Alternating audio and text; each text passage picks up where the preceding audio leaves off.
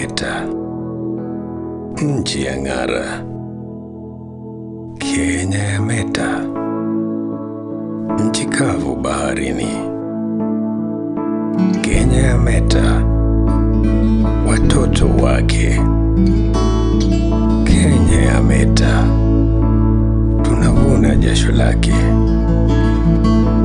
Mwangaza wa mulika, nchi ya songa mbele, pamoja tunaweza, pamoja tunaijenga.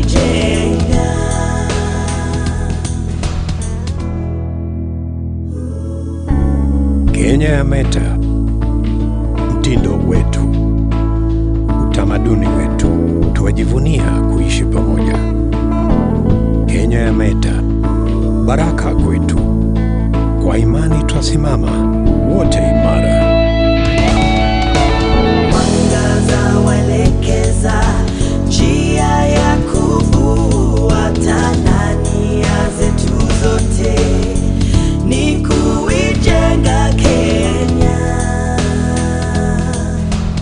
Kampuni ya Kenya Power. Kenya. Mwangaza wa Kenya.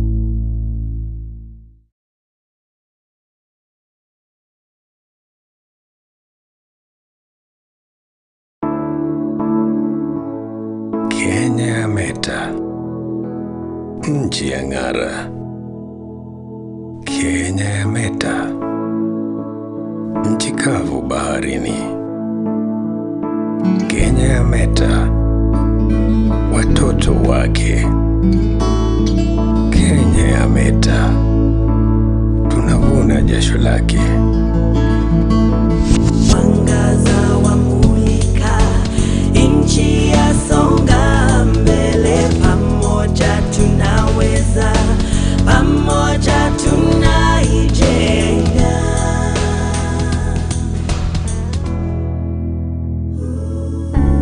Kenya ya meta, mtindo wetu, utamaduni wetu, tuwajivunia kuishi pamoja. Kenya ya meta, baraka kwetu, kwa imani twasimama wote imara. Mwangaza waelekeza njia ya kufuata, na nia zetu zote ni kuijenga Kenya. Kampuni ya Kenya Power. Kenya. Mwangaza wa Kenya.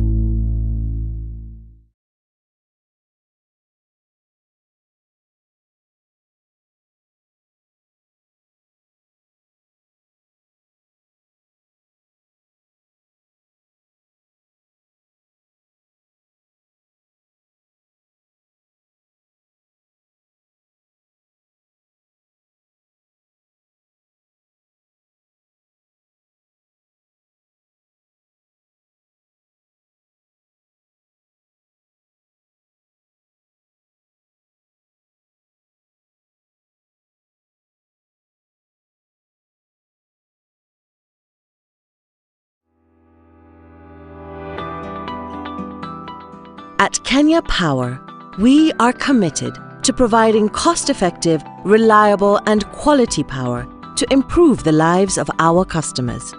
For this reason, we seek to help you understand your electricity bill. Your bill comprises of your electricity usage and other charges that include tax and levies, which Kenya Power collects on behalf of government agencies. Knowing what's on your bill will help you understand your electricity consumption. Here's how to read your bill. To see how much your bill is, find the total amount listed on this box at the top right of your bill. Also listed in this box is your account number, which you will quote while paying your bill. Underneath is the date of issue and the day your bill is due for payment. Just below that, we have summarized the details of your bill. Consumption. This is your electricity consumption within the billing period. 1 unit is equivalent to 1 kilowatt hour. A kilowatt hour is equal to 1000 watts of power used for 1 hour. Kenya Power also uses part of this money to procure bulk power from electricity generating companies, which it retails to its consumers. Fuel cost charge. This money is collected by Kenya Power and all of it passed on directly to electricity generating companies, who in turn pay fuel suppliers. The money does not constitute any income to Kenya Power. The fuel charge is related to international fuel prices, as well as the quantity of oil used for generation of thermal power. Forex adjustment. The foreign exchange component is related to the fluctuation of hard currencies against the Kenyan shilling for expenditure related to the power sector, such as project loan repayments. EPRA, ERC levy. This levy is passed on to the Energy and Petroleum Regulatory Authority, EPRA, the regulatory arm of the energy sector. It is currently set at 3 cents per kilowatt hour. REP levy. This amounts to 5% of the cost of the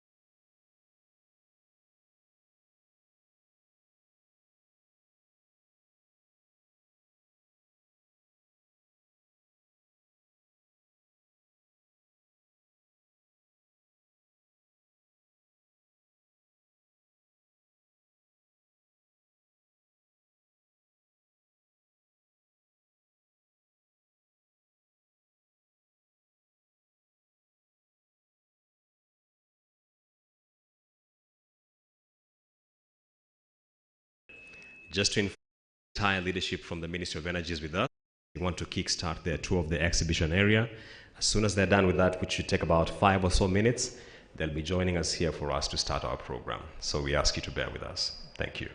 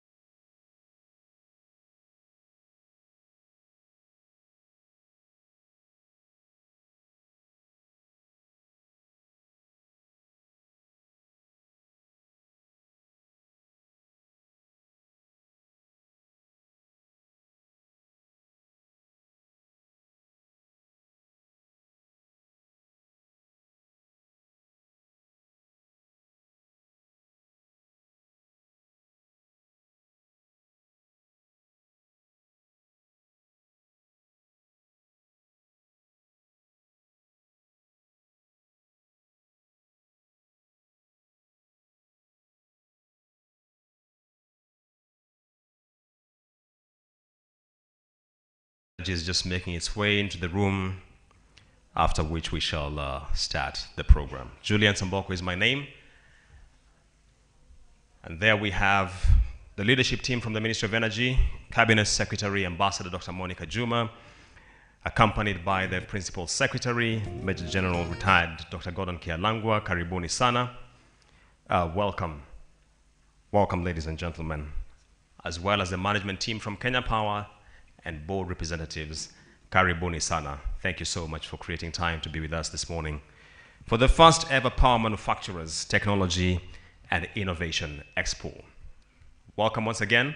Let's all settle down. Let's all just make our way into the room and settle down so we start our program and get this executed in the most efficient way possible. Karibuni, I'm seeing a lot of numbers at the door. Let's make our way in, please.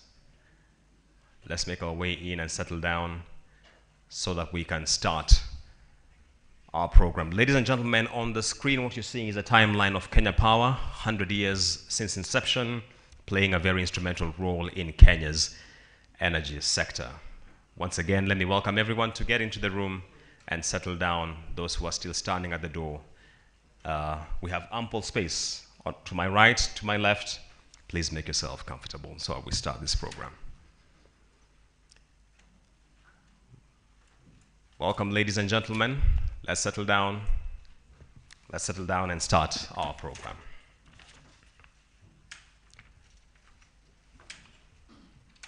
Thank you so much for this opportunity.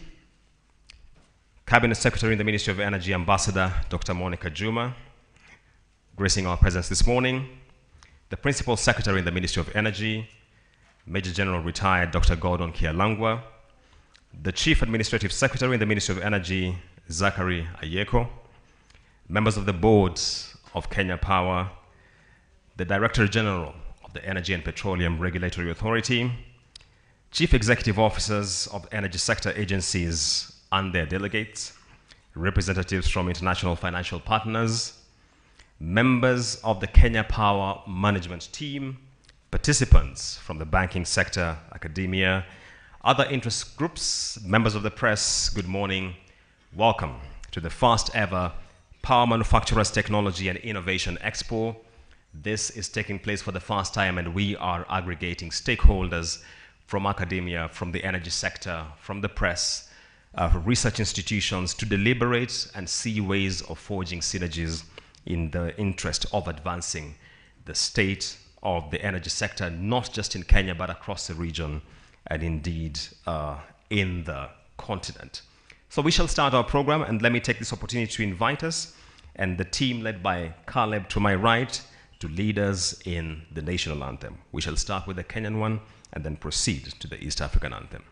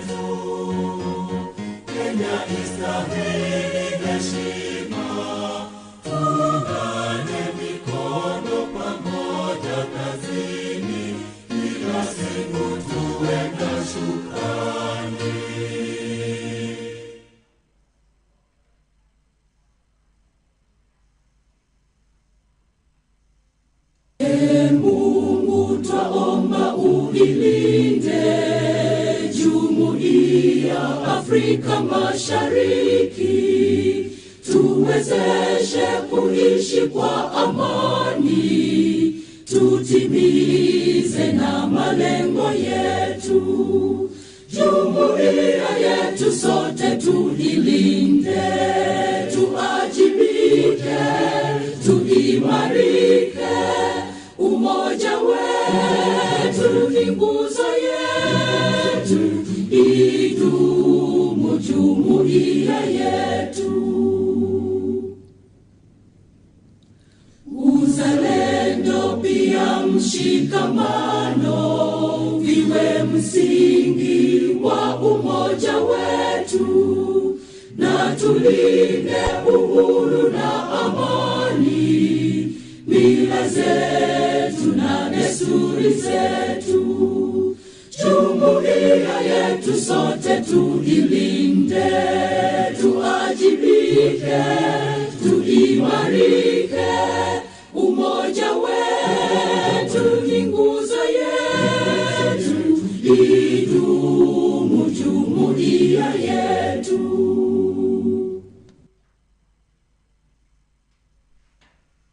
Thank you so much. You may have your seats. Asanteni sana. Welcome once again to the first ever inaugural Power Manufacturers Technology and Innovation Expo.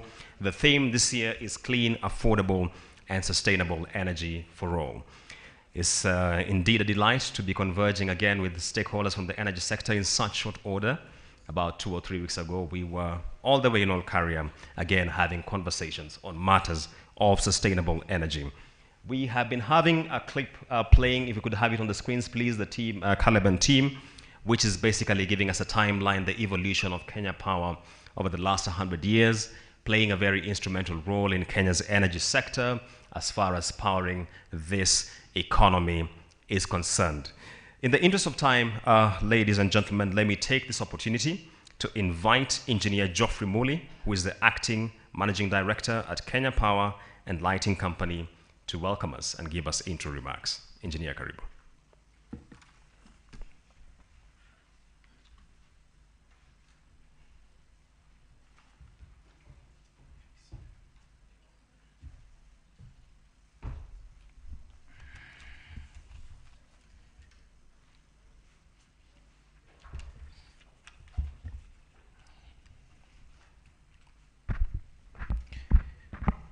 Dr. Abasanda Monica Juma, the company's secretary, Ministry of Energy and Petroleum, Major General Retired Dr. Godon Kiaragwa, Principal Secretary, Ministry of Energy, the Chair of the Board of Directors, Kenya Power, Madam Vivian Yenda, fellow CEOs, exhibitors, guests from abroad, within the region and within Kenya, members of Executive Committee, colleagues, ladies and gentlemen, good morning. I would like to begin by welcoming you to Kenya Power's first ever Manufacturers Innovation and Technology Expo. This expo brings together power system and energy solution providers, policy makers and shapers, and energy sector stakeholders, financiers, and other interested groups from different parts of the world to benchmark and exchange ideas and explore potential partnerships. For Kenya Power, this event is taking place when we are marking 100 years of service to the people of Kenya. It is offering us a platform to reflect on our journey and lay the foundation for the next 100 years. To achieve this, we need to deploy new business approach, and we are therefore looking forward to having impactful and thought-provoking engagements, learning from local, regional, and global best practices. Ladies and gentlemen, let us understand why we are here. For us to understand why we are here, we must appreciate where we are coming from. Allow me, therefore, to take a short journey down the memory lane. The history of Kenya energy sector and indeed that of the region can be traced back in 1885 when Said Bagash, the Sultan of Zanzibar, acquired a generator to light up his palace and the nearby streets. 2 years later, the Sultan installed the first steam-driven electric generating plant in Zanzibar. In 1992, East African Power and Lighting Company was established to handle electricity generation, transmission, distribution, and retail in the region.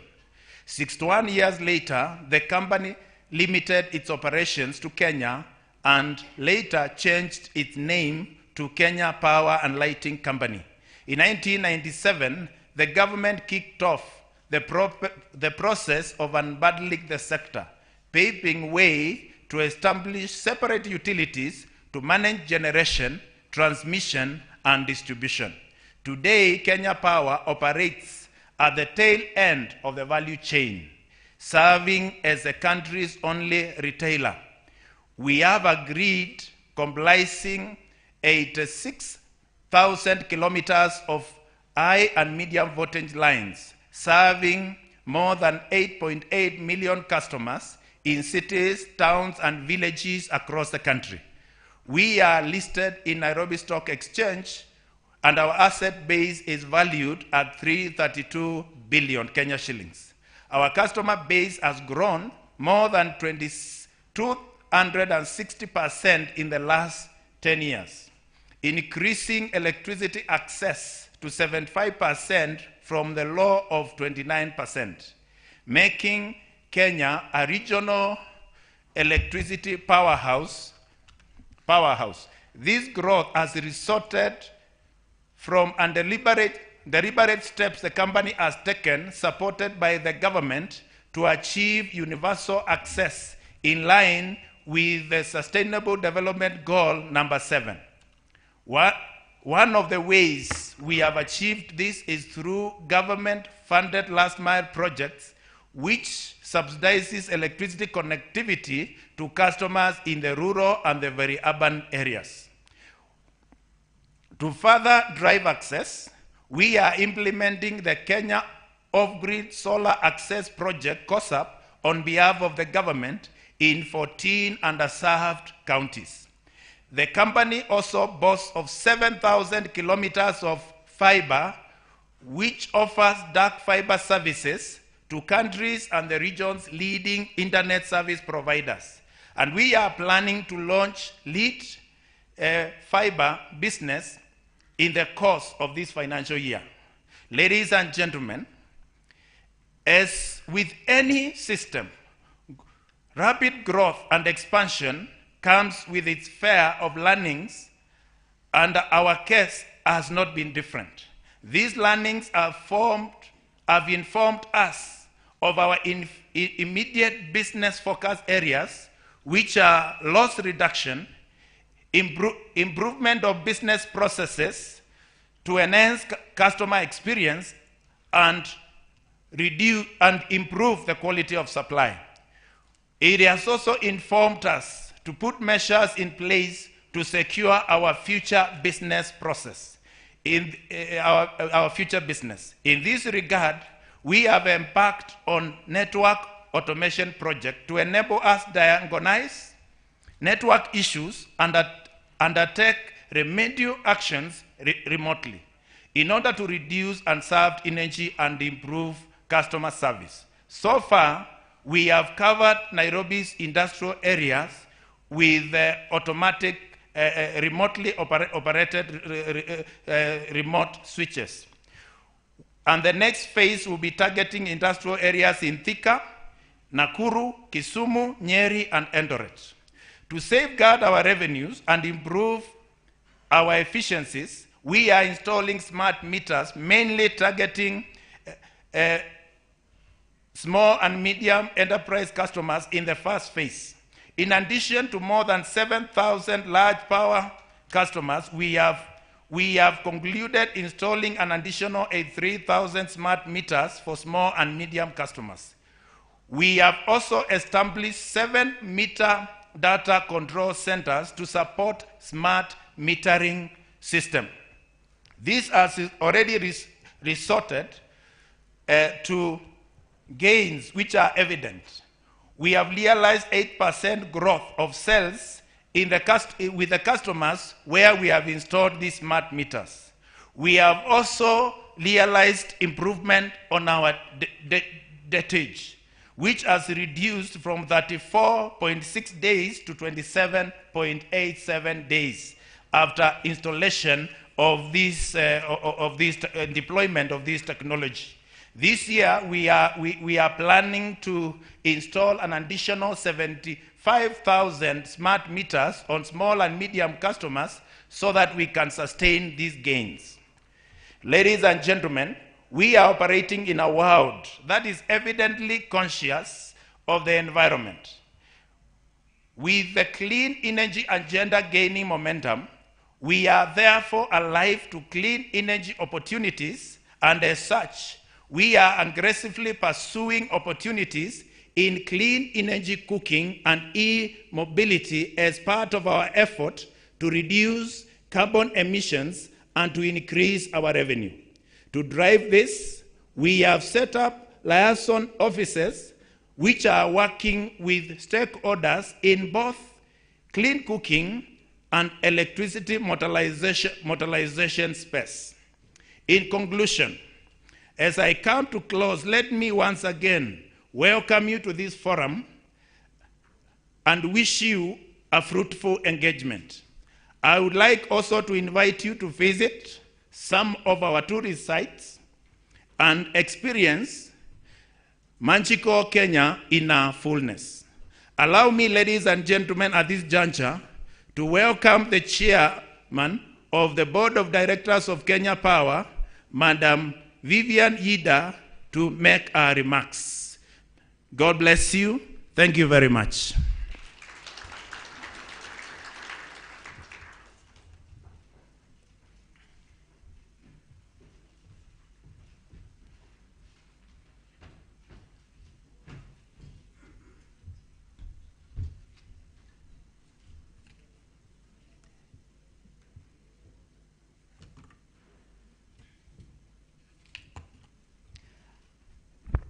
Good morning, everyone. The Cabinet Secretary in the Ministry of Energy and Petroleum, Dr. Ambassador Monica Juma, the Chief Administrative Secretary in the Ministry of Energy and Petroleum, Zachary Ayeko, the Principal Secretary in the Ministry of Energy and Petroleum, Major Retired Dr. Gordon Kihalangwa, members of the KPLC Board present, the Director General of the Energy, Petroleum and Regulatory Authority, Madam Folake Sobian, Chief Executive of the Ikeja Utility, Chief Executives of the energy agencies and their delegates, all protocols observed. Allow me to begin by welcoming you all to Kenya Power's inaugural Manufacturers, Technology and Innovation Expo. This Expo provides the Kenya energy sector and the region at large with a platform to apprise itself of cutting-edge solutions and bespoke solutions which will be driving improved efficiency, reducing costs, and above all, enhancing customer experience, while at the same time enabling KPLC to take advantage of emerging trends that are shaping the utilities of the future. This Expo is taking place as Kenya Power marks 100 years of powering Kenya's social and economic growth. 100 years of service makes Kenya Power one of the country's most established organizations and underscores the utility's importance to Kenya's economy and the region at large. And we are therefore very proud of this achievement. The government of Kenya and Kenya Power, being seized of the strategic role of the company, have rolled out a cross-cutting transformation program to improve Kenya Power's efficiency and enhance its agility, and enable it to continue to serve and power the Kenyan economy. The turnaround strategy, which we began implementing in financial year 2020-21, is bearing fruit, with all our focus areas registering significant growth. The objective of the turnaround strategy is premised primarily on customer experience and, importantly, allocating risks and costs equitably within the energy sector, and therefore reducing the cost of purchasing energy, enhancing system efficiency, improving revenue collection, and ensuring the cost of energy is sustainable and the end consumer benefits from affordable and reliable energy. We remain keenly aware of the highly dynamic and fast-paced operating environment and the imperative to keep abreast of emerging trends and innovations within the energy sector and the global economy at large. Distinguished guests, ladies and gentlemen, the theme of this forum is clean, affordable, and sustainable energy. Cognizant of the diverse stakeholders gathered here, it is important to embed our theme strategically in a common framework that is applicable to all of us, and that is the United Nations Social Development Goals. SDG 7 of the United Nations Social Development Goals specifies that the human community should strive to allow access to affordable and clean energy for all, the operative word being affordable. The global citizens through the UN have noted that energy is central to nearly every major challenge and opportunity the world faces today, including poverty eradication, gender equity, adaptation to climate change, food security, health education, sustainable cities, employment, transport, and overall security. Affordable energy is, therefore, not just a corporate goal for KPLC or for the energy sector, but a universal goal that the global community aspires to achieve before, but not later than 2030.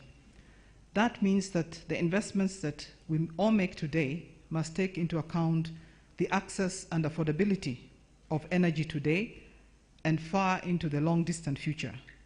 We must not burden current and future generations with ever-increasing costs of energy, which will affect their social and economic well-being. Instead, we must responsibly ensure that the prices of energy continue to decrease steadily over time.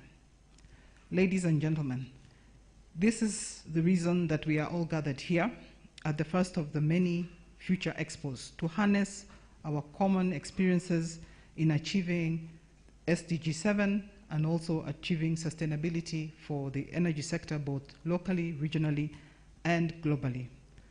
We must bring our expertise and experience to bear in attaining this wind and the geothermal energy sector should continue to innovate so that the costs of purchase and overall maintenance continue to reduce over time as we achieve efficiencies and economies of scale. Utilities such as Kenya Power, generators, transmission companies will also continue to use their best endeavors and to procure equipment that ensures that their operating and maintenance costs and system design or redesign reduces the cost over time. Financiers and investors, we urge you to develop solutions and financing that is appropriate to the technology and to the environment and to the project that is being financed, and that risk be priced appropriately, taking into account the viability and sustainability of projects, and to ensure that these are achievable within the price of funding that is provided. The overall funding solution should address primarily the affordability of energy for all in the long term and the viability and sustainability of the energy sector. Governments and regulatory authorities endeavor to provide an enabling framework that reduces investments and administrative costs, and to the extent possible, de-risks projects by allocating risk efficiently and effectively, allowing projects to be developed around communities and environments and business centers that are most responsive and that are most able to utilize the particular technology that is provided. All this appears to be a tall order, and that's why we are meeting here to think together, to work together, to discuss and to debate, and to find solutions that will support a vibrant, viable, and sustainable local and global energy community. distinguished guests, ladies and gentlemen. Although our sector has not undergone major market-led disruptions this century, we have remained largely operational. But the issues that I have mentioned are catalyzing major sector and consumer shifts. For all of us to play a significant role and to support the energy economy, we must start investing in viable partnerships with local, regional, and international organizations, and more importantly, prioritize research and development to drive bespoke and fit-for-purpose solutions that will revolutionize the energy sector. I am therefore very pleased to see the diversity and the array of professionals that are represented here. As I conclude, I would like once again to thank you all for your support, the utmost goodwill that we have received. The response that the Expo has generated is a clear indicator that we are looking forward to a highly impactful and thought-provoking engagement. We have 37 organizations exhibiting in the Savo Ballroom, ranging from global and regional organizations, including local startups and individuals. In particular, I would like to highlight and congratulate Mr. Paul Mugambi, a visually impaired young man who is here showcasing a smart meter that he has redesigned to make it user-friendly for all. I therefore would like to urge all of you to take time to visit the exhibition and to see the wide array of technologies on display, build your networks, and most importantly, share your contributions to a sustainable and affordable energy future. Asanteni sana, and God bless you.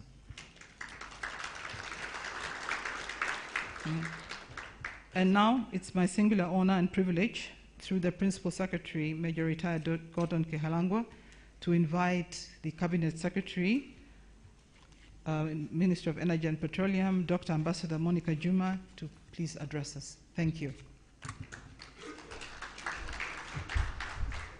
Chair, with your permission, if I may, the Kenya Power team had lined up a video just briefly to demonstrate the future of digitalization in power transmission. CS, please.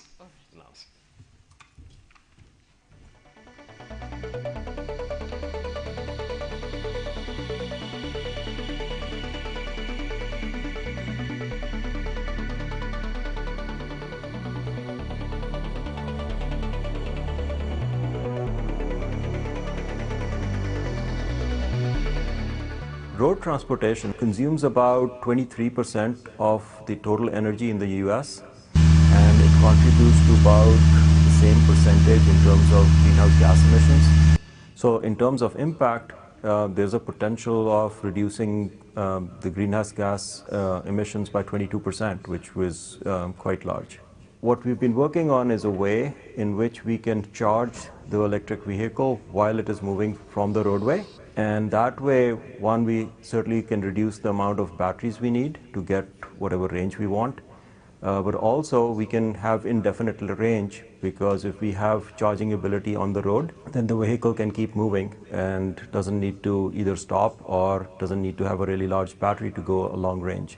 It also saves time, because now you don't have to stop to charge. So you would, in practice, have a charging lane where you'd have these charging pads on a repeated basis, and as the vehicle goes over one, it'll get charged, and then it goes over the next, it gets charged again. When I started looking at this approach, people had already started to work on magnetic field-based systems. In fact, you've probably seen these for your cell phone, for example.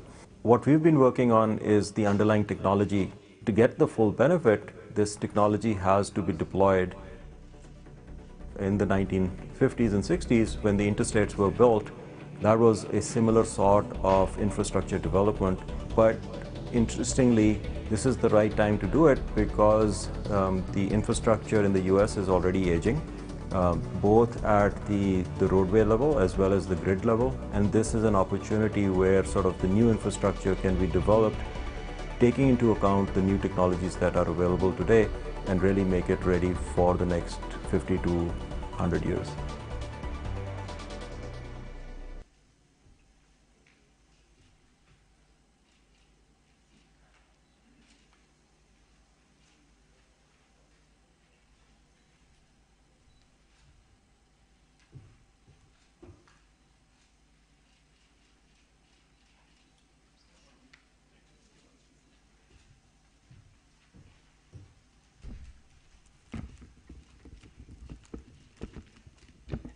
Thank you very much, Gillian. The Chief Administrative Secretary in the Ministry of Energy, Zachary Ayeko, the PS, Dr. Gordon Kialangwa, Chair of the KPLC, Vivian Nida, and board members present here, all CEOs of the various sagas in the energy sector, representative of international financiers, representatives of the exhibitors, participants from the banking sector, academia, and other stakeholders in the energy sector, members of the Fourth Estate, good morning. Ladies and gentlemen, it is my pleasure on my own behalf and that of the Ministry of Energy, the Energy Fraternity, and the Government of Kenya to welcome you, the delegates, visitors, exhibitors, to this inaugural Manufacturers, Technology and Innovation Expo mounted by the Kenya Power Utility, the Kenya Power and Lighting Company. I am delighted and wish at the onset to commend the entire energy family who in the last 3 weeks have been mounting meetings and conferences to reflect together on the state of energy, but also importantly on the journey that we must take together. And therefore I congratulate KenGen, Ketraco, EPRA, and NUPEA who are also preparing for their conference. And today, of course, KPLC. These forums are important because, as has been said here by the chair of KPLC, we are sitting at an inflection point in terms of energy, where there are seismic shifts as observed by Muli, and where we must be at the right point in terms of directing the pathway of this country in terms of how we generate, how we distribute and deploy energy for our people, but also to increase the competitiveness of our nation relative to the rest of the world.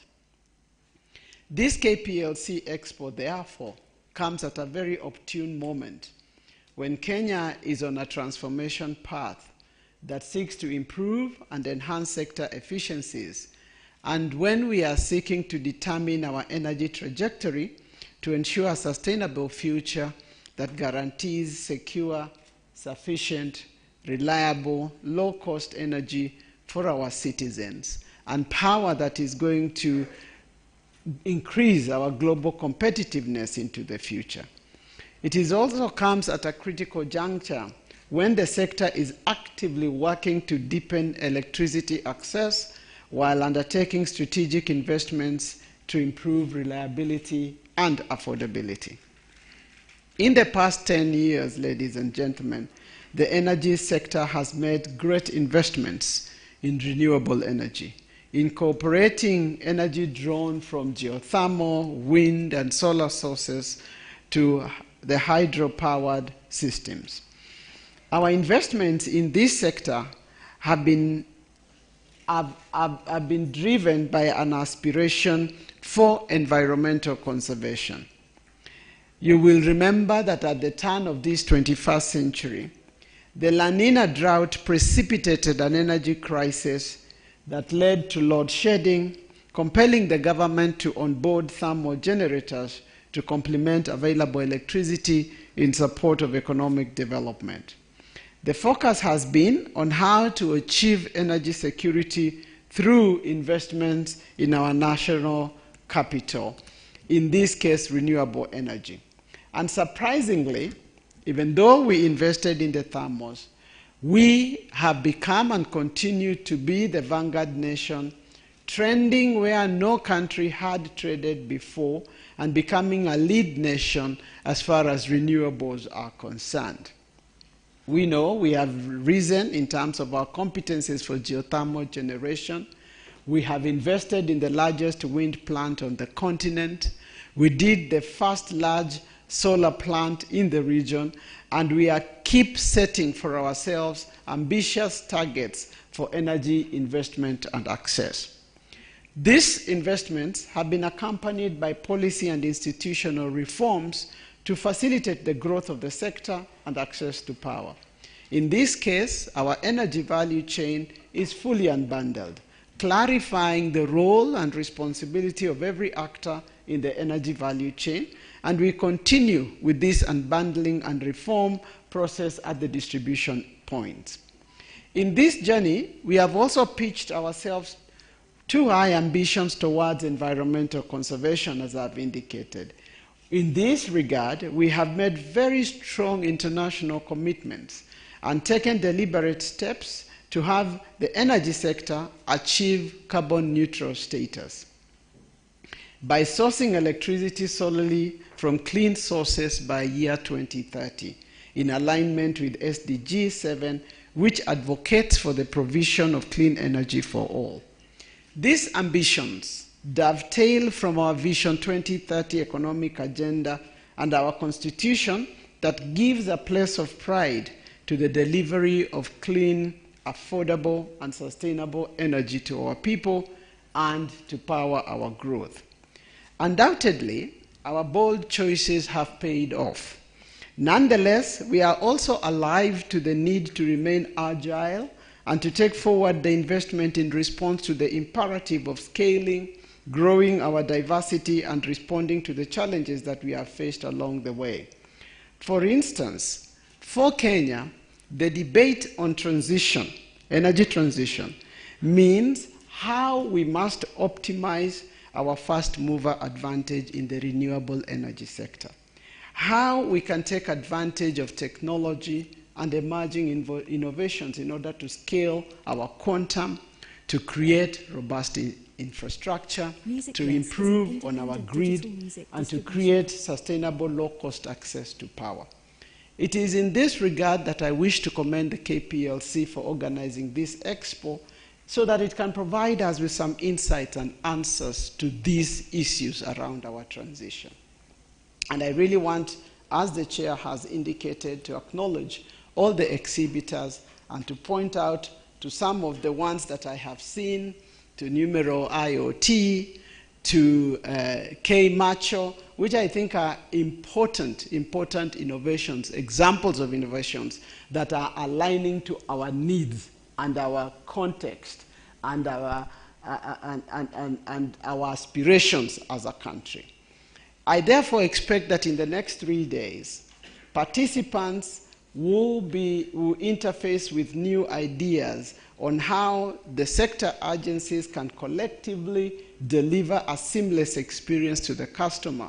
I say this because our grid is highly interconnected with different agencies feeding into it at different points. On one end of the energy sector value chain are generators, the IPPs. Then we have Kenya Power and KETRACO who are evacuating the power through the various transmission networks that crisscross the entire country and terminating into neighboring countries. And then we also have Kenya Power and REREC that are built distribution lines and that connect customers in different parts of the country. At the tail end, of course, of this value chain is where KPLC sits as the country's sole retailer selling power to the entire 8.8 million domestic and enterprise customers. Although these entities do from time to time work together, it is not entirely uncommon to find different grid technologies being deployed on the network, which sometimes presents compatibility and quality challenges for the customer. It is these challenges that we must look to addressing, and it is my hope that this expo will present us with some ideas on how to achieve this based on the experiences of the partners that are participating in the next 3 days. Distinguished guests, ladies and gentlemen, as has been enumerated by the chair, the global energy sector is undergoing very drastic and significant shifts. And as I've indicated in many other forums, there is no doubt that the next phase of human development will be determined and shaped by the type of power, energy, and the manner in which we deploy this energy. We know today that addressing the existential climate crisis depends to a large extent on the reduction of carbon emissions, and hence the necessity to go greener sooner rather than later, and to do so at scale. Attending the UN Ocean Conference in Lisbon last week came a resounding message that saving the oceans depends on going green. In other words, you cannot go blue without going green. Similarly, I don't think you can go green without going blue. And it is this interface that we must think about in the next 3 days. The war between Russia and Ukraine has added another urgent dimension to the energy question, underscoring the centrality of energy security. Since the war, Africa, as the rest of the world, has been faced with sustained energy pressure that is translating into various vulnerabilities and insecurities. We are talking now of food insecurity. We are talking about fuel insecurity. We are talking about social and economic instability and so forth. The message, ladies and gentlemen, is clear. We must create a path of sustainable energy security. And this means moving away from depending on factors of production about which you have no control. It also means that then we must look towards our natural capital. And this is where development, the innovation, the technology that helps us to scale, that helps us to stabilize, that helps us to have robust, renewable energy becomes the first option in terms of driving the security and the health of our nation. To this end, we are exploring the possibility of new frontiers, including green hydrogen in our energy mix. And you will know that even as we went to Glasgow last year, there was a lot of conversations about the new frontiers, green hydrogen, which is picking up. Plans to pilot green hydrogen projects are underway to assess the feasibility of large-scale green hydrogen production in Kenya.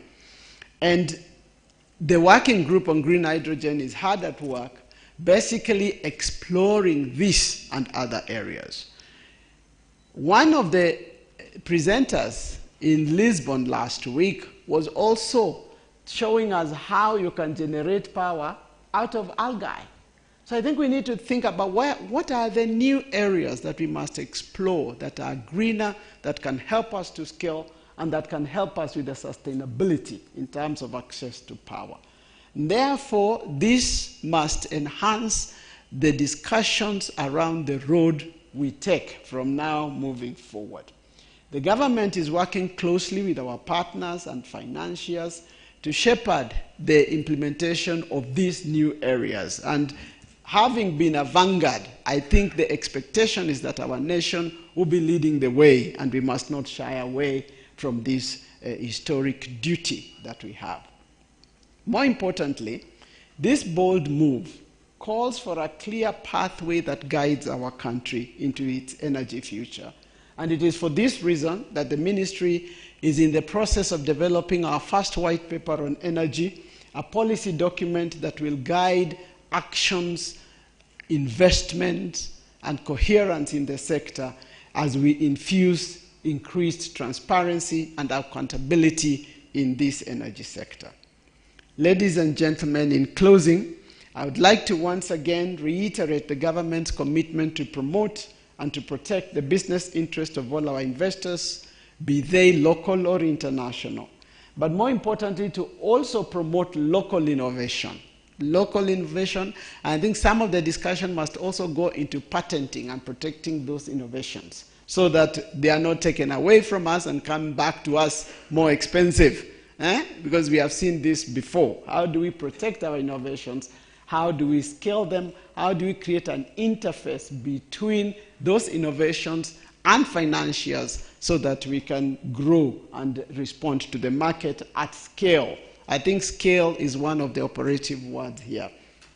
The Ministry of Energy's unwavering support for this Expo is a testament of this commitment, which I believe will play a fundamental role in further positioning Kenya as the region's investment destination of choice in the energy sector.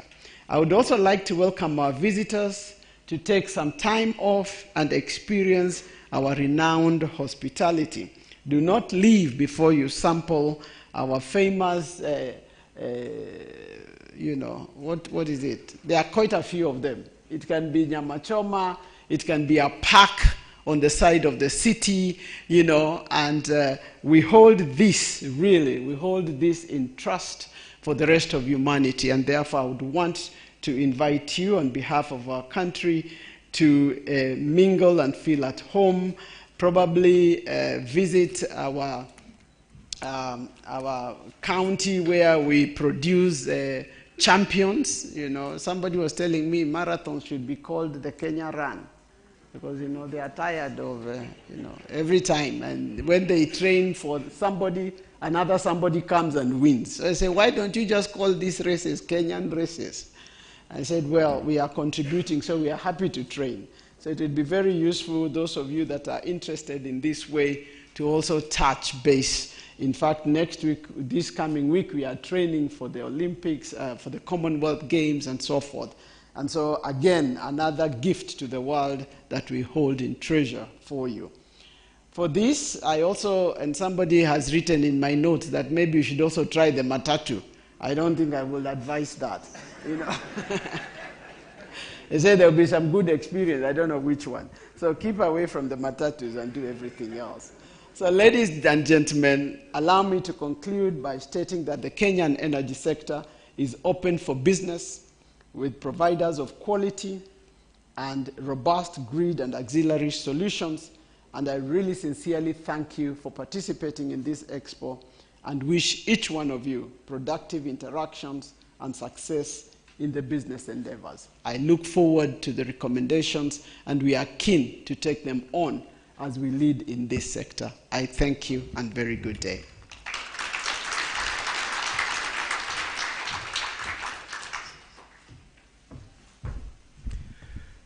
Thank you so much, CS Ambassador Dr. Monica Juma. Quick takeaways: loss reduction, streamlining efficiencies. The championing and going green agenda is very important, as well as network automation. Those are some of the deliberations which I believe will be shaping conversation in the plenaries hereafter. We want to take a break, but before that, two things. One, there shall be a press briefing immediately after this, just at the entrance of the Savo Ballroom.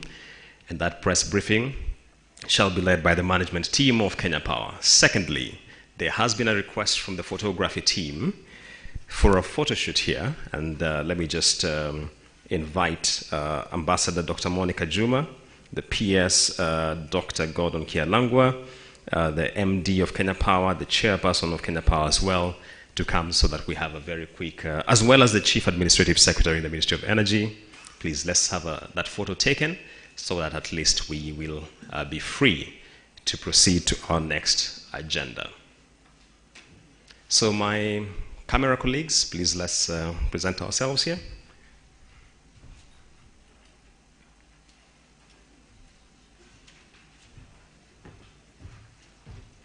You want us standing? Standing, please.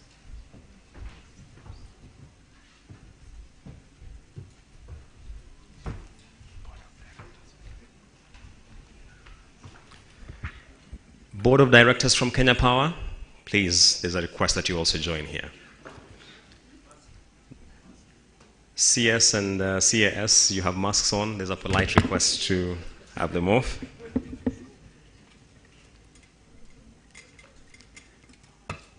Kenya Power board members, as we take these shots, if you could just join.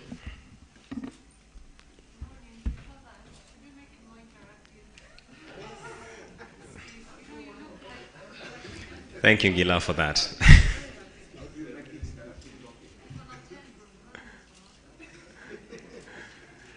Thank you.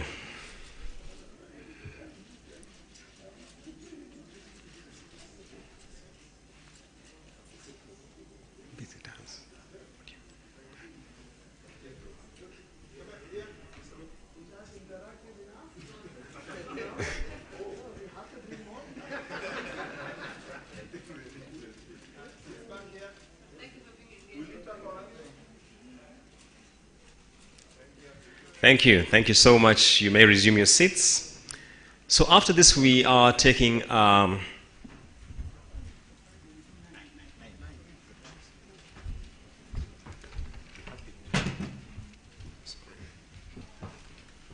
we are proceeding for a coffee break. Please take just about 20 minutes and be back here for the discussions to start.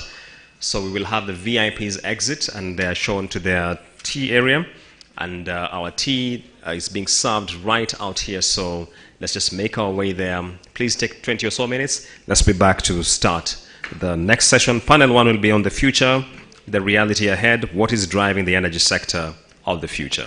Thank you so much.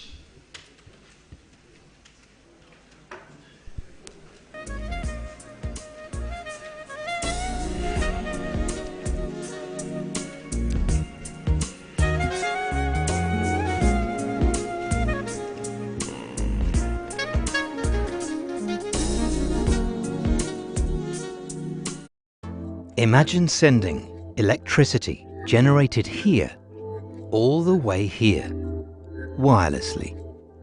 The world's first long-range wireless energy transmission technology, as seen and developed by space agencies like NASA, is here and available for commercial use. And it's brought to you by Emrod. With unique tele-energy technology, Emrod is opening up the world's access to sustainably generated power. Imagine powering hard-to-reach places without the cost of laying kilometers of cables, supplying backup energy for emergency and mission-critical services without outages or big generators, or one day flying to your next destination in an electrical plane without a fuel tank or a bulky battery. We are incredibly excited to bring technology that has traditionally been accessible only to militaries and space agencies and make it available for commercial use. The advancements in network resilience, supply continuity, and outage reduction this brings to market are huge. The technology works by transmitting energy using electromagnetic waves over long distances, using Emrod's proprietary beam shaping. Across Kenya, cooks are experimenting with new technologies that may transform the cooking landscape in the country. Technologies like the electric pressure cooker make what was previously deemed expensive and unobtainable, affordable, and accessible. These technologies are being embraced by influential food bloggers such as Jikoni Magic and Nimo's Kitchen, featuring on primetime TV shows while also engaging through social media, helping to boost engagement and excitement with cooks up and down the heavy foods such as beans on charcoal. We found that in Nairobi in 2018, an EPC was 7 times cheaper. Cooking times are also cut in half. Innovative new products and services are being developed around the needs and aspirations of everyday cooks. BAN are developing an EPC for the African market to be produced in their modern factory in Nairobi. After revolutionizing lighting, Kenya's world-leading pay-as-you-go solar industry is now taking its first steps into the world of solar electric cooking, with Sun Culture, M-Copper, and SCOD all experimenting with DC EPCs. Much of this work has been funded by MEX. This 5-year, £40 million research program, funded by the UK government, wants to use knowledge emerging from early research to break out of the business-as-usual approach to explore a brighter future that tackles the challenge of clean cooking and modern energy together.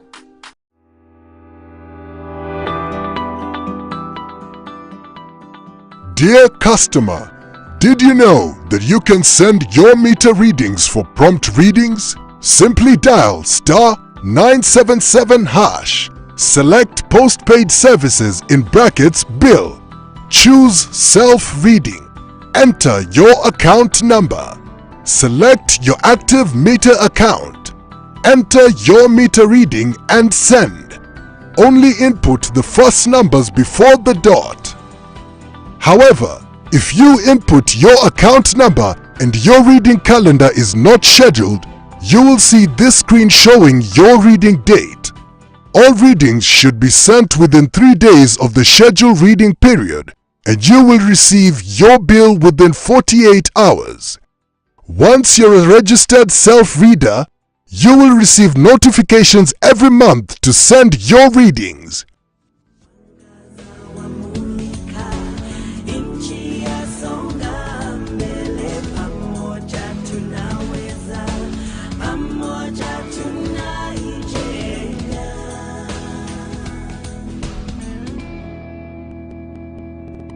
Kampuni ya Kenya Power.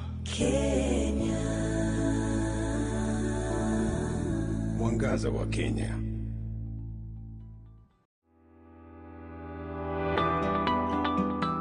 New retail electricity tariff. As a domestic consumer, you are listed on one of two tariffs, depending on your electricity consumption: Lifeline or Ordinary. Lifeline. These are customers whose consumption does not exceed 100 units per billing period. The energy charges are 10 Kenya shillings per unit, exclusive of taxes and levies. Ordinary. These are customers whose consumption is greater than 100 units, but does not exceed 15,000 units per billing period.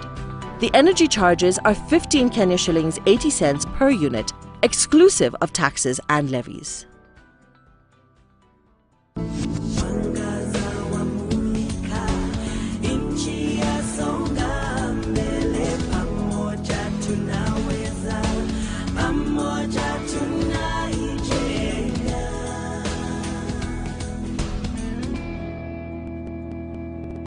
Kampuni ya Kenya Power.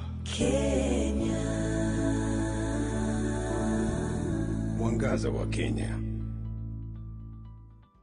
Do you want to get in touch with Kenya Power? Starting 1st August 2020, the Kenya Power Contact Center will be receiving calls from the number 97771. You can also get in touch with them by dialing *977# on your mobile phone. You will be able to access the following services: prepaid services, postpaid services, report power failure in your area, jua for sure who is a Kenya Power employee, and other services. Kenya Power, powering people for better lives.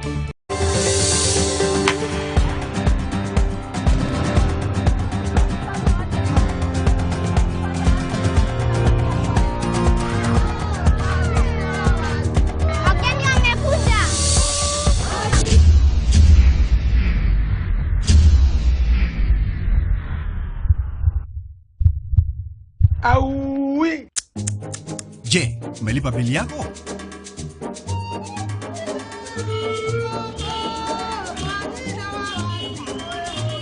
Nataka tumalizane na wewe, tuongee pale. Rahisha maisha. Malizana na bill by paying your bill through any of our EasyPay partners to avoid any way moments. Kenya Power, powering people for better lives. At Kenya Power, we are committed to providing cost-effective, reliable and quality power to improve the lives of our customers. For this reason, we seek to help you understand your electricity bill. Your bill comprises of your electricity usage and other charges that include tax and levies, which Kenya Power collects on behalf of government agencies. Knowing what's on your bill will help you understand your electricity consumption. Here's how to read your bill. To see how much your bill is, find the total amount listed on this box at the top right of your bill. Also listed in this box is your account number, which you will quote while paying your bill. Underneath is the date of issue and the day your bill is due for payment. Just below that, we have summarized the details of your bill. Consumption. This is your electricity consumption within the billing period. 1 unit is equivalent to 1 kilowatt hour. A kilowatt hour is equal to 1,000 watts of power used for 1 hour. Kenya Power also uses part of this money to procure bulk power from electricity generating companies, which it retails to its consumers. Fuel cost charge. This money is collected by Kenya Power and all of it passed on directly to electricity generating companies, who in turn pay fuel suppliers. The money does not constitute any income to Kenya Power. The fuel charge is related to international fuel prices, as well as the quantity of oil used for generation of thermal power. Forex adjustment. The foreign exchange component is related to the fluctuation of hard currencies against the Kenyan shilling for expenditure related to the power sector, such as project loan repayments. EPRA, ERC levy. This levy is passed on to the Energy and Petroleum Regulatory Authority, EPRA, the regulatory arm of the energy sector. It is currently set at 3 cents per kilowatt hour. REP levy. This amounts to 5% of the cost of the units consumed. This levy is passed on to the Rural Electrification Authority, REA, for implementation of rural electrification projects. Water Resource Management Authority, WARMA. This is the levy for water used by hydropower plants that have a capacity equal to or above 1 megawatt as approved by the Commission. VAT, 16%. This statutory levy, amounting to 16% of the total bill, is passed on to the Kenya Revenue Authority. New Retail Electricity Tariff. As a domestic consumer, you are listed on one of 2 tariffs, depending on your electricity consumption: Lifeline or Ordinary. Lifeline. These are customers whose consumption does not exceed 100 units per billing period. The energy charges are 10 Kenya shillings per unit, exclusive of taxes and levies. Ordinary. These are customers whose consumption is greater than 100 units, but does not exceed 15,000 units per billing period. The energy charges are 15 Kenya shillings 80 cents per unit, exclusive of taxes and levies.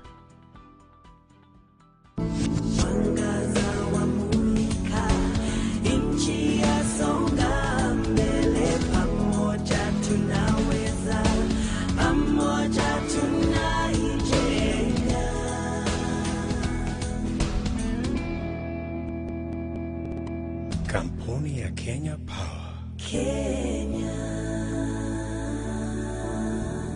Mwangaza wa Kenya.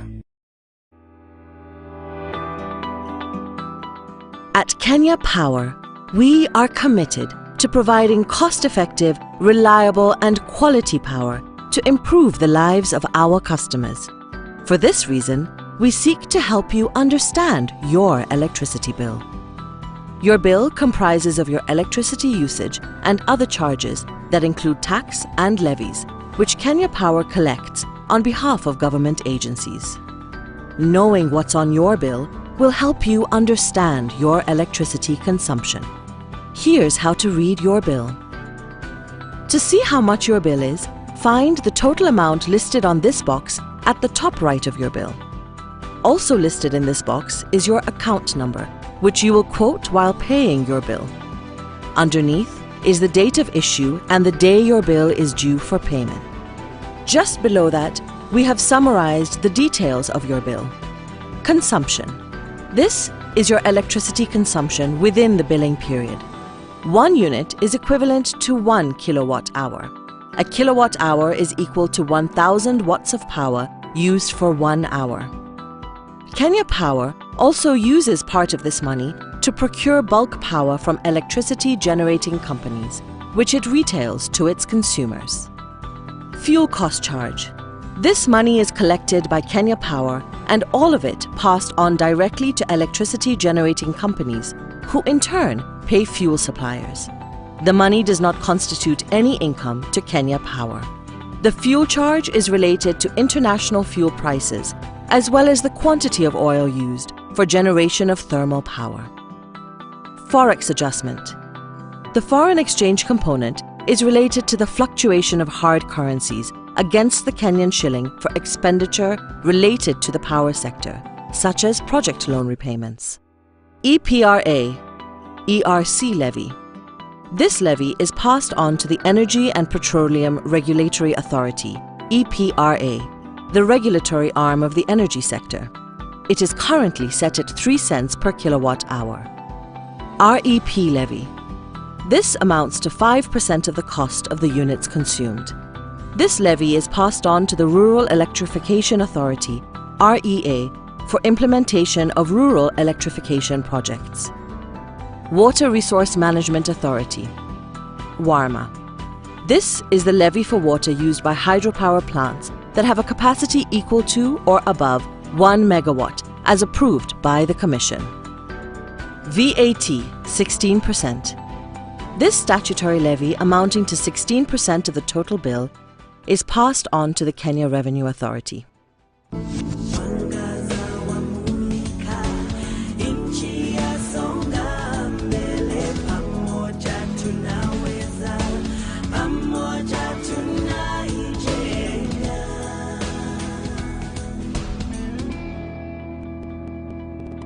Kampuni ya Kenya Power.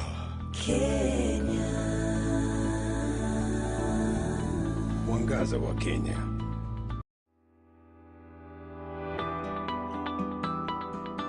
Dear customer, did you know that you can now easily access Kenya Power services from your phone? Simply dial *977# to access our prepaid token service.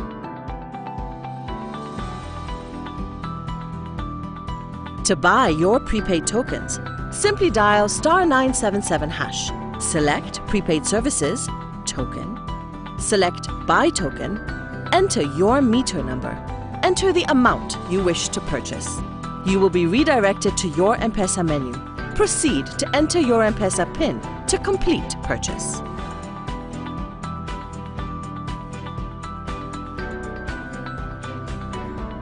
To check your recently purchased tokens, simply dial *977#, select Prepaid Services, Token, select Latest Token, select your meter number, confirm and accept transaction details. You will receive an SMS with the last 3 tokens. Please note that network charges will apply. To get access to details of your recently purchased tokens, simply dial *977#, select Prepaid Services, Token, select Token Details, select your M-Pesa reference number. You will receive a menu with Kenya Power token details of the selected M-Pesa reference number.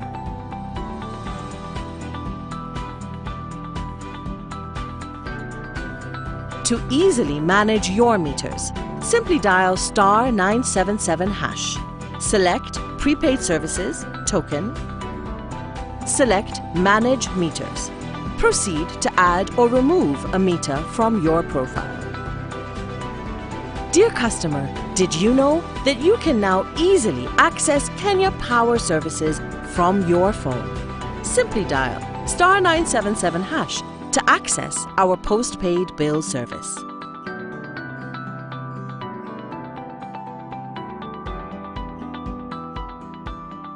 To conveniently access your postpaid bill, simply dial *977#, select Postpaid Services, Bill, select My Bill, enter your account number, select your account number, confirm and accept transaction details. You will receive an SMS with your postpaid bill details. Please note that network charges will apply.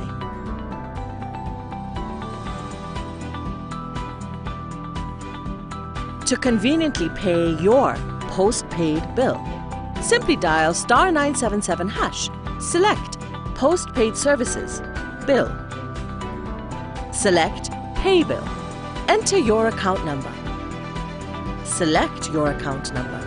You will be redirected to your M-Pesa menu. Proceed to enter your M-Pesa PIN to complete purchase.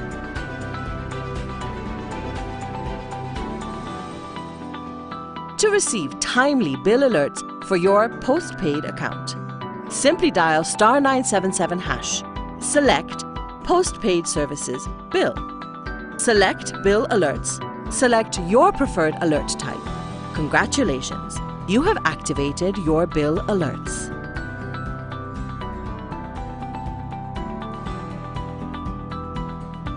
To report power outage incidences, simply dial *977#, Select Report Incidences. Select Power Outage. Select Account Type. Enter your meter number. Choose what caused the outage. A new complaint with a reference will be logged. Kampuni ya Kenya Power. Kenya. Mwangaza wa Kenya.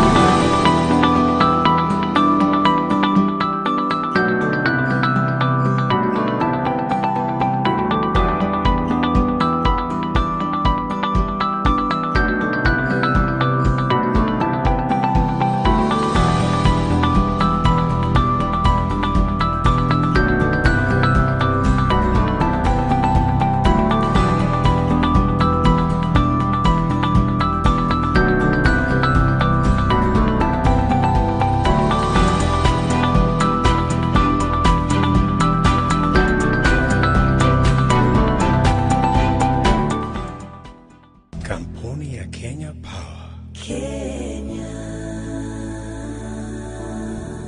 Mwangaza wa Kenya.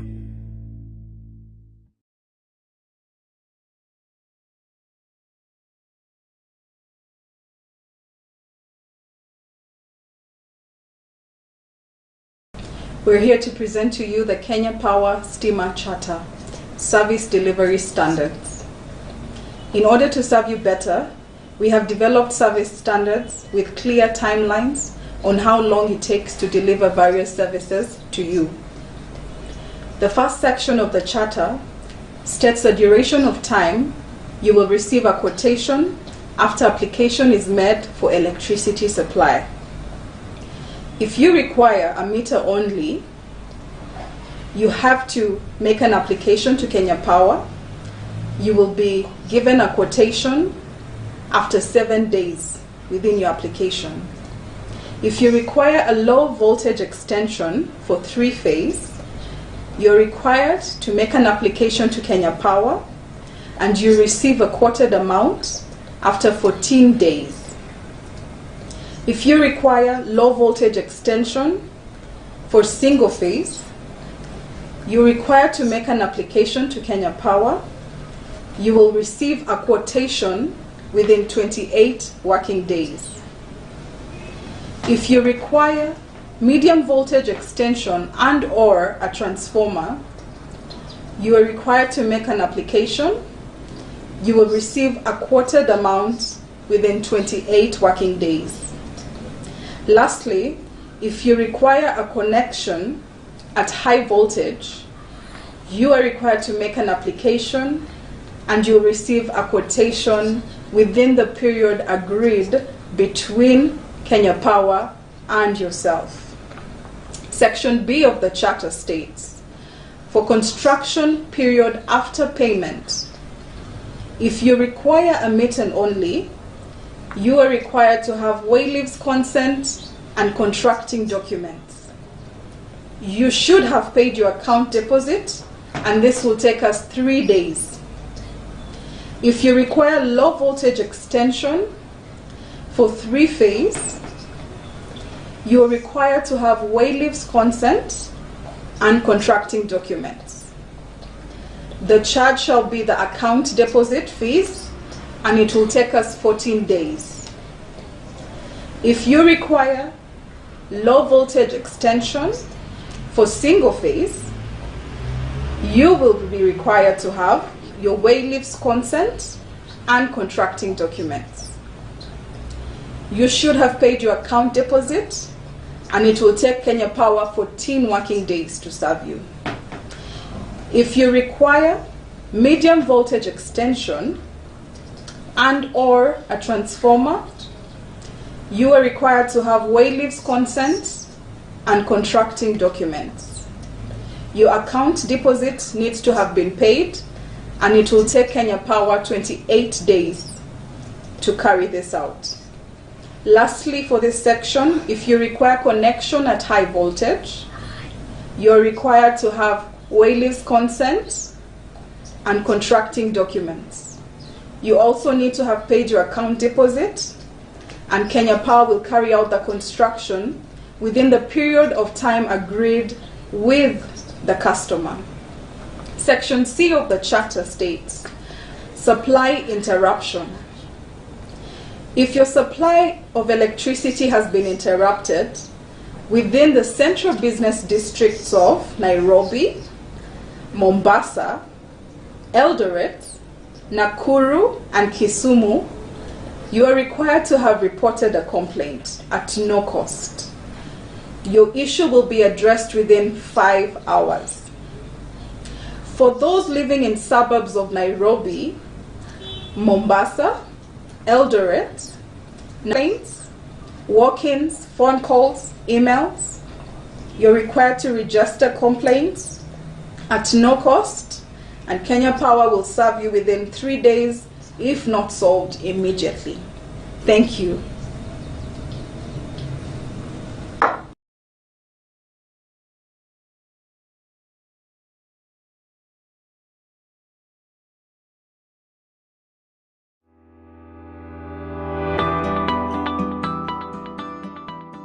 Dear customer, did you know that you can send your meter readings for prompt readings?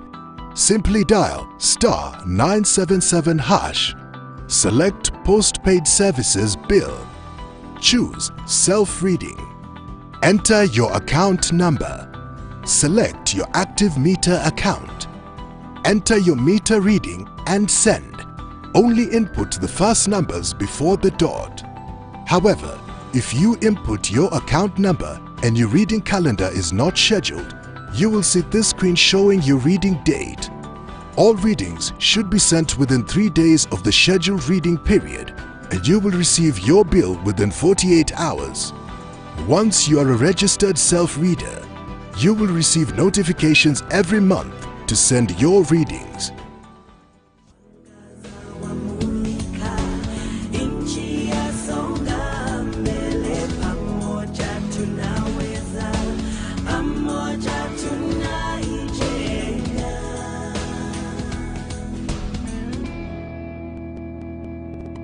Kampuni ya Kenya Power.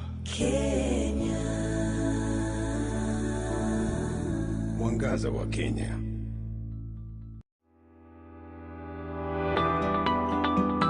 Electricity is all around us. It's an essential part of our lives, in our work, in our way of living. While electricity powers our lives, it can be hazardous and even deadly. Observe these safety tips to avoid accidents and injury. Always consult a licensed electrician for all electrical work. A list of licensed electricians can be found on the Energy and Petroleum Regulatory Authority website on www.epra.go.ke.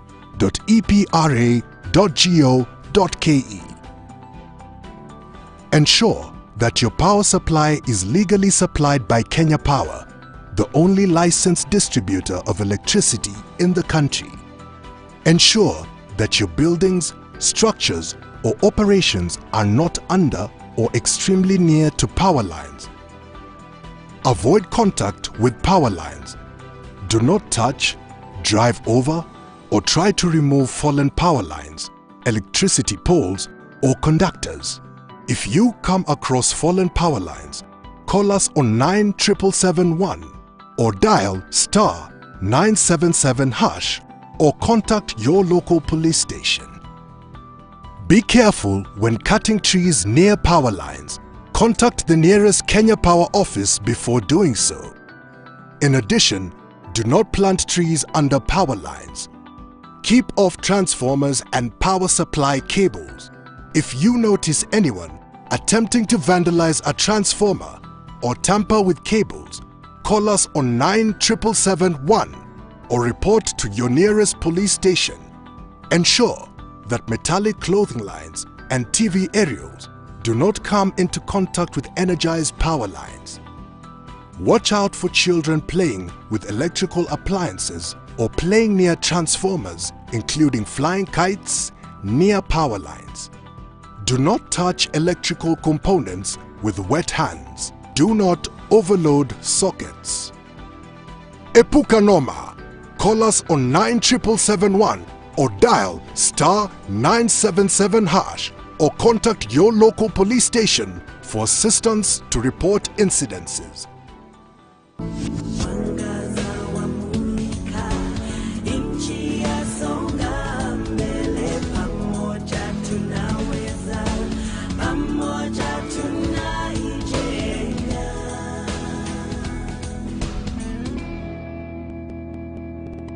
Kampuni ya Kenya Power. Kenya.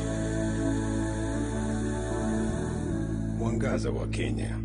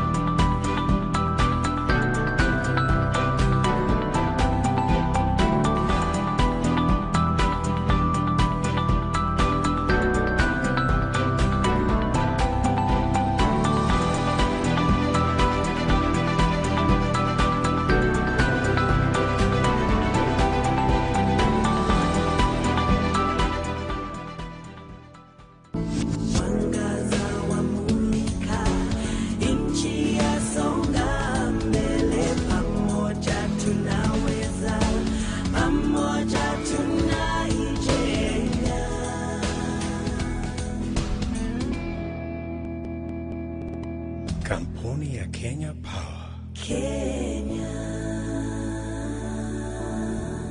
Mwangaza wa Kenya.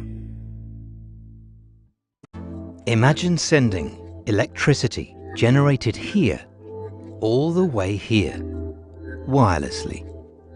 The world's first long-range wireless energy transmission technology to reach places without the cost of laying kilometers of cables, supplying backup energy for emergency and mission-critical services without outages or big generators.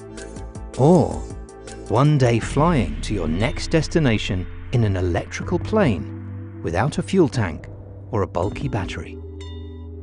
We are incredibly excited to bring technology that has traditionally been accessible only to militaries and space agencies and make it available for commercial use.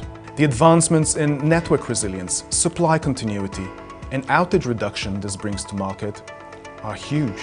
The technology works by transmitting energy using electromagnetic waves over long distances, using Emerald's proprietary beam shaping, metamaterials and rectenna technology. It's the first of its kind. Developing this technology, we had safety top of mind. The beams use the common ISM band that is used for things like Wi-Fi and Bluetooth. Point-to-point transmission means there's no energy spillage around the beam. And if for any reason something were to intersect the beam, like a bird, it immediately shuts down, meaning the bird never touches anything but clean air. Not only does it enable safer, reliable, and more cost-effective solutions to common distribution problems, it opens up whole new frontiers. The future of green energy can be wireless, with affordable, sustainable access to remote or offshore wind farms, and there will be no longer a need for power lines or underwater cables through natural reserves. Reliably powering delivery drones, autonomous vehicles, or even space payloads all become a realistic possibility. We are disrupting the way power is transmitted.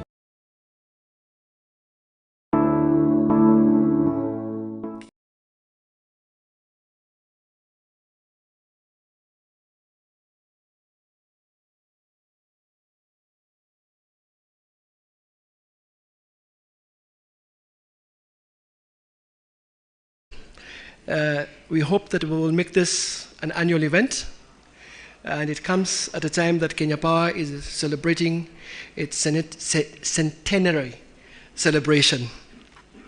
And without too much ado, first of all, let me usher in the speaker panelists, and once they come here, I'll do an introduction.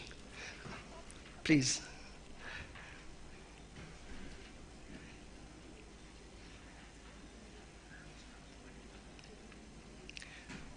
Shadrach, so let's.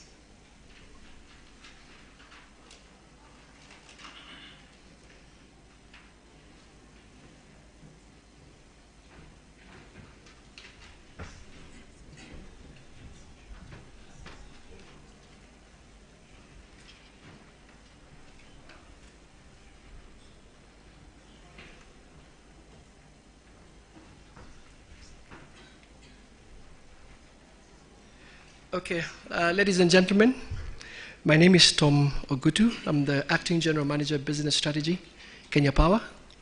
I'll be moderating the first session, and which is basically about the future,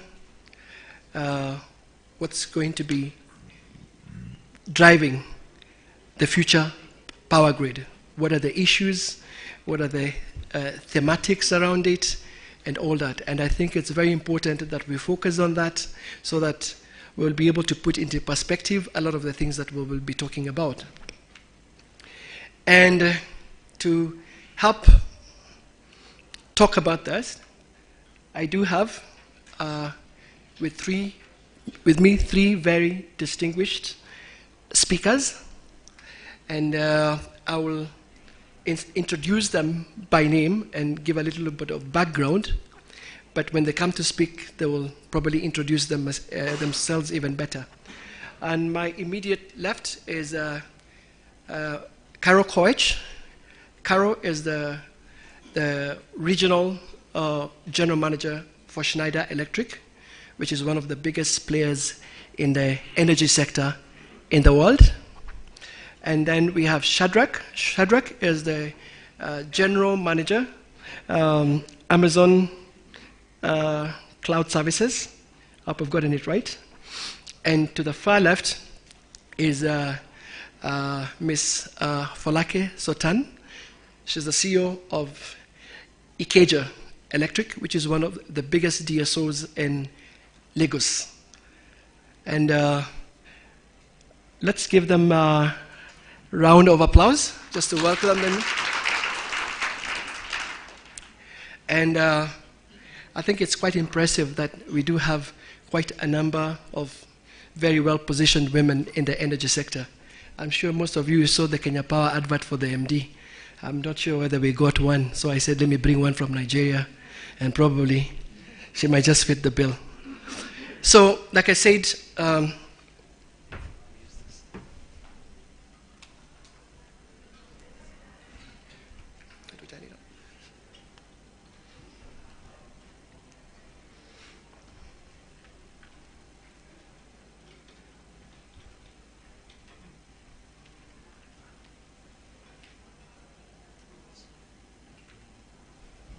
so the structure that we are going to adopt is the speakers will speak after they've spoken. After they've all spoken, we will take questions, and then they'll be able to respond to them at the end of the session. So as a way of preamble, most of you were here when the CS has spoken, the chair spoke, and the MD spoke. And I think it's very important that today we appreciate what is driving the grid of the future? Many of us, I'm not too sure, are aware what the key themes are. But the first and most important one is the issue of decarbonization. I think all of you do appreciate there's a sustained effort by the world and key players to ensure that we achieve a zero carbon footprint by the year 2050. Now, this is the one theme that is actually driving the sector in a very big way. It's very critical, it's also very important. And as a result of the need to reduce the carbon footprint of the world,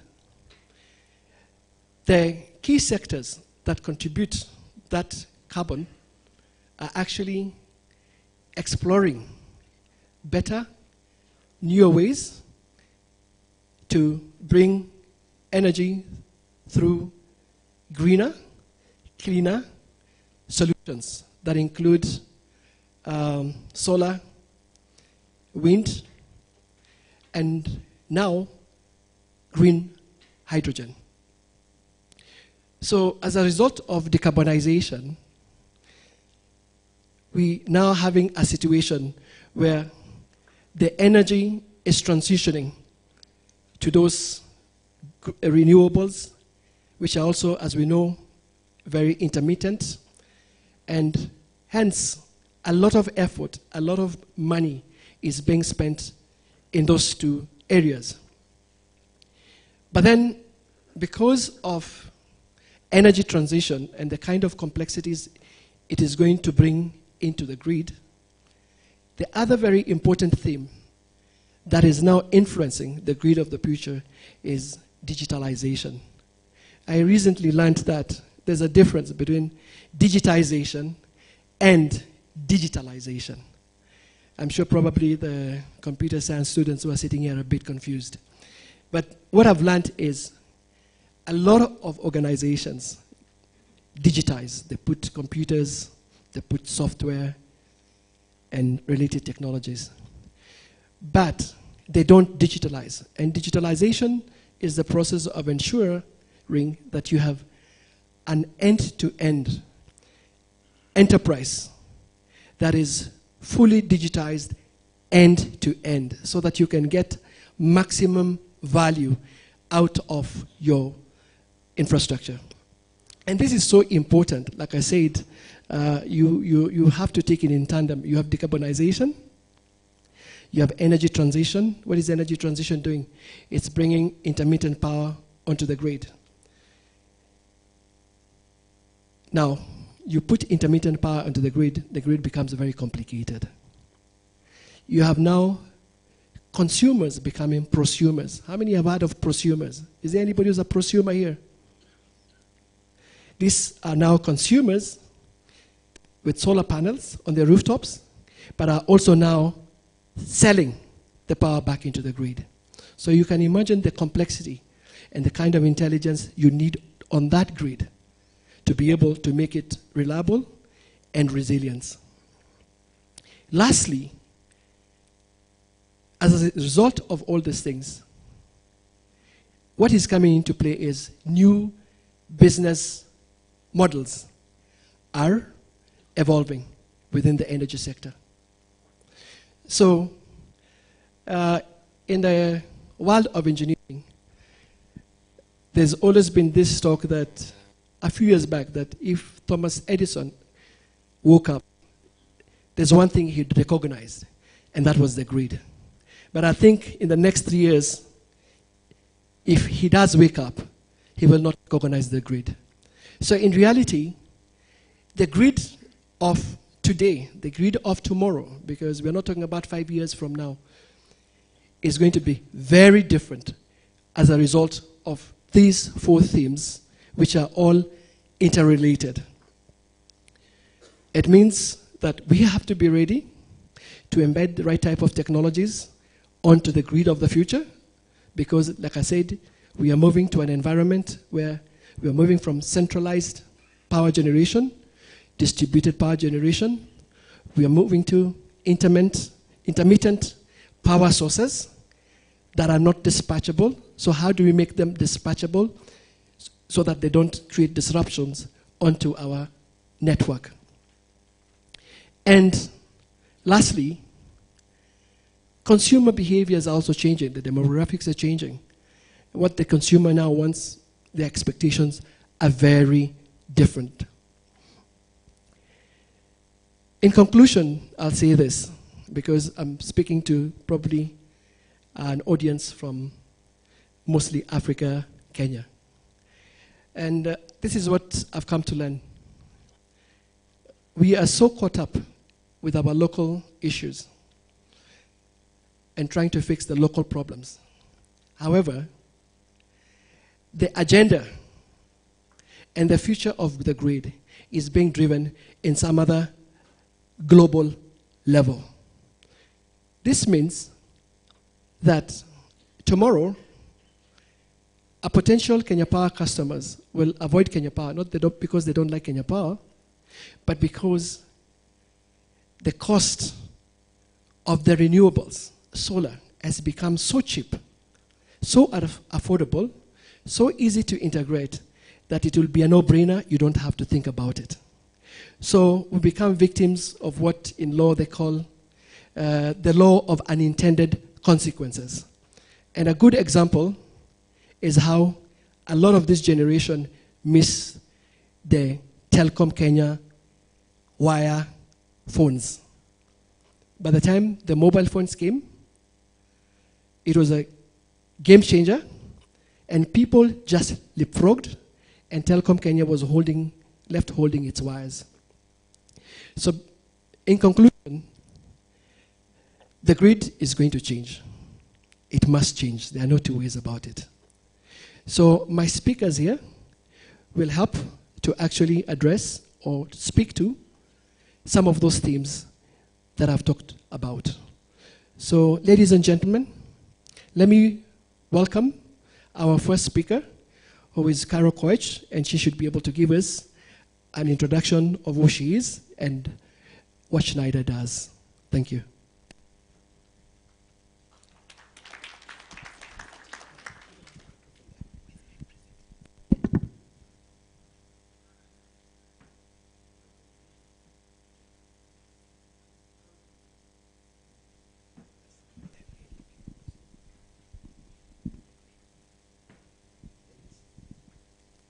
Good morning, everyone.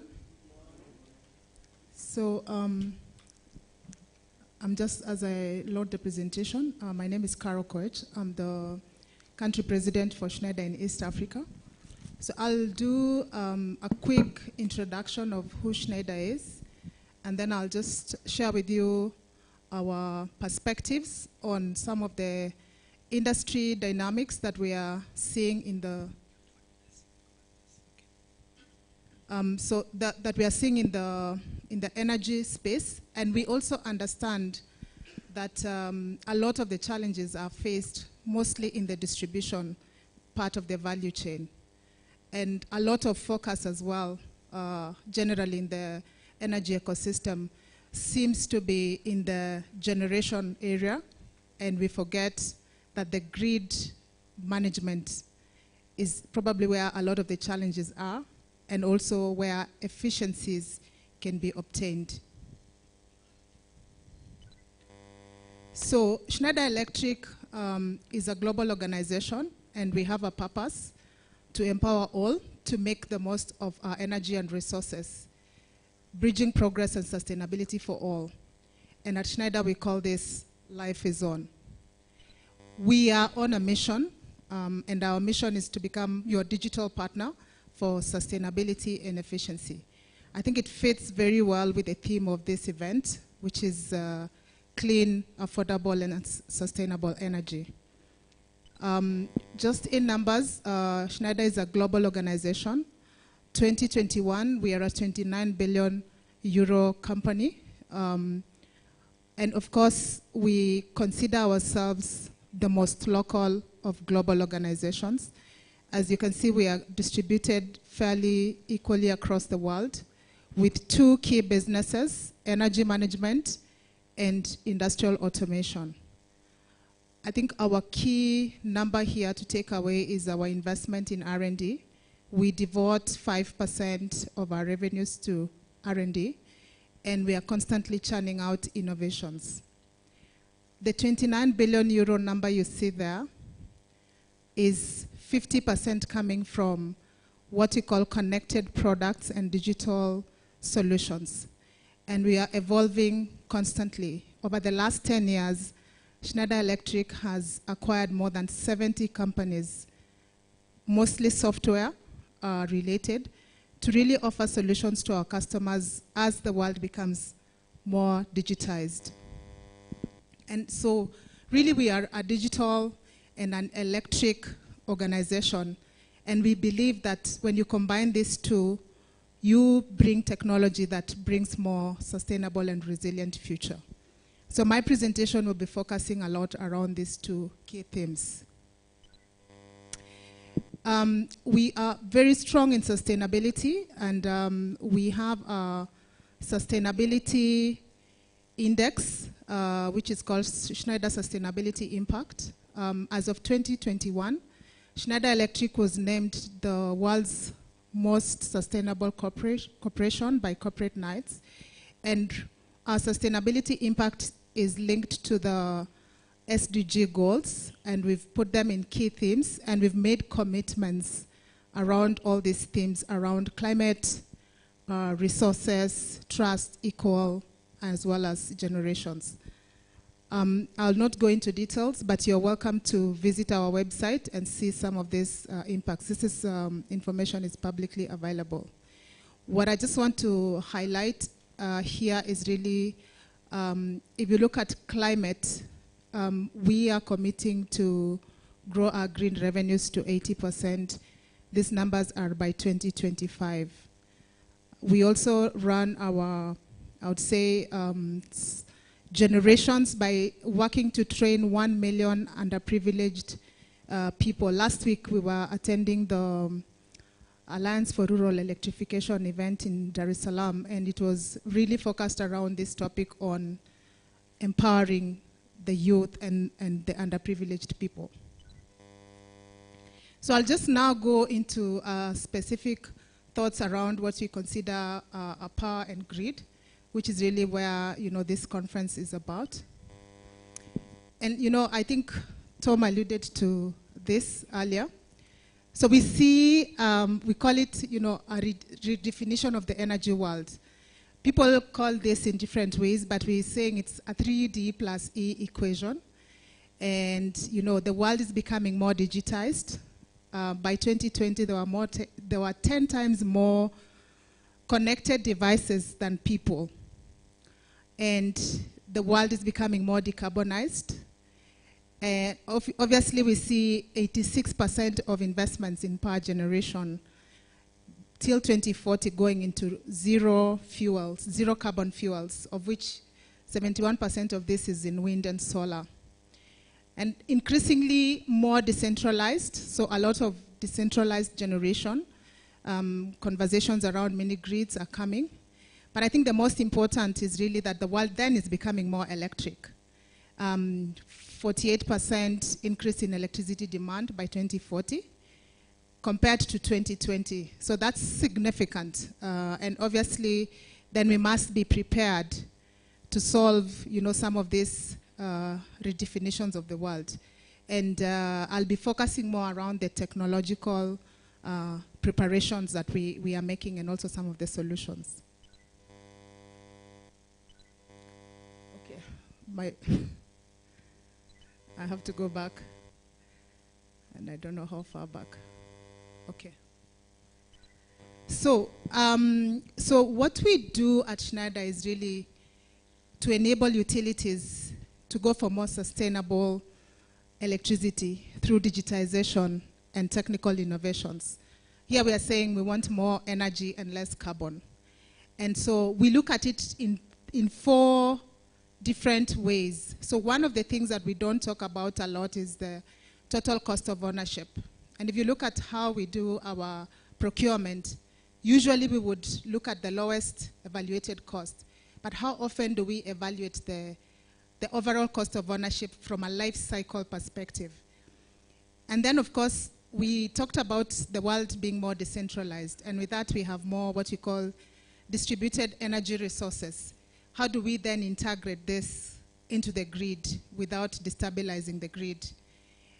And more importantly, grid efficiency, reducing your costs per kilowatt of transmitting that energy, and really looking at it from a CAPEX and an OPEX perspective. And of course, you know, your reliability of the grid, as well as efficient maintenance operations. How do you deploy your maintenance in a more efficient way? How do you move from, you know, being reactive to more being predictive?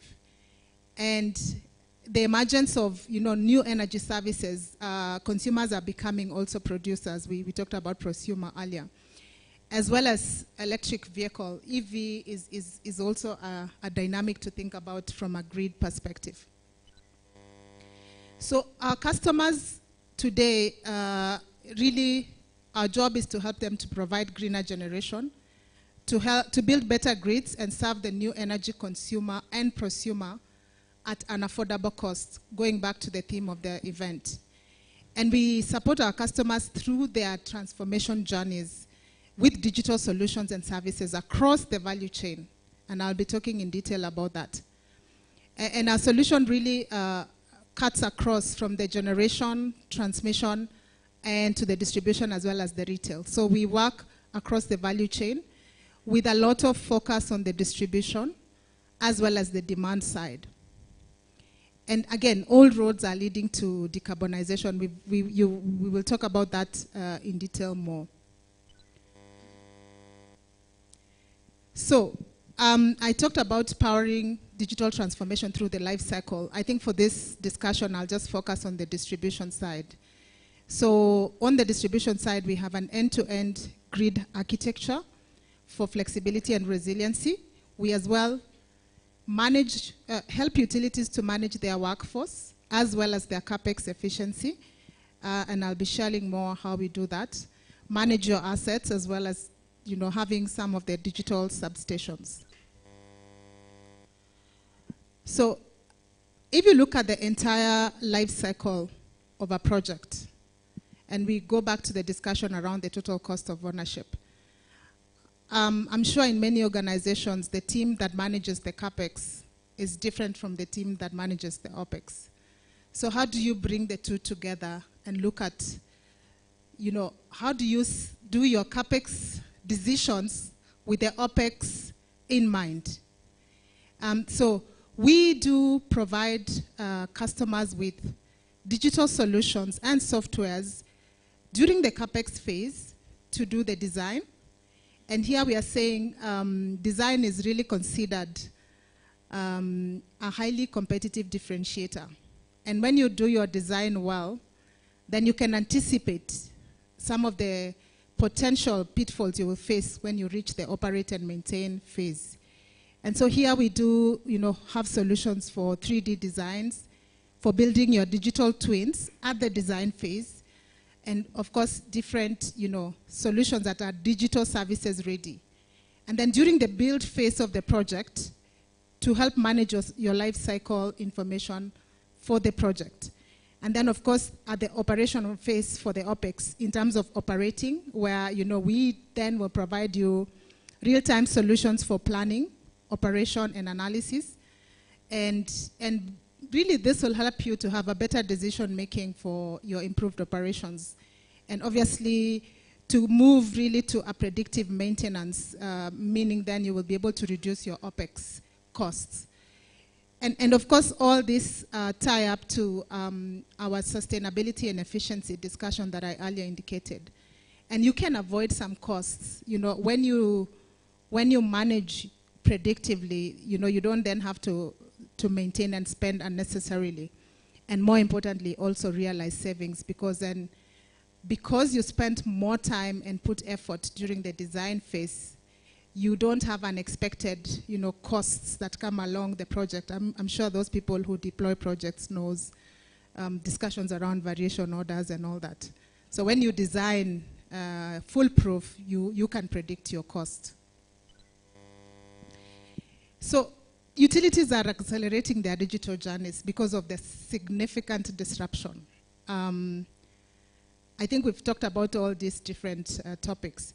But obviously, as we digitize, we continuously see then data becoming your new energy, because data becomes the power. As you analyze that data, you can be able to do predictive. But coming with that, obviously, will become you start to become exposed to cybersecurity risks. We talked about, integration of distributed energy resources. But I guess for many utilities, the infrastructure is aging. And equally, many of the people that are working are also, moving with the age as well. But there are additional new revenue models to consider. And, the new energy prosumer. So your demand side is becoming an active consumer and also prosumer. So what we are seeing globally is that a lot of the challenges in the distribution network are occurring at the level of the medium voltage and the low voltage network. And therefore, we focus on offering solutions around these specific areas. And I think I've talked about all these topics, so I will not repeat it. I'll just go specifically to explain how we do this. So we build digital pathways from the control room to the devices in the field. And across the different phases, the design, build, and operate and maintain, we have different solutions. Like I mentioned, Schneider has been building its software portfolio. We put all this under a platform which we called EcoStructure. And this EcoStructure platform is an open platform and can integrate in different systems as long as they are open. And we move basically from the device to the edge and, of course, to the cloud and apps and analytics layers. And for the design phase, we have different solutions. Some of you may or may not be familiar. ETAP. ETAP is a very well-known software company that helps with design, but also with operate and maintain. We have Aviva. Aviva is part of the Schneider family. RIB is very, very strong in the build phase to project manage. And we can go into more details. So if you look at the full solution portfolio, under one EcoStructure platform, we have solutions cutting across the grid requirements, from smart metering to the different portfolios. I'm not sure you can see on the screen. And on top there, if you can see the highlighted companies, those are the most recent acquisitions that Schneider has made just to complete and offer a solution that is meeting the requirements of the grid. So I'm just going to share two examples of customers that we've worked with in Africa. These projects are very recent. Some of them are ongoing. So we have done a deployment of ADMS in Senegal. So we worked with them, and we have deployed this project in phases. So we proposed our EcoStructure Grid Advanced DMS, and also some of the smart devices. And you can see how our EcoStructure platform cuts across. So from the connected products, we offered some of our medium voltage switchgear. And then on the edge control, the L500 system, which is a power SCADA operation. And then, of course, the EcoStructure ADMS. The good news about this project is that it can be deployed in phases. So the Senegal utility actually delivered phase 1, where it covered 650,000 customers. And the phase 2 will cover 2.2 million customers.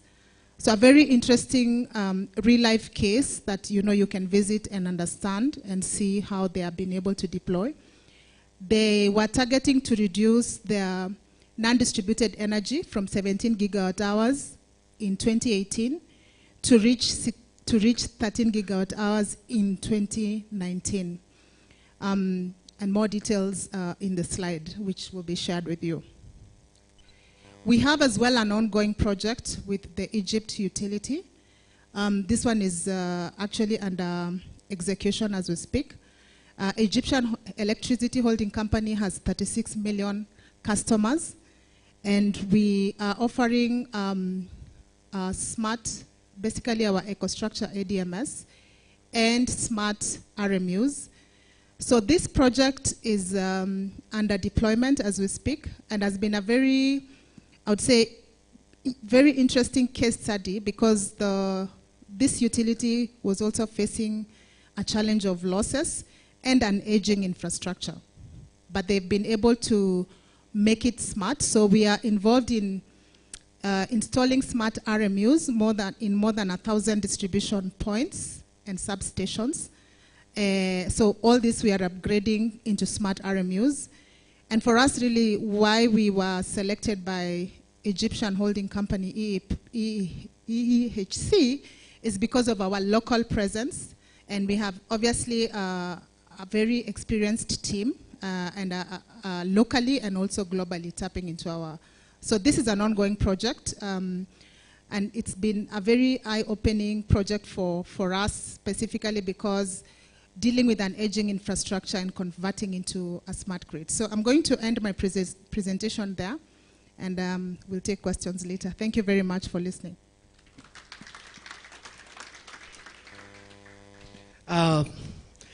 Let's give her another round of applause. I think that was very well articulated. I think some of my Kenya Power colleagues now realize I'm not a genius.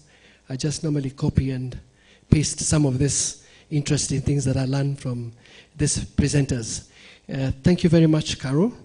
And Caro has given us the insights and the thinking from a technology solution provider, and linked that to what I talked about, the future of the grid, where it's going, being driven by issues to do with decarbonization, digitalization, transition, and the changing demand behaviors of our consumer. But now, to put it into perspective, you know, the technology people, they tell you all the good things. I want to introduce Folake. I met Folake in one of the expos I've attended, and through some conversations, and I was telling her what we are trying to do at Kenya Power, and I remember, I don't think she'll even say it the way she was telling, and she was telling me, that is so easy to fix. She's from Nigeria. She runs Ikeja. Ikeja is, I believe, one of the largest DSOs, because when I was talking about the different business models that are emerging, in Nigeria, they've actually gone a step further. And even within our strategy, we are looking at some of this model. So she's here to talk and put it into perspective, the reality, and she'll be able to share with us how she's gone through the digital transformation journey for Ikeja.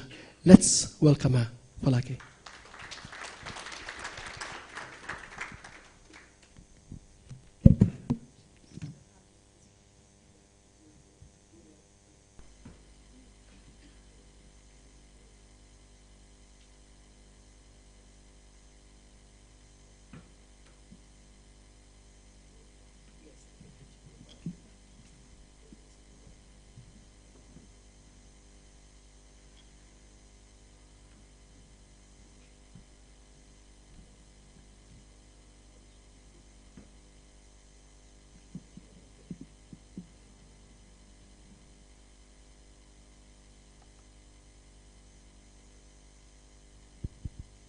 Okay. Good morning, everyone. Oh, the energy is low in the room. Good morning. Good morning. Aren't you happy to see me? I'm happy to be here. I'd like to start by thanking Tom for inviting me to come and share Ikeja's journey. When Tom asked me to come, he said I had 10 minutes. So when I saw your slides, I was like, oh, if I'd known, we would have done more. But I'm going to try and put things in perspective for us. But before I do that, I just introduce myself. So my name is Folake Mishueto, and I'm the Chief Executive Officer of Ikeja Electric. Ikeja Electric is one of the 11 distribution companies in Nigeria. It is the biggest distribution company in Nigeria. Ikeja Electric takes 15% of the energy that is generated on the grid. Unlike Kenya, where you have just one DSO, we have several. To also put it in context, before, the DISCOs, the GENCOs, and the transmission companies were one company. But in 2013, in November, it was privatized. So the GENCOs were privatized, and the DISCOs were privatized. But the transmission company is still run by the government. And as such, because it was privatized, the essence of privatizing it is to sell the assets to business owners who have experience with transforming businesses. So I work in, at the time, I worked in a company called Sahara Group. So Sahara is an oil and gas company, and the vision of Sahara is to be the provider of choice wherever energy is consumed. So we took position in 2 of the generating plants, and of course, Ikeja Electric, which is this biggest DISCO. So just a bit of information on Ikeja, where we were and where we are today. So Ikeja Electric serves about 1 million households, which is covering about 7 million people today. Ikeja and Eko, that is the second DISCO in Lagos, we literally contribute 40% of the revenue for the whole sector. In terms of our annual revenue in dollars, we do about $310 million annually. Now, at the time we took over the assets, the critical thing for us to do was to try and ensure that we can reduce the losses, and of course ultimately ensure you improve the infrastructure so that there's more power that you're distributing to the customers. But when we came in, the ATC and C loss, for those who don't know, that is aggregate technical collection, commercial and collection loss, and that is how the DISCOs are measured. It was at 45% as at 2013, or let's say 2014. Today, it's at 21%. And that is a really drastic loss reduction. I'll put it in perspective for you. I'm not sure what your metering density is. Today, Ikeja Electric has metered about 60% of its customers. So if you have 60% of your customers metered, ultimately, you still have a loss of losses from customers that are not metered. So if you have a 21% loss reduction, if you've moved from 45% to 21% and not having 100% metering or even 99% metering, that is a huge loss reduction. So I'm going to just try and take you through the journey as much as I can. Now, if you look at the slides, I'm not even using my presentation slides. What is the DISCO's focus? First thing, the 4 main things. First of all, you want to improve your customer's experience. And how do you improve your customer's experience? You give them power, and you ensure that the customer is billed accordingly so that they are willing to pay, all right? Second thing is to improve the efficiency, which is a critical thing. I think I mentioned that already. And that is your operational efficiency. That is in terms of improving your infrastructure, which obviously leads to your reduction of your ATC and C losses. And for us, the last part is digital monetization.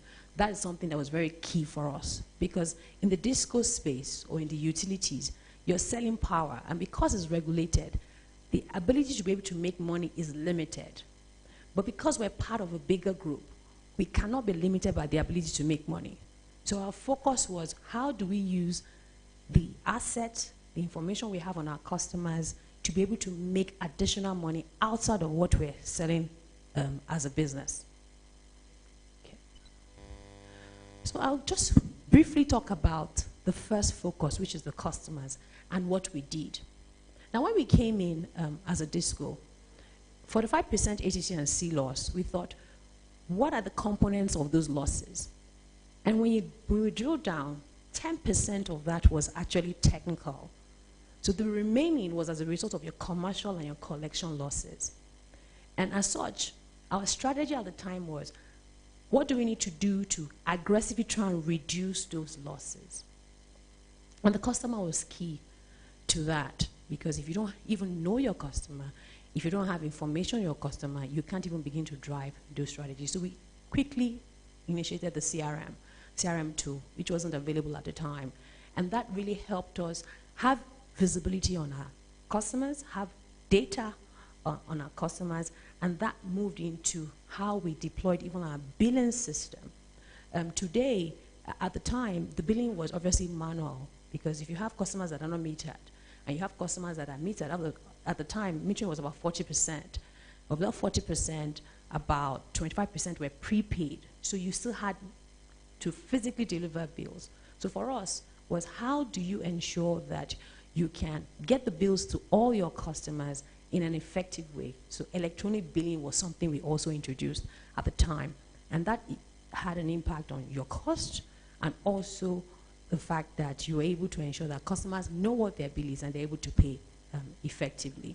We also deployed what we call the mobile apps. Why did we deploy the mobile apps? Before we took over, a lot of customers are paying with cash, so they have to come to your office or go to the banks. So those options are still there. We thought the telecoms are able to ensure that customers can make payment in the comfort of their homes or in their offices. So we quickly deployed mobile apps, and that had a direct impact on collection losses, because you're making payment easier for your customers. And then today we have what we call the web apps. So it's called the single view. And what has that done? What we've done is that we've now ensured that a customer can go into this single view and see every single thing that has to do with his account. He can see his payment history for 12 months. He can see his vending pattern. He can plan. And what you're doing is that you are helping the customer prioritize payment and see how he can effectively budget. And this is just using technology to impact your objective of loss reduction. And those were things that we did. And of course, the cashless payment, which is, I mentioned that, vending. So let me talk about what are the things we did, what initiatives we do using technology to improve operational efficiencies. So because you have the sort of metering I mentioned, and you have customers across a coverage area, it was still very manual, where you had the field operatives, we call them energy sales representatives, who had to physically go to those locations. How do you ensure that those field operatives are going to where they're meant to go to? How do you track what they're doing? So we deployed a lot of tools for those field operatives, even though it's still manual, but then we can track their performance, and that had a direct impact on the performance, like I mentioned. We had HR applications that also ensure that we could effectively track and also monitor performance of our staff. Cost-saving initiatives, I'll talk about Uber for Business. So when we started, we had to do there are a lot of vehicles, for example, that the technical guys and even the field commercial guys had to use to get to the different locations. And that cost was increasing because we're having to maintain old vehicles, and at the same time, we can't afford to buy new vehicles. But then we partnered with Uber and said, look, businesses or roles or functions that don't need to do critical things like carrying ladders, for example, they can use Uber. And then we look at the cost of doing that, and we also have visibility. So wherever it is you're going, Uber will show us. So if you're an ESR, you already have a pathway. You know the customers that you're managing. So you can't give an excuse of going elsewhere if you had, the normal vehicle where we had to worry about maintaining. So introducing that partnership with e-business for Uber also had a direct impact on cost reduction, which also helped our performance. Then I had these fault detection apps. These are also technology where before, when there's a fault, you have to wait for either a customer or a technical person to tell us. We use technology to help us be proactive to detect faults. And then in detecting faults, we're also using the data we're getting from those apps to show a trend of the sort of faults we're having. And that also helps us determine the sort of materials that are critical based on data. So data was very critical for us. And these fault detectors made us more proactive rather than reactive. And of course, there was also cost savings. So there's cost savings, and of course, there's also operational efficiency. And of course, the smart grid. And I'll talk about that later. Now, I mentioned earlier on about the importance of being able to generate other income using our current asset instead of just selling just power. Now, for us, today, if you look at the marketplace, I mean, people like Amazon today, I have information on my customers. I have different players that are part of my customers who have things that they can sell to my customer. I have information on how my customers are buying, their buying pattern. So it was an idea for us to be able to create a platform where people can trade with existing information, and we can make money from those trades. We can make money, for example, from advertising. We can make money from commissions of the trades that they do. So we created a marketplace using information that is already existing. So that is monetizing data that exists today. And that's something that's very big for us. And we find out that with some of the things we're doing there, the incomes that we'll make there from those sort of things is even much more than the income that we're going to make from the utility of the power that we're selling today. We also have what we call buy now, pay later. And these are things that we partnered with other people who are able to, pay off upfront at a discount and ensure that they can make payment easier for our customers. But what does that do for us? It means that at least I can secure my money, and then those vendors are able to effectively follow up with those customers and ensure that they get their money. But all of this, everything around this digital monetization for us is using our customer information, using our assets to be able to create additional money for ourselves as a business. And lastly, to just talk about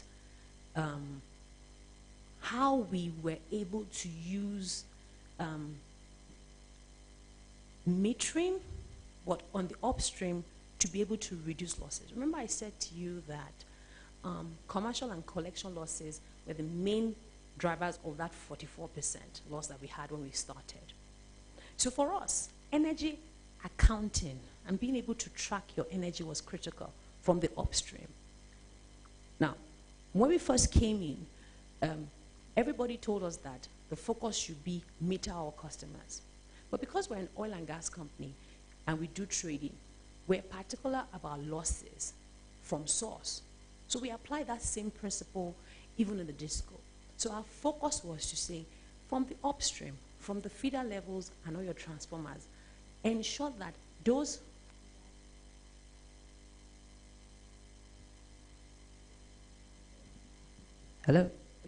ensure that those meters are the grid feeders are metered first, so that you are able to establish the energy that you even received for your transmission company. Because if you can't account for the energy that even came into your network, you already have a loss.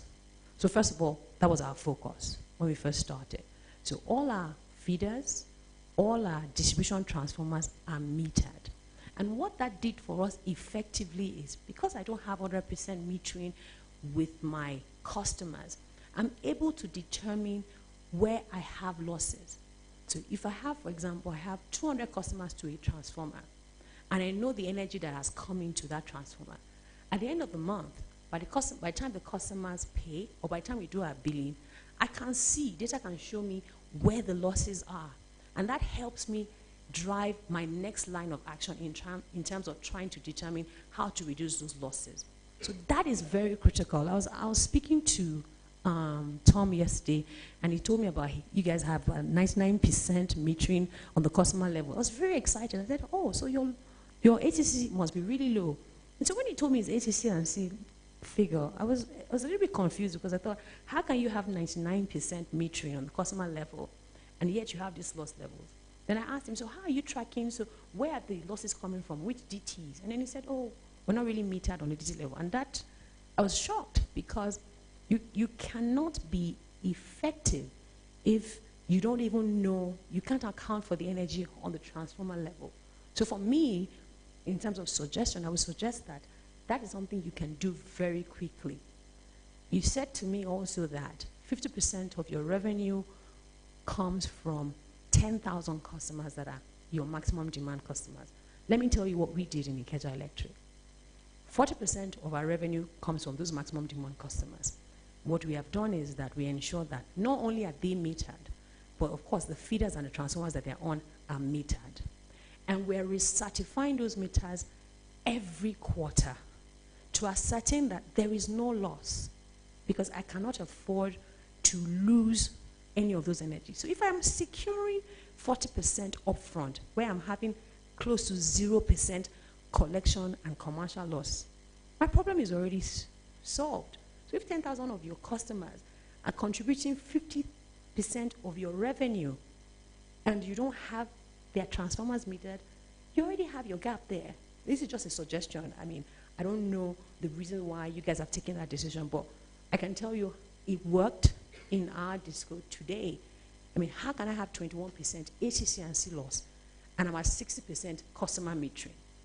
The losses I've gained from understanding where the energy is being consumed makes up for that 21%. So imagine if I close out my customer meters, because you know when you close out your metering, you have 0% collection loss. What then happens is that it's your commercial loss that is the issue. And if you can tackle your commercial loss from the upstream, then you can now come up with other initiatives that help you ensure that you have minimal collection losses. So in a nutshell, because of time, what we have done is, because there was limited funding to be able to invest in the technical losses, that is improving our network infrastructure, we focused on deploying technology to ensure that we can minimize our commercial and collection losses. Now that we've done that, we are now in a process where the government is now investing in the discos and of course even in the transmission company to upgrade the network to be able to take more energy. And now that we can take more energy, it'll be easier for us to ensure that we have minimal commercial and collection losses. So that is our story in a nutshell. Thank you very much.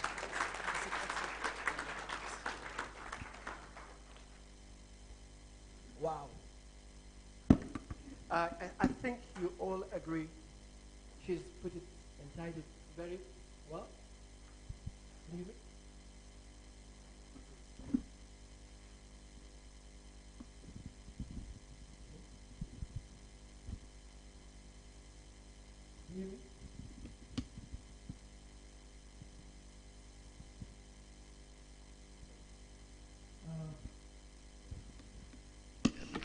I think she's put it very well, and I think that was quite well presented, putting it in perspective and bringing the reality. And I always say there's always a lot we can learn from you guys in Nigeria. Our problems are not as big. They're very small. And if you guys can do it, I'm sure we can do it. Thank you very much for that very wonderful presentation that has actually brought a perspective of a customer's experience in dealing with a lot of these challenges that are faced by utilities, emerging utilities, and the different business models, and some of the practical ways on how we can actually address the same thing. And it's also an African experience that has been done, that has been tested, and that is working. So, ladies and gentlemen, our next speaker is going to be Shadrach. Shadrach is from Amazon Cloud Services.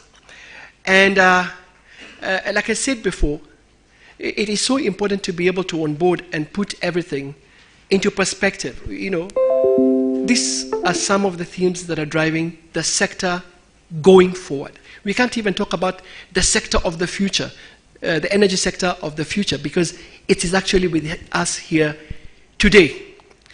And like I said, digitalization, the use of data, and Falake has talked about it, is so critical because it's what gives you the insights. But most importantly, how do you deploy the data? Because with all the technologies we're deploying, there'll be a huge requirement to be able to store the data in a manner that is seamless, it's efficient, it's highly available, and it ensures that it is secure. So Shadrach from Amazon or Cloud Services will be able to give us his perspective of what this is about. Thank you, Shadrach. Thank you so much, Tom. As Tom has mentioned, my name is Shadrach. I'm a Solutions Architect Lead with AWS, covering West, Central, and East Africa. It's a great pleasure to be here today. And thank you, the panelists. I think they've provided a lot of context into some of the areas that I'll be discussing when we look at what Tom has said last around how do you store this data, how do you ingest the data, how do you store it, and how do you run analytics on top of this data. But before I reach there, let me start by, again, highlighting the challenges that are actually transforming or driving changes within the energy sector. We call them actually the 3Ds, and I believe my panelists have actually talked about them: decentralization, decarbonization, and digitization. I won't spend so much time. There's a third one around deregulation, which I believe probably Tom will address. But these are some of the 3Ds that we see basically contributing towards tremendous change within the energy sector. Digitization is very key, and this is where I'm going to spend most of the time to talk about how you can be able to take advantage of digitization as a power utility organization to be able to look at the new revenue streams that she's talked about and how to continuously improve customer engagement. So with those disruptors, the 3Ds that I've talked about, the utility value chain has really changed. If you look at the top one, that is traditionally what has become, what has been the utility value chain. Traditionally centralized, which we've talked about, and I believe the team has talked about, and we're looking at more a decentralized approach. One of the key changes that we're seeing is the presence of the new players, the renewable energy distributors who are coming on board. And it means that it's no longer the traditional energy providers that are playing in this sector. There are more players that are coming in. When we look at the customer side, the customer is becoming key.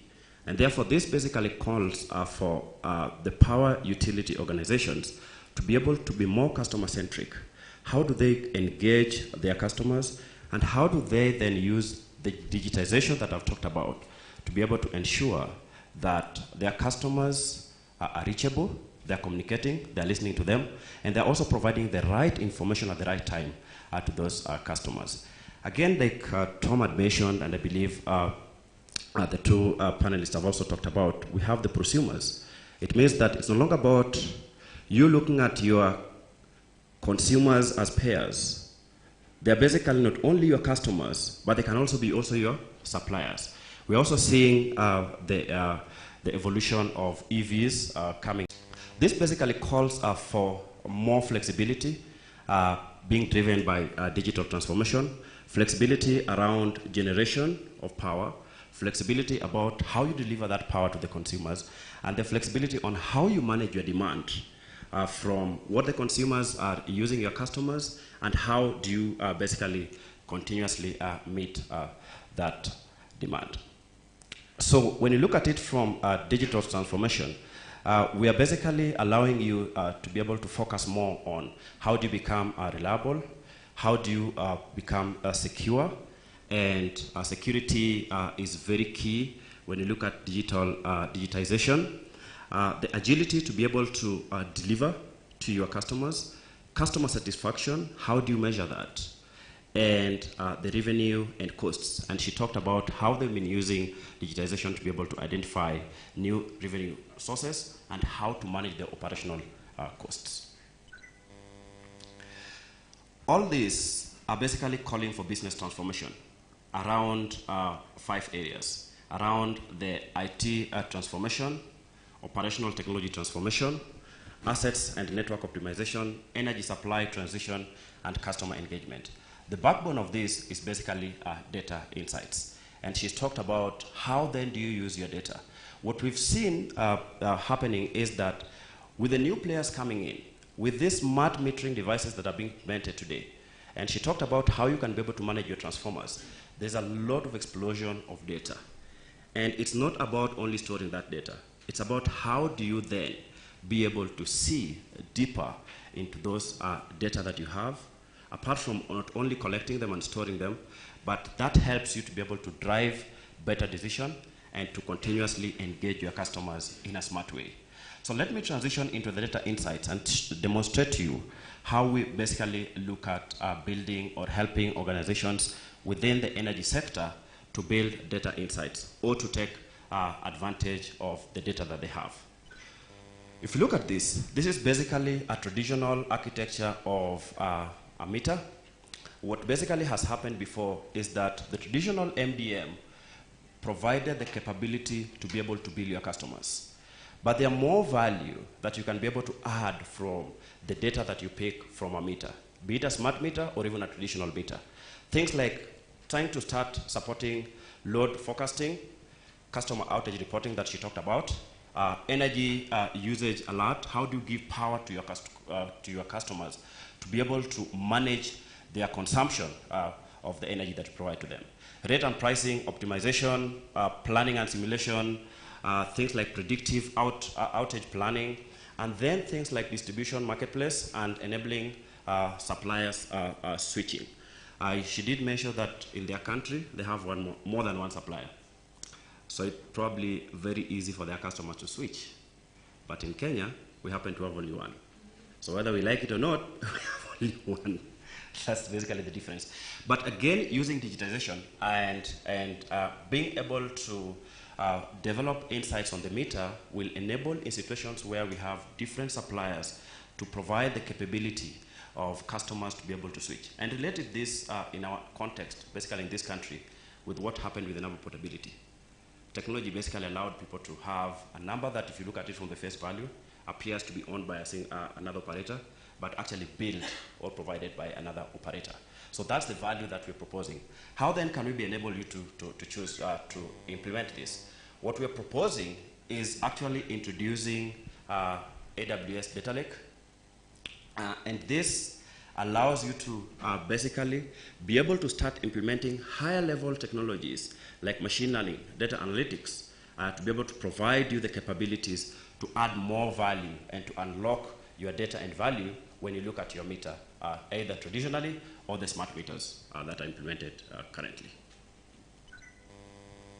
This is basically supported by this reference architecture. I know it looks very technical somehow, but look at it from 3 buckets. How do you basically ingest your data? How do you capture your data, and from what sources? You can see from the far end we have the metering head ends, we have the MDN systems, and then we have the customer information systems. Then that is ingested, and we provide you the systems or the solutions and services that allows you to be able to capture that data, store that data on long term, and be able to run analytics on top of that data after you've transformed it, and then use that to be able to make more informed decisions around things like proactively engaging your customers. You can then be able to run predictive analytics using machine learning on top of it. You can start creating dashboards and reporting using the services that probably already have, like Power BI or Amazon Quick Sites. And this now gives you more power to get to know where you have things like leakages that she did actually mention. What even your customers are saying about your services, you can be able to pull up those reports. and make informed decision. This architecture fits in the general vision that we have. The architecture, basically what I demonstrated here first, is about building analytics on top of the metadata. But it's not only about the metadata. If you look at this architecture, this provides a general vision on how you can be able to build analytics pipeline for a utility company, be it in gas, power, or even heat. And what we are demonstrating here is we are providing different data sources. If you look at the data sources, this is coming from your GIS systems, ERP systems, historical SCADA, historical data that you have, metadata, SCADA, IoT data. We are also getting it from customer interactions, either from the mobile or from the web. We ingest that. You can be able to capture this in an offline mode or capture this in real time. So we provide you the capability to be able to even look at the click streams that come from your customer engagement and capture that data in real time. Then we provide you the scalability to be able to store this data in long-term, durable solutions that provides you high availability. And then we also provide you solutions that enables you now to build the transformation by enriching that data. If you have a metadata and you have a GIS data, you can even be able to map that data in terms of a geographic location from where that data is coming from, where is that meter. And this basically enables you to be able to respond faster to your customers, to respond faster to faults, and even to identify the energy leakages that she basically talked about. This is a sample of the customers that we basically work with. We have Essent, which is basically a customer, one of the largest power providers in Netherlands. One of the things that we did with them is that they were looking at a way on which they can be able to help their customers reduce energy consumption. And they installed smart meters, around 2.5. These are sending around 200,000 messages every 10 seconds to AWS systems. We capture that, analyze that data, and provide predictive analytics on top of that data back to the customer. This basically helped them to be able to reduce their cost by 80%. That is really huge. I know this example speaks to people who, to customers that are not probably in the region, but we are working with a customer in the region today, where we are actually demonstrating to them how they can be able to implement predictive maintenance by using a sensor attached to a power generation equipment that measures the vibration of that equipment, sends back that data to AWS, map that data with what they have on their ERP system to be able to understand whether that equipment needs maintenance or it's basically faulty. And that is something that we're doing, and I believe next time we'll have a session, Tom will be able to demonstrate or probably even bring that customer on the stage to speak about their experience. So, in a nutshell, I know some people might be asking, who are AWS? I did start by mentioning who we are. AWS is a technology company. We provide technology solutions to customers, not only in the energy market, but any form of customer. If you've used Netflix today, then Netflix entirely, the infrastructure that basically avails for you that video that you watch on Netflix is run by AWS. So that's the scale at which AWS operates. So to us, not about technology when we speak to you today. It's about the business outcome. We provide the cloud services, we provide compute, the ability to be able to analyze this data. We provide you our flexible and dynamic storage that will enable you to be able to store this data for a period of time. We provide you with services that you can basically call APIs to run machine learning. And the beauty with this is that we've reduced the learning curve. We are basically providing API-driven capabilities. It means that you don't need to be a data scientist, you don't need to be a developer to be able to use these AWS services. And we also have partnership and programs that we continuously engage with our customers. And actually, even Schneider is an AWS partner. In this case, you can run some of the solutions that she talked about on Schneider on AWS. And The issue here is how then do we enable you as an industry to be able to meet your business outcome. Thank you very much.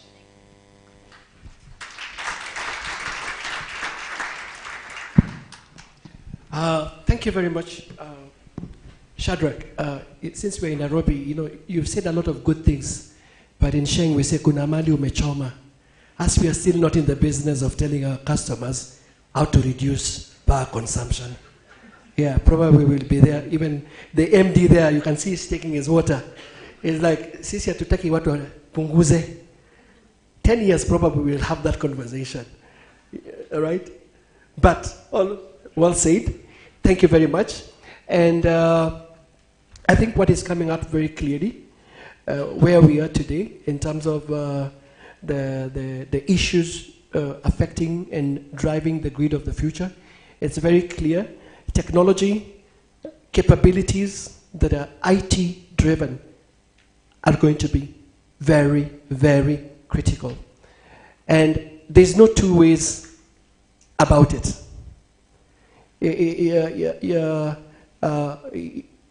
For those who have watched the clip, Who Moved My Cheese? The cheese has already moved.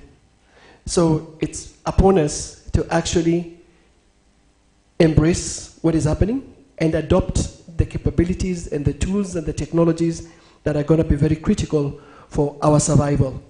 Our last speaker is here. I understand he's not going to do a presentation, but he's just going to give a small talk. And George, as you come on stage, do we have the IoT clip? Can it be cued as a small commercial break?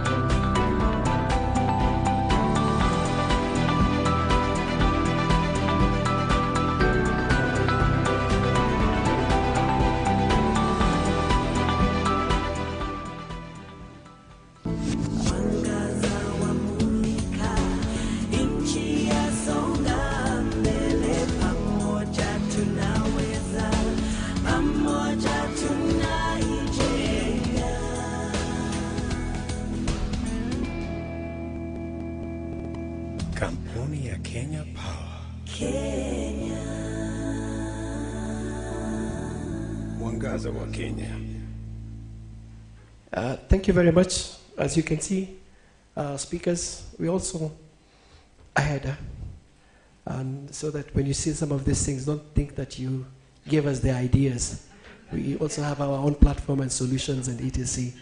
So at this juncture, I'm going to welcome George.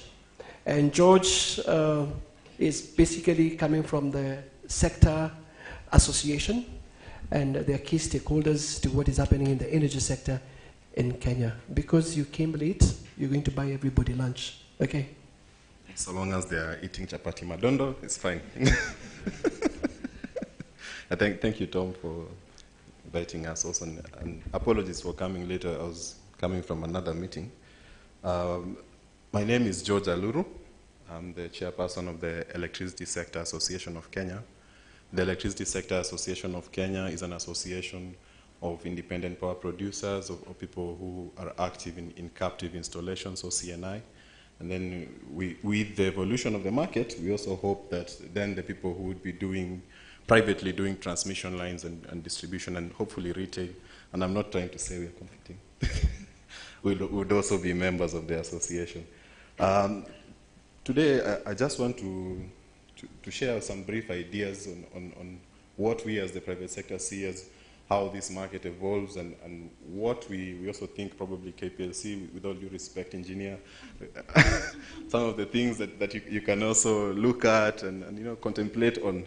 So we, mostly from the generation side, we of course started off with KenGen, then we went into emergency supply, then we formalized emergency supply and introduced private sector formally. Then we went into a feed-in tariff process, and now we are contemplating around going into auctions. So the market has I would say, to the greatest extent, it has worked. It has really worked in terms of bringing the private sector on board. We saw all this interest in the feed-in tariff processes that allowed us to actually start talking of a bulging pipeline. So it means actually that whatever we did actually encouraged more private sector to come. But then we got into a stage where we got a bit stuck, and I think that's where the government and even us in private sector, we're really trying to put our heads together to see what can be done to then unlock and move. So, and I don't know if this has been said already, and at the risk of repeating what has been said by the previous panelists, what we see as a future for the electricity sector would be us now looking more into what sort of markets do we have for this power that we are producing. And this would be a few-folder. We have the aspect of green hydrogen. Now, there's a lot of conversation around green hydrogen in Kenya. I think we have already started to pick up that momentum around it. Not just green hydrogen for having hydrogen's sake. Of course, hydrogen for going into things like fertilizer, into e-fuels. And therein also there's an opportunity for KPLC and also for the private sector players to see how can we play, how can you increase your sales through the development of these demand drivers like green hydrogen. Of course, there's also the issue of e-mobility. I think that I did hear a bit being mentioned. This for KPLC, and when I talk about e-mobility, I would also want to kind of combine that with storage. So yes, we want more renewable energy on the grid, but if you talk to the system controllers, they will tell you the kind of challenges they're having around that. So e-mobility can not only help us to reduce our over-reliance on petroleum, but also help us to manage the grid, to manage demand, to manage, to have that extra storage capacity that is actually distributed all over where people are parking, instead of, let's say, having one huge storage plant in one area. And again, this is something that will come out as a possible evolutionary trend for us in the market. Then a personal favorite of mine is us looking at how can we get interconnected as a country. How can we finish all these missing transmission lines so that we not only provide options for KPLC itself, for KPLC to be able to buy power from whoever, or even market whatever power they buy in Kenya to whomever else, but also for us in the private sector who are more into generation to do the same, to be able to generate in Kenya and sell in Tanzania, sell wherever else. So I know I'm kind of bringing us back to centralization, and it's not very sexy a topic. Huh? Right now, people are thinking more around decentralization, but we have not done enough, in my view. We have not done enough to do as much as we can around centralization, around interconnecting with the other countries, and enabling us to be able to trade. And just lastly, because I want to be brief, there's the aspect of the Energy Act 2019 and what it provides in terms of generation, transmission, distribution, and retail. There's this side that they talk of reticulation, reticulation by the counties, and this is more or less what KPLC is doing at the retail level. Are there opportunities also for KPLC to carve that out to either a devolved version of KPLC at the county that knows the customer, that will help us to get that 11% that is being stolen? if we can have some kind of local level distributor, whether it's private or a sub-arm of KPLC, we would really be able to notice, monitor, and also put to account whoever it is who's taking our 11%. So as the market evolves, my challenge, Tom, to you is what is KPLC thinking around how will you survive in that period? Beyond these 100 years, how will KPLC have to evolve to kind of survive within that market? Because things are changing. I think there's a lot of discussions around decentralization, but then also what is essential? Where is your cake baked? I mean, in terms of your revenues, where is your most interesting side, and what things could you benefit from the private sector doing for you, or some other kind of devolved entity doing for you?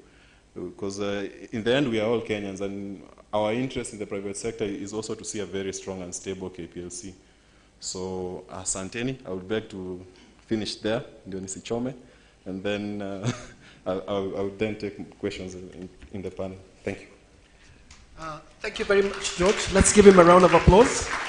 And I'm glad you've brought the subject of the model, and probably even the CEO can confirm that in the very recent days he's actually had that conversation even with his management team, that the model is changing.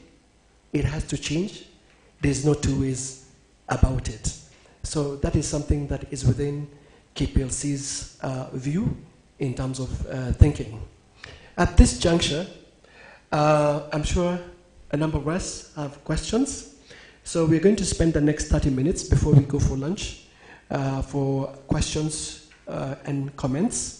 And so that we can keep time, I'll probably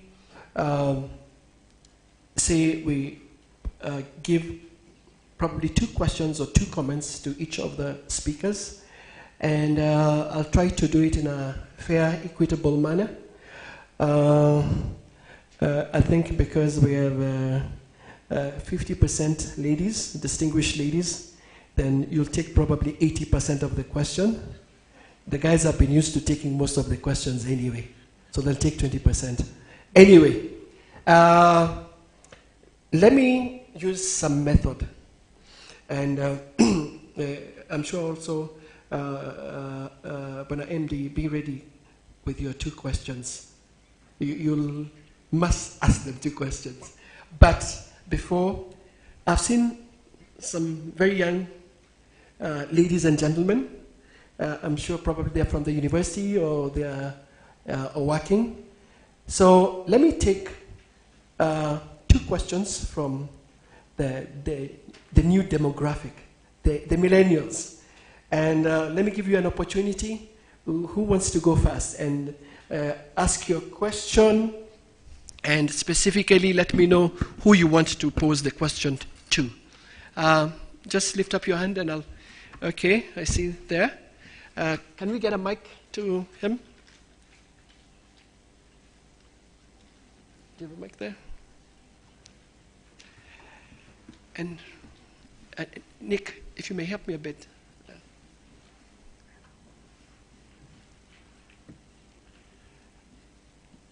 Can we get, excuse me, can we, Agnes, okay. Okay. Yes, sir. You don't have any spare mics? Where are my rapporteurs? Melissa, just help me, please.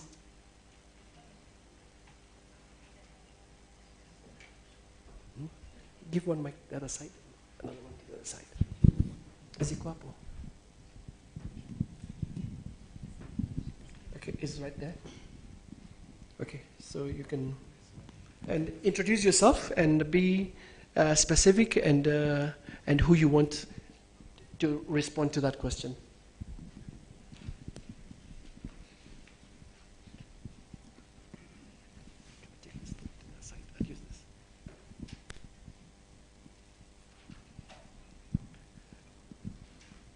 Thank you. My name is Alwala from the Ministry of Energy. Now, my question is directed to you, Tom, and to the good lady with a complex name from Nigeria. I'm drawing reference to the Kenya Power and Lighting Company report of 2021. And the question is with reference to the efficiency of managing the DISCO, the distribution company, which is Kenya Power in this case. So I noticed that from that report, less than 1% of the number of customers that Kenya Power has contribute to over 50% of the revenues of Kenya Power in that financial year. And that is by the commercial CIs, commercial industrial, I suppose. And the majority, 95% of the domestic consumers only contribute about 30%. So from a business point of view, Kenya Power would be drawn towards attending to this less than 1%, which contributes to over 50%. So how, my question is, how does Kenya Power resist the urge to focus on this commercial industrial less than 1% customers, and to also measure on the number of the 95% domestic consumers, where I believe we have a lot of commercial losses in terms of faulty meters, illegal connections, and things like that. And I would also like to know the demographics in Nigeria with respect to that. How do you classify your customers, and where are most of the revenues based, and the number of customers? Thank you. Thank you. We'll take a set of questions, then we'll let them respond. Any other question from, okay, give him the microphone.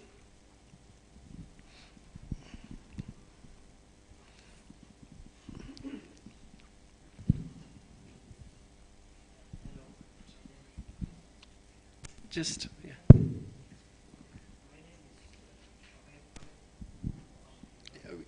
Just hold on a second. I don't think the mic is. You can use this also. My name is Shoaib Mohammed from the University of Nairobi. My question is directed to Ikeja Electric. From the statistics, the latest that came from the International Energy Agency, the number of population who are lagging out of the grid is much more the number that is already covered. So as much as you've covered many customers and you contribute to 40% of the total revenue, as you said, like what is the strategy that you have to increase your customer base, if anything has started so far? And my second question, if I can add, is directed to Schneider Electric. As far as the solar energy is concerned, did you so far engage, like did you manage to have customers whom you have helped them increase their reach, their customer reach? And how did you do that, if you can disclose maybe? Thank you. Well, okay, please share the microphone with engineer. So let's give it first to Engineer Paul.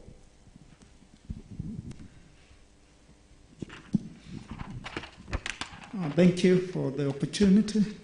My name is Paul Mwangi from Kenya Power. The customers, and what level of workforce do you deploy to do this activity? The other question is about management of data from the transformer meters. How do you manage this data? Because it's one thing to install the meters, but how do you get the readings, and how do you analyze the data so that you can be able to make informed decisions? Thank you. My other question is to Carlo. I just wanted to find out the technology you deploy in the switches that you use for the DMS in order to minimize the maintenance and increase the availability of the system. Thank you. Let me do this before I take another question so that we are gender balanced. I need some distinguished ladies to ask some questions. We do have engineers here from Kenya Power. Okay, please give the mic to the lady at the end. And then we'll take one other question, and then we can give the speakers an opportunity to respond.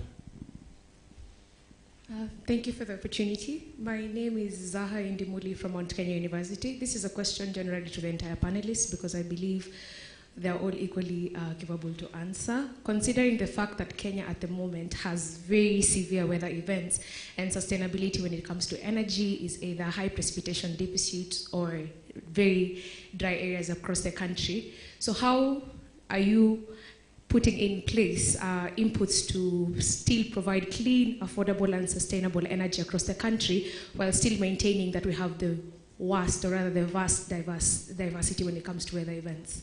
Yes, thank you.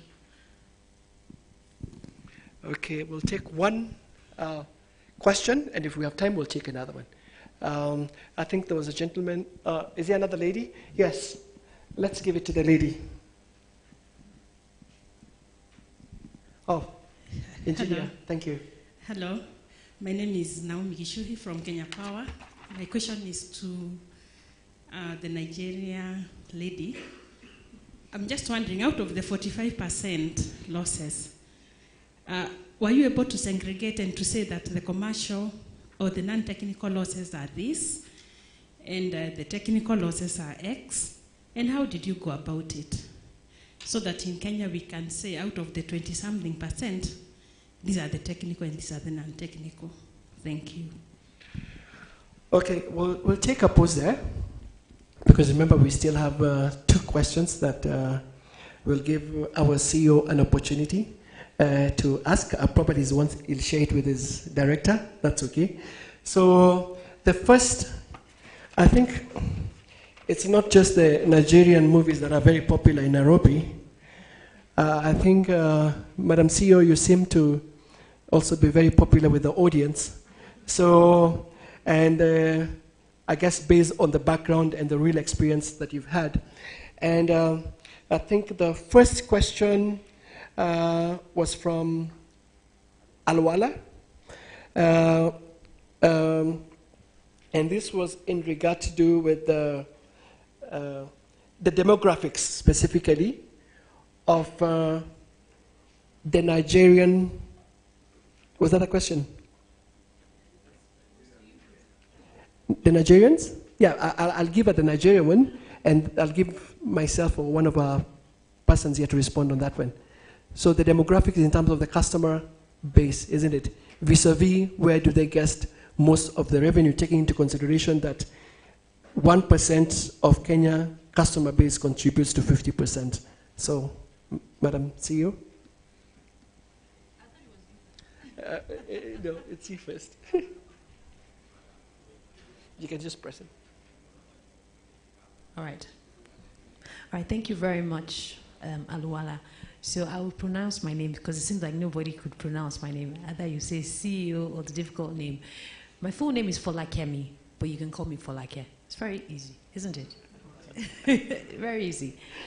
Okay, thank you for the question. So I will start with segregation of customers. So customers are segregated into 2 types. We have what we call the non-maximum demand customers, which are obviously domestic customers. That's residential customers, I mean. And then we have the maximum demand customers. And this falls into the category of commercial or high consuming customers. When I was presenting, we have 1 million households. But remember that 1 million households can cover, because a household average you have about 6 people. So we're covering 6 million people. Our maximum demand customers are about 4,100. And they contribute revenue-wise. So at the beginning, when the tariff wasn't changed, when we first started, they were taking about 30% of the energy and contributing 50% of revenue. But as time has gone, tariffs have been adjusted, and because of the infrastructure that we've also improved, more domestic customers are pulling, and the maximum demand customers are not growing as much for other reasons. So the revenue they're contributing now is about 40%. That's those 4,000 customers. And I think I'll just use this opportunity to maybe respond to the question on how do you... Okay, I guess it's a difference. Okay, so does that answer your question? So it's less than 1% as well that contribute about 40% of our revenue. And it's from those maximum demand customers. Does that answer the question? And since so since you're on stage, probably we can address the other question that was put out to you by the student from the University of Nairobi. And you wanted to know something about Ikeja. What was the question specifically? Just remind me. Yes. Say it again. What are your strategies in growing your customer base, considering, okay. yes? That's the underserved or unserved. Okay, so what I should have mentioned earlier on was the reason we focus on the commercial and collection losses is because out of that 44%, and this is answering, I think, the lady's question, I had mentioned that 10% was just technical loss. Now, for you to reduce your technical loss, what you need to do is, for example, you reconductor the lines, you improve DTs that are overloaded, just to minimize the energy that you're losing from a technical perspective. When you look at the cost of actually executing those projects, is much more than the cost of trying to execute the initiatives I spoke about. So we went for, let's deploy money around those commercial and collection losses to reduce the ATC&C. And then the benefit and the cash we generate from that, we can now begin to focus on improving the infrastructure, which will reduce the technical loss and then help us grow the network. So the phase we're in now is, let's even optimize the ones that are on grid, because the ones that are on grid are not even optimized.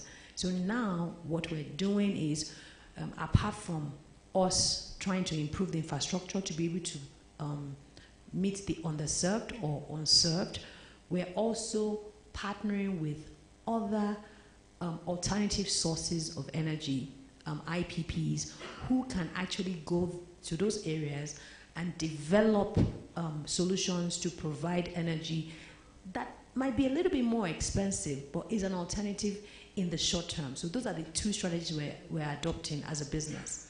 We're working with independent companies to try and feed the underserved or unserved, while we are also improving our infrastructure to be able to meet the demand of customers that are not served today.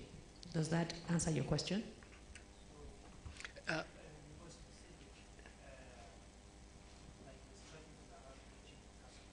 Sorry?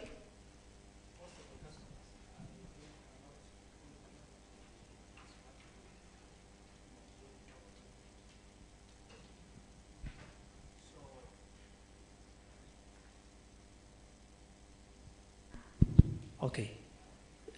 Like I was more specifically asking, how do you reach out to the residents, especially in the rural areas? Like the strategies around such convincing them to join the grid. Most of them have problems with the capital and the expensiveness of the grid. So, and you mentioned that it may be already expensive for them. So what are you doing about the cost-effective part? Okay, so first of all, to put things in perspective, remember that Lagos does not actually have customers that are not served. So there are two categories. There's some customers that they're not even connected to the grid. Under my network, we don't have that. but we have underserved, right? Now, for the the areas that are not served at all, I can speak on what I know is happening in Nigeria. Now, first of all, remember that the alternative to power in Nigeria, the grid is the cheapest. So if you're not using the grid power, the alternative source is either diesel or petrol, and it's more expensive. So everybody wants to be on the grid. Now, for the unserved, where an IPP goes and provides, for example, solar solutions or renewables, it is an expensive solution. But the good thing is that they get subsidized by the government. So it's not grid that is expensive. It is that solution that is expensive. And that's what I meant by, even though it's expensive, but they don't have an alternative. So what those people do today, because I don't have any area that is not served, is the government is subsidizing.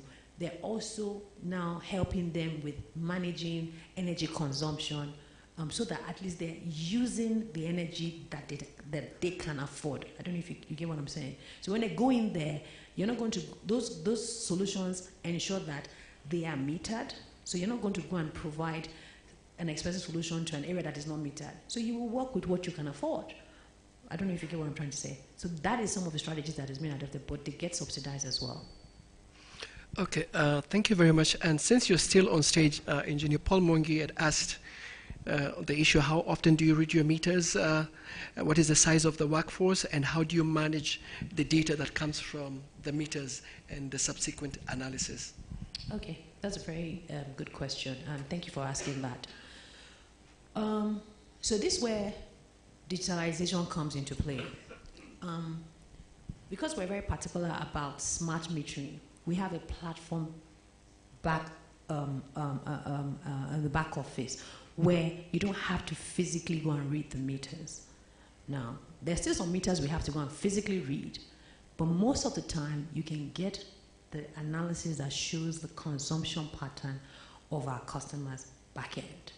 So the number of customers that the field guys have to go and physically read is minimal now, because first of all, we've transitioned to prepaid meters, one. For the postpaid meters that are there, they are AMI meters, like I said, that can be read back end. So what we focus on is ensuring that the communication module works at all times, so it's not down. We also have backup power, batteries on those meters so that we can read it back end. That's one. So they don't go that often, but today, because they don't deliver bills anymore, remember that is electronic billing, and the only way you can do electronic billing is using that analysis. The energy sales rep are meant to be in the field at least once. They must cover the customers, all the customers they cover at least once a month. And when they go there, they are checking the meter reading, they're checking the state of the meter, they're checking if it's been bypassed. But in going there, it's data that drives them. So before they leave, you already see customers are not vending. You already see locations that have high losses. So you have a transformer that has high losses. So you're using the data backend to drive the areas the energy sales rep are going to go to, because the data has shown you there's something wrong here. There's no vending. We cannot account for the energy on these transformers. This meter is not even showing. Then they go there. So that's just to show you the benefit also of data. I don't know if I answered that question effectively. I think you have. And the other question is what technology? No, that's for her. But I think it's very good you've said that, and probably even my team here will agree. You call your people sales reps, and this sales rep do provide a bouquet of services to their customers, and I want to assume it's because you want to provide one interface, point of contact for the customer. So they're actually delivering a whole value. Absolutely. So you don't have somebody going to check the meter, you don't have somebody going to look at different things, so you have one person. So it's one person. So initially, the energy sales rep's job was to go and read the meter, like I said, and they're also responsible for the integrity of that meter. Now, with moving from and delivering bills, so bills are no longer there. Now, the more meters you deploy, what you're beginning to see back end is meter bypass. So what we've now done is now train. Before we had a team that was a special team that would go and just detect energy theft. But we realized that what's the point of doing that? If I have somebody that is already going there, let us build an academy to train those energy sales reps to be able to detect at least first level bypass so that I'm not wasting resources. So I only bring in the expert when the energy sales rep cannot solve that first level basic energy theft. So they're doing everything. Also, they are responsible for that transformer. They're responsible for the energy on that transformer. They're responsible for the collection of that transformer. They're responsible for the growth of those customers. They're responsible for us having information on those customers. They're responsible for KYC. It's like they're the account managers, pretty much. I don't know if you get what I'm saying. Fantastic. 100%. I guess then, I think, Engineer Gishuki, your question was answered in terms of the segregation as best as you could. So I'm going to give the next set of questions to Caroline from Schneider. I think you know your questions. Do I need to? Is it working? Yes. So I must confess that I'm not a technical expert on the ADMS, and therefore Engineer Paul Mwangi's question I will not be able to address, but I will give you feedback at the end of this session after I speak to our technical teams. I'll answer the question on increasing customer reach from the gentleman here. I would just say, talk a little bit about our Access to Energy program, which is what Schneider is running as part of our sustainability initiatives to increase access. Now, this we run in we have three pillars. One is our training and entrepreneurship program, and the second one is our social and inclusive business, and the third one is our impact funding. So just coming back specifically to the social and inclusive business, this is a business we run just to drive access to energy, and I invite you to visit our booth at the exhibition area, just for you to see some of the specific products for this social and inclusive business to drive energy access to people that are not having access today. And we've developed specific products just to bridge the gap, even as we wait for the access to reach them. I think those were the two questions I had. Yes, thank you. Thank you. So, yes, I can see a question here that I think I didn't address. Okay. I think it was the engineer that asked me. She said, were you able to segregate the commercial and collection losses? Yes, we're able to segregate it, and I'll tell you how we've done that. So what's commercial loss? Commercial loss is simply the energy that you're not able to bill or account for. So remember that I said our energy accounting starts from the DT, that is on the downstream level for our energy sales rep. So if I have a DT that has taken 100 megawatt, right, you should bill ideally 100%.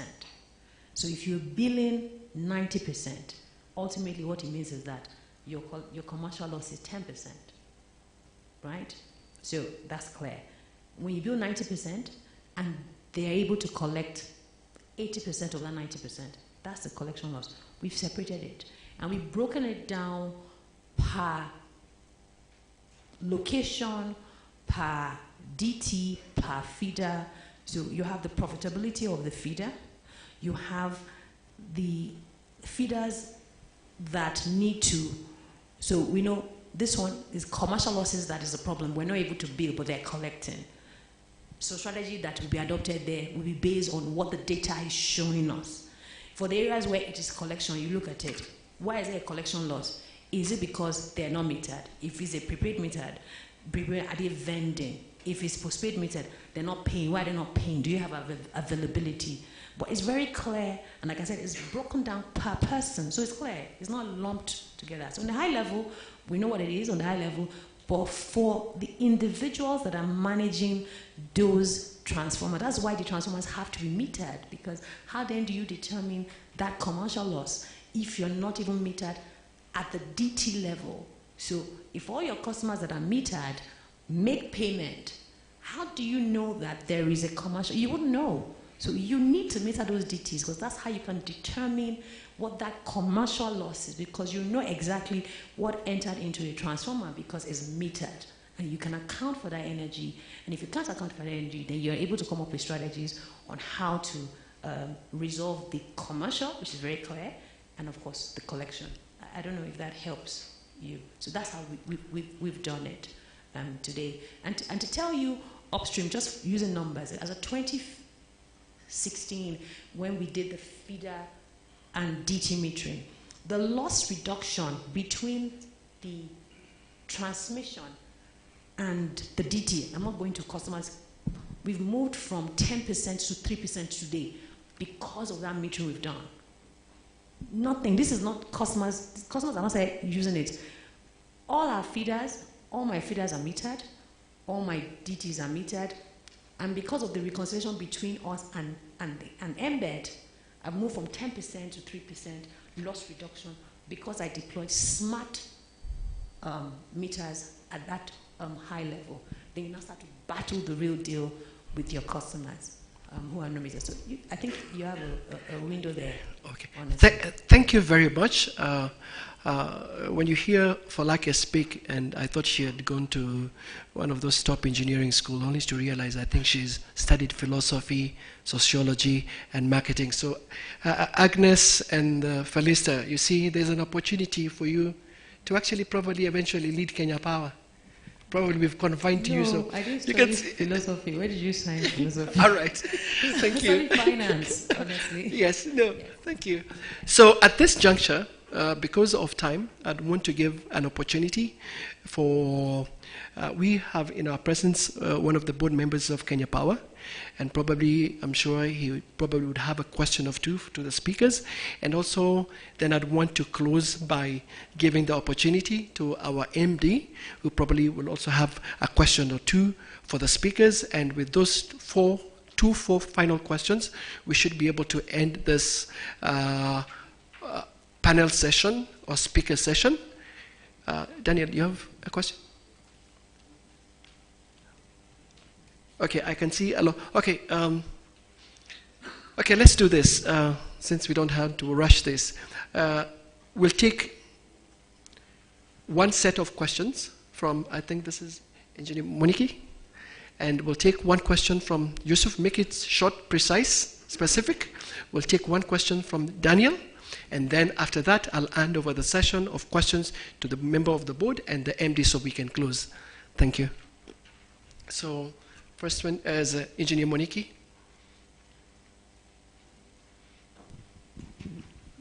Thank you. My name is Engineer David Moniki. I'm here representing the Institution of Engineers of Kenya. My question is to Falake. I think the CS in her address, she mentioned about different technologies being deployed on the grid. I don't know how we are able to manage that, because if that is not well managed, then like we have had in Kenya, we have challenges where maybe REREC would bring in different technologies onto the grid. Kenya Power has different technologies. How do you try to harmonize and manage that? Thank you. Okay, let's take the next one from Yusuf. Just pass it. Good afternoon. My name is Yusuf Hussein, and I wanted to ask my questions to Folake. One question. I wanted to know the composition of your network, the length, the number of distribution transformers, also how you acquire your power.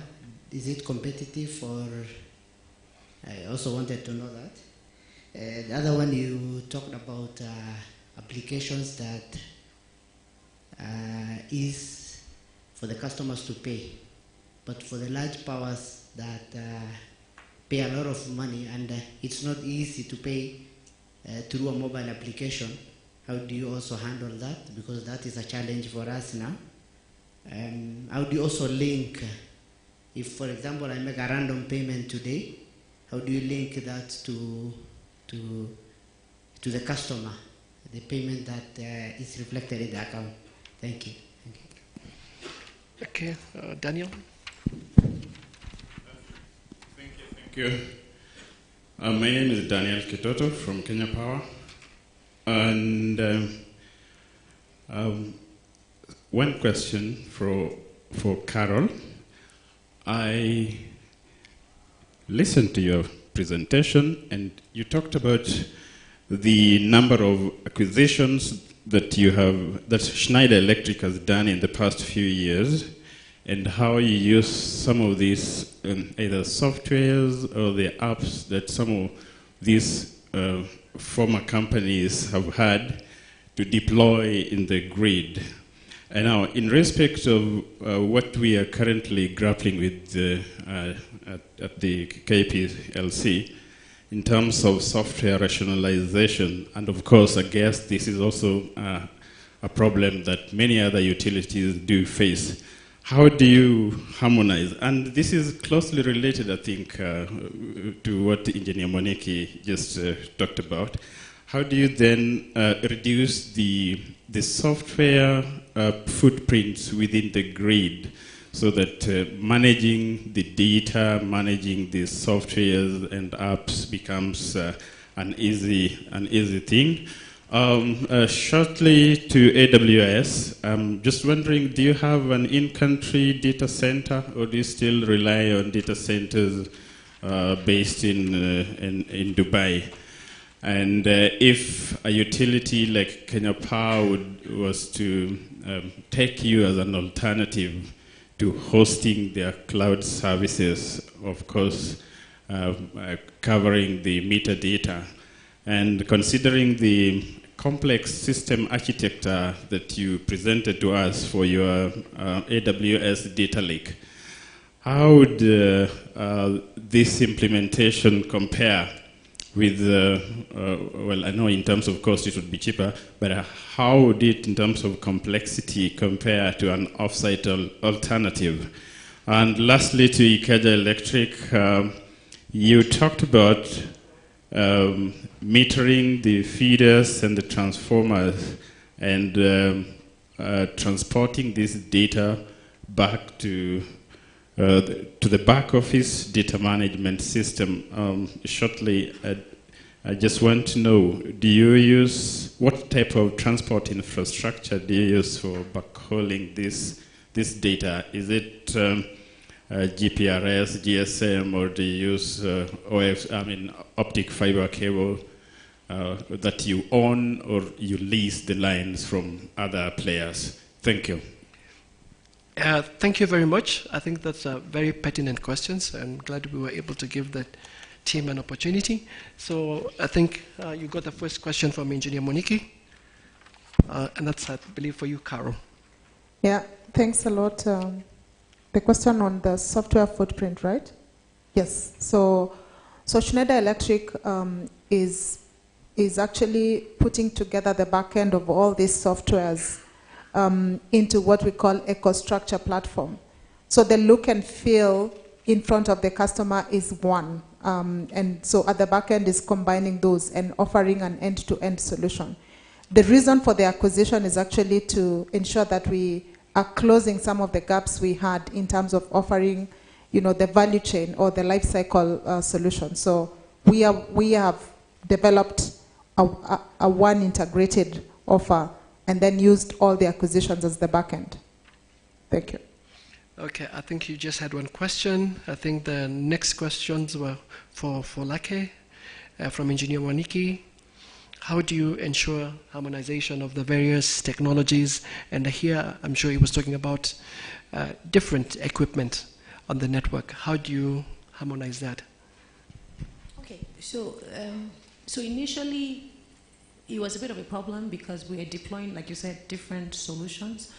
What we've done in recent time is to, as we're talking now, we're doing an integration of all these devices where there's a project going on as we speak. Mr. Alan is seated behind there. He's actually working on a CIS integration project for us. He's raised his hand to ensure that all the different apps that are harmonizing the apps. I think there was a question on... I think the question was also in reference to the hardware, right?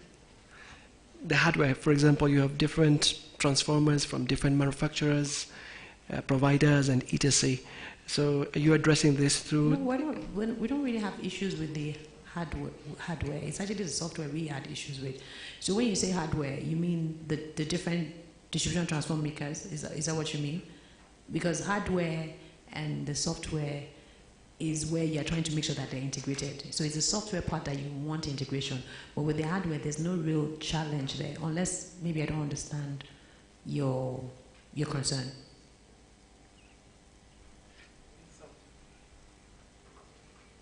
You just give him a...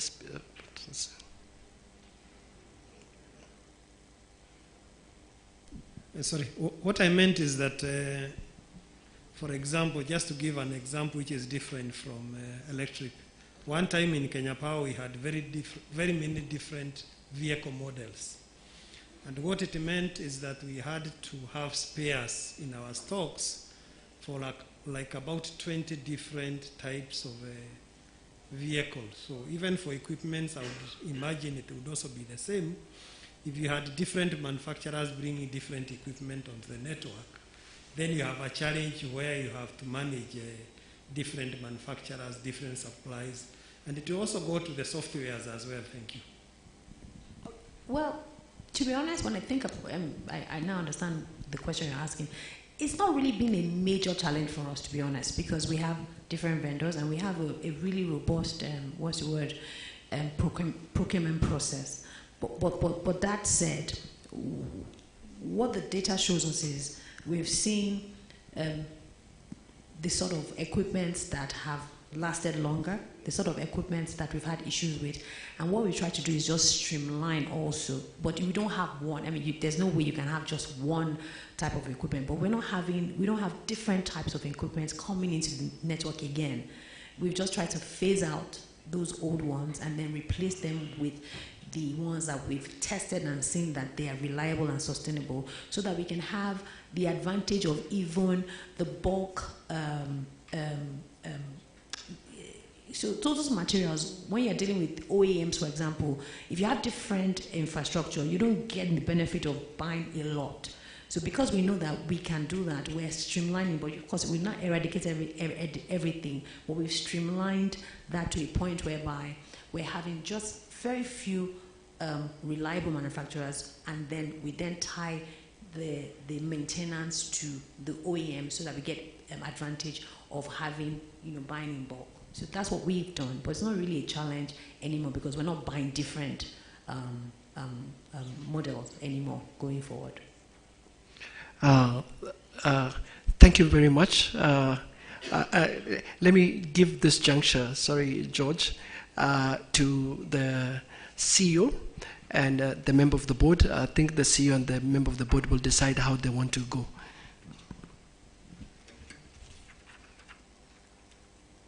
Thank you.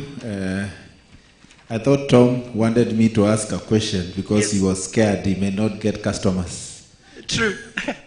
But now that he has given me the mic, let me ask 2 questions. And I think the suspect is looking at me. It's Alake. I don't know that I'm pronouncing it properly. Folake. Okay. The first question is on concession areas. How do you manage the concession areas in Nigeria?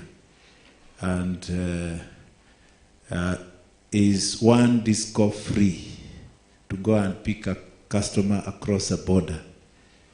And do you only have discos, or you also have retailers in Nigeria? And how do you manage the retailing? Then for the discos, how do you manage your power purchase? Do you purchase from the auction, or you have power purchase agreements with generators? And what is your relationship like with the transmission companies?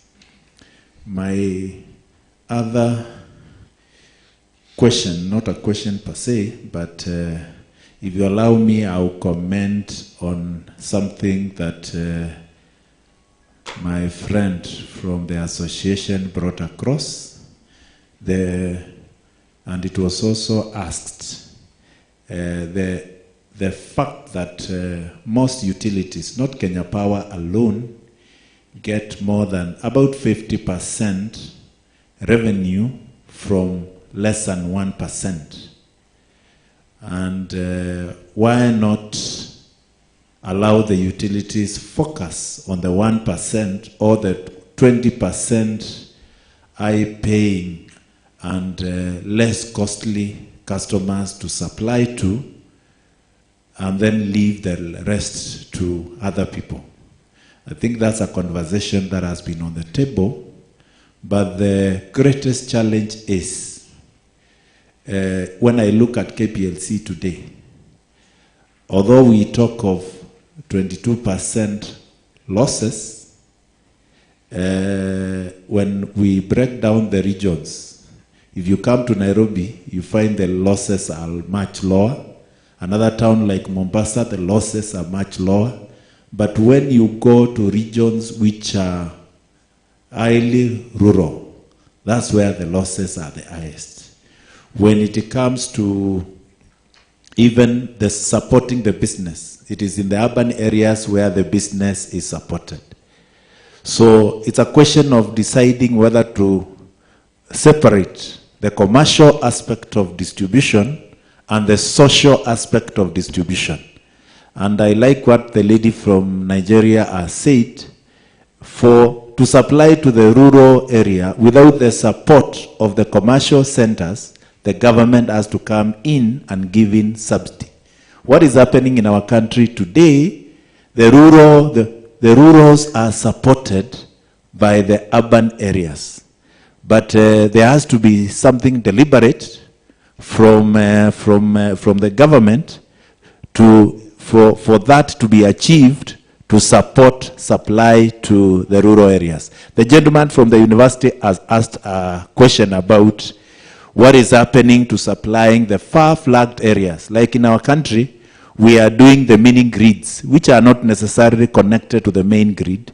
We are also doing the standalone stations to supply customers in the far places, in the underserved counties. Then when it comes to, I think I will allow the director to maybe to ask the next question and allow me to reach there. Otherwise, I'll find myself trying to answer the questions instead of answering. Thank you very much, and welcome, Director. Yeah, thank you, Engineer Muli. And of course, you have even asked what I was to ask. You know, we were sharing notes here as we were talking. But it's good, for Lucky, for what you have told us about Nigeria. You know, everybody in Kenya knows Nigeria, because even the names, we hear them every day. Every day you switch on your TV, there must be something from Nigeria. Yeah, so I think Engineer Muli has put straight what we talk about when we are looking at the losses we are having, because you know everybody was surprised when you talked of going from 45 to 21, which was, it's like an Olympic gold medal. But at least you understand our situation. We are starting from the transmission all the way to the consumer. That's how we look at our losses. But now mine is just general, now to Tom and your presenters. Because the theme was, the speakers were to answer a question about what is driving the energy of the future. I don't think the question has been answered. Can you give them some 2 minutes each to answer that question, and then we'll be marking here to see whether they understand the question. Okay. And maybe at the end of it, we should also mark your answer. Is that clear? I think that's very clear. Thank you. Yeah, we should do that. And as I give them a question, this is how you earn your meal ticket today. Through the director, you do appreciate this is the first time we're actually making effort to do something like this. And I told the team at KPLC we'll do our best to put a package that is good. Oh, of course, there's some gaps.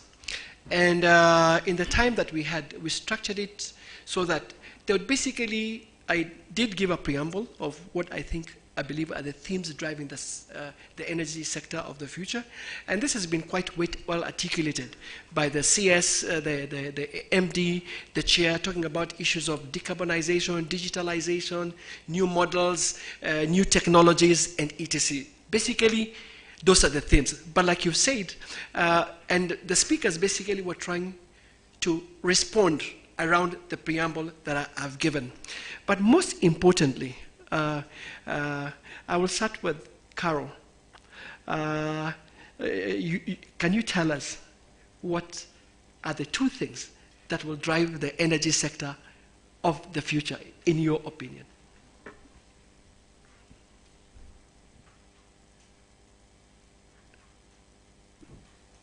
Okay. I have a prayer. If you can allow the lady from Nigeria to go first and answer my question, I will appreciate. I'm going for another interview. Okay. Oh, yeah. Thank you. You remember the questions the CEO had asked? Okay. Right. Your questions are very straightforward. So, in Nigeria, like I said, there are 11 discos and their concession areas. We don't intertwine. So everybody has their area, and your focus is on your area. So your customer cannot go to another disco for now. Because at the end of the day,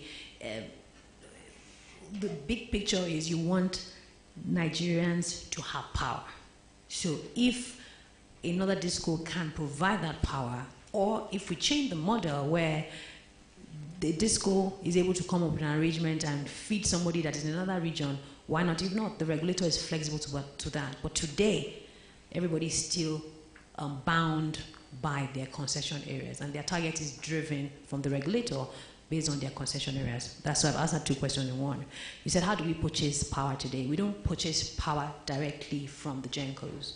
There is a bulk trader who buys from the GenCo and then sells to the discos, and then of course the discos then pay the bulk trader, and the bulk trader remits to the different stakeholders.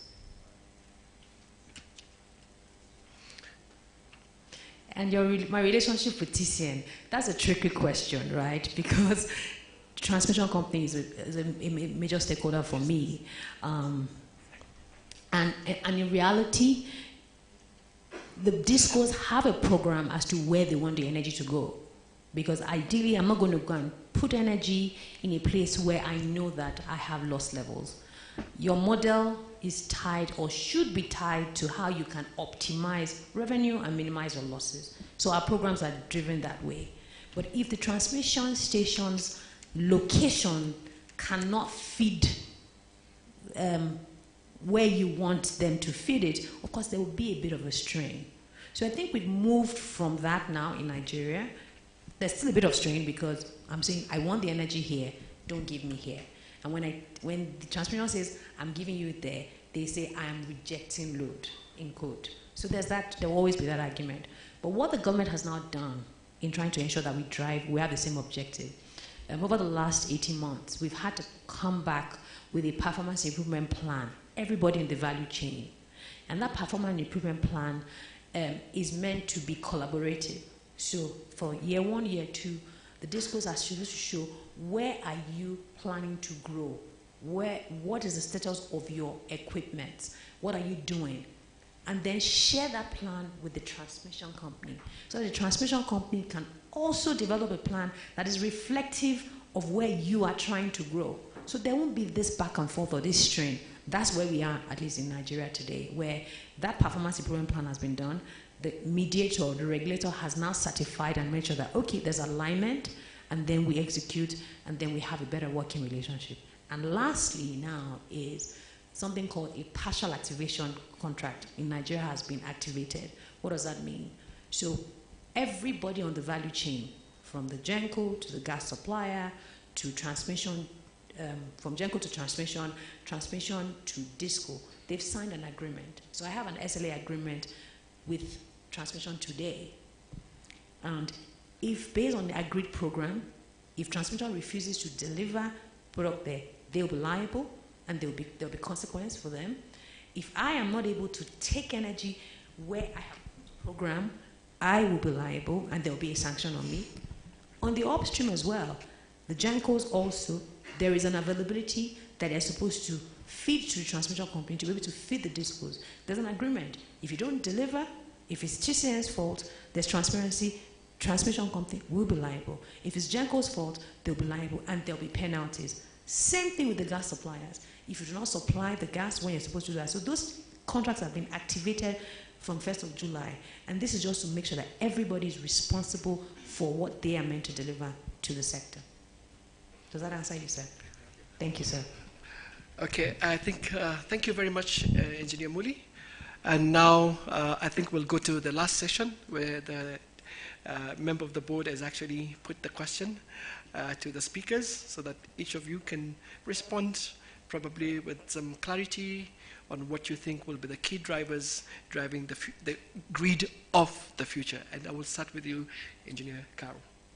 So before I respond to that question, Engineer Paul Mwangi, I have an answer for you.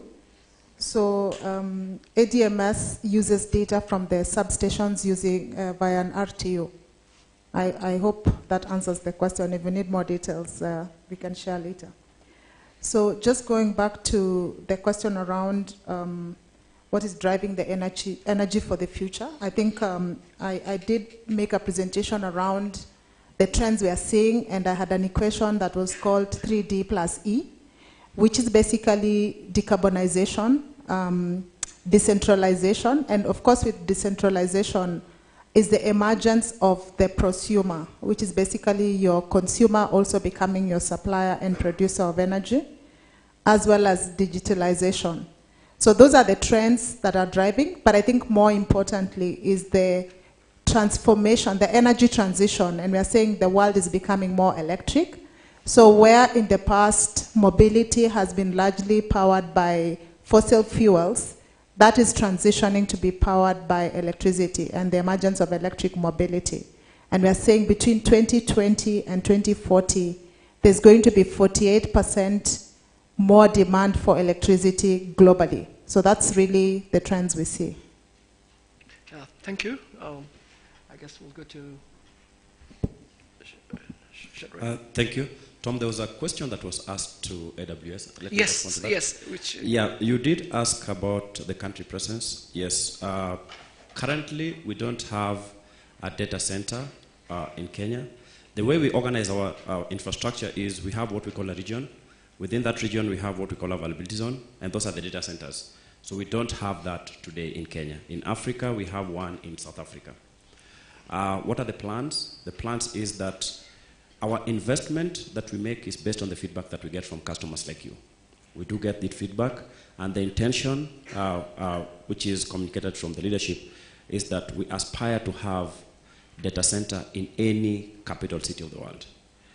The investment that we're making in Kenya today is recently we announced that we are building a local zone. A local zone is a mini data center, and that will be live in Kenya probably by the end of the year. In terms of the complexities that you did mention, I did highlight in my presentation that the solution set that I was presenting or that demonstrated is basically driven by what we call serverless technology. So it means that you don't need to fire up any virtual machine. You don't need a server to manage. This is basically services that are API driven. So you basically tap into that API. That makes the complexity, that simplifies the complexity, but we can have more conversations to be able to demonstrate that to you.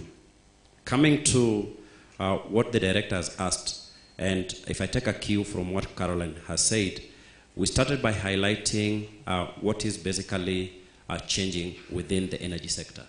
And that is speaking to the 3Ds that she talked about.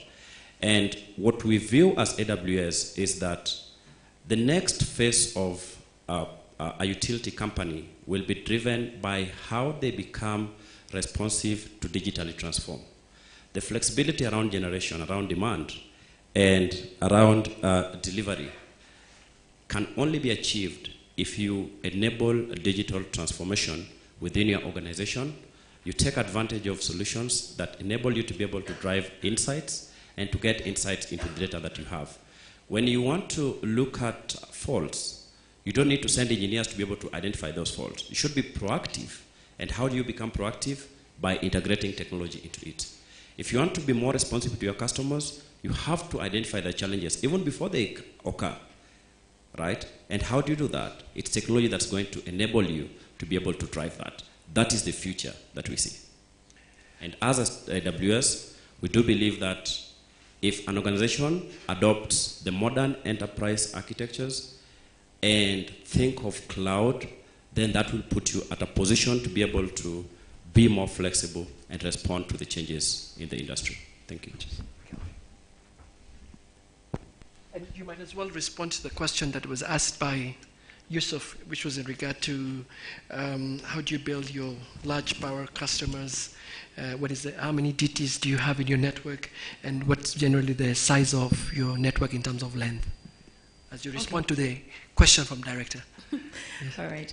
I think that maybe some of my answers have kind of responded to your question, if you think about it in reality. So let me talk about the size of my network. So today, we have 17 transmission stations that are feeding the Ikeja area network. I have about 90 33 kV transformers. I have about 290 11 kV transformers. I have about 211 11 kV stroke 33 kV transformers.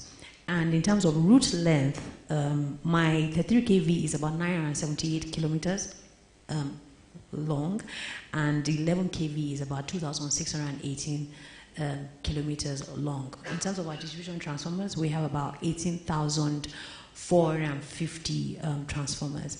And those are transformers that are connected, because we will not connect a transformer if there's no meter on it. So in addition to that, we have another about 1,500 transformers that are ready to be connected, but they're not connected because I will not connect a transformer if it's not metered. I don't know if that kind of captures the question. I think it does. I think just to build on what my fellow panelists have said, I think digitalization is very critical. We identified that at our disco, and it definitely is important for the future, for efficiency. Energy mix is critical, I think, at this point in time.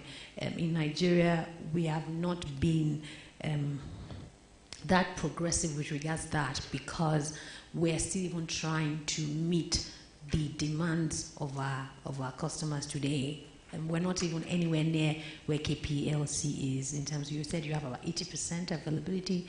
That's really high. Yes. We're not there yet. But we realize that for us to be able to cover that gap is technology open to mini grids, renewable solutions, the different mixes to be able to ensure that you provide energy to the end users. So that's my response.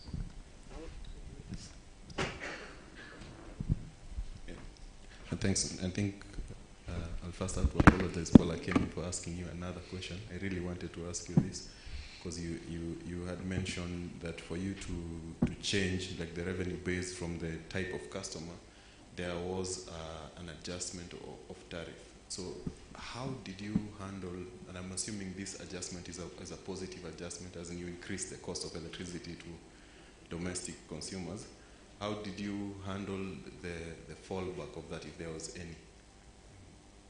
That's my question. But now, to finish off, I think, Director, I did try to go into what I think is the future.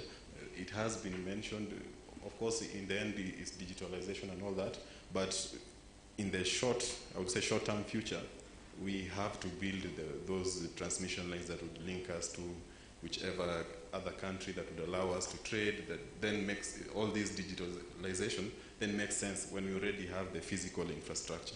So the physical infrastructure for me, and then also that ability to trade either with another country or in another form, like with discos and concessions and things like that. That for me is our immediate future.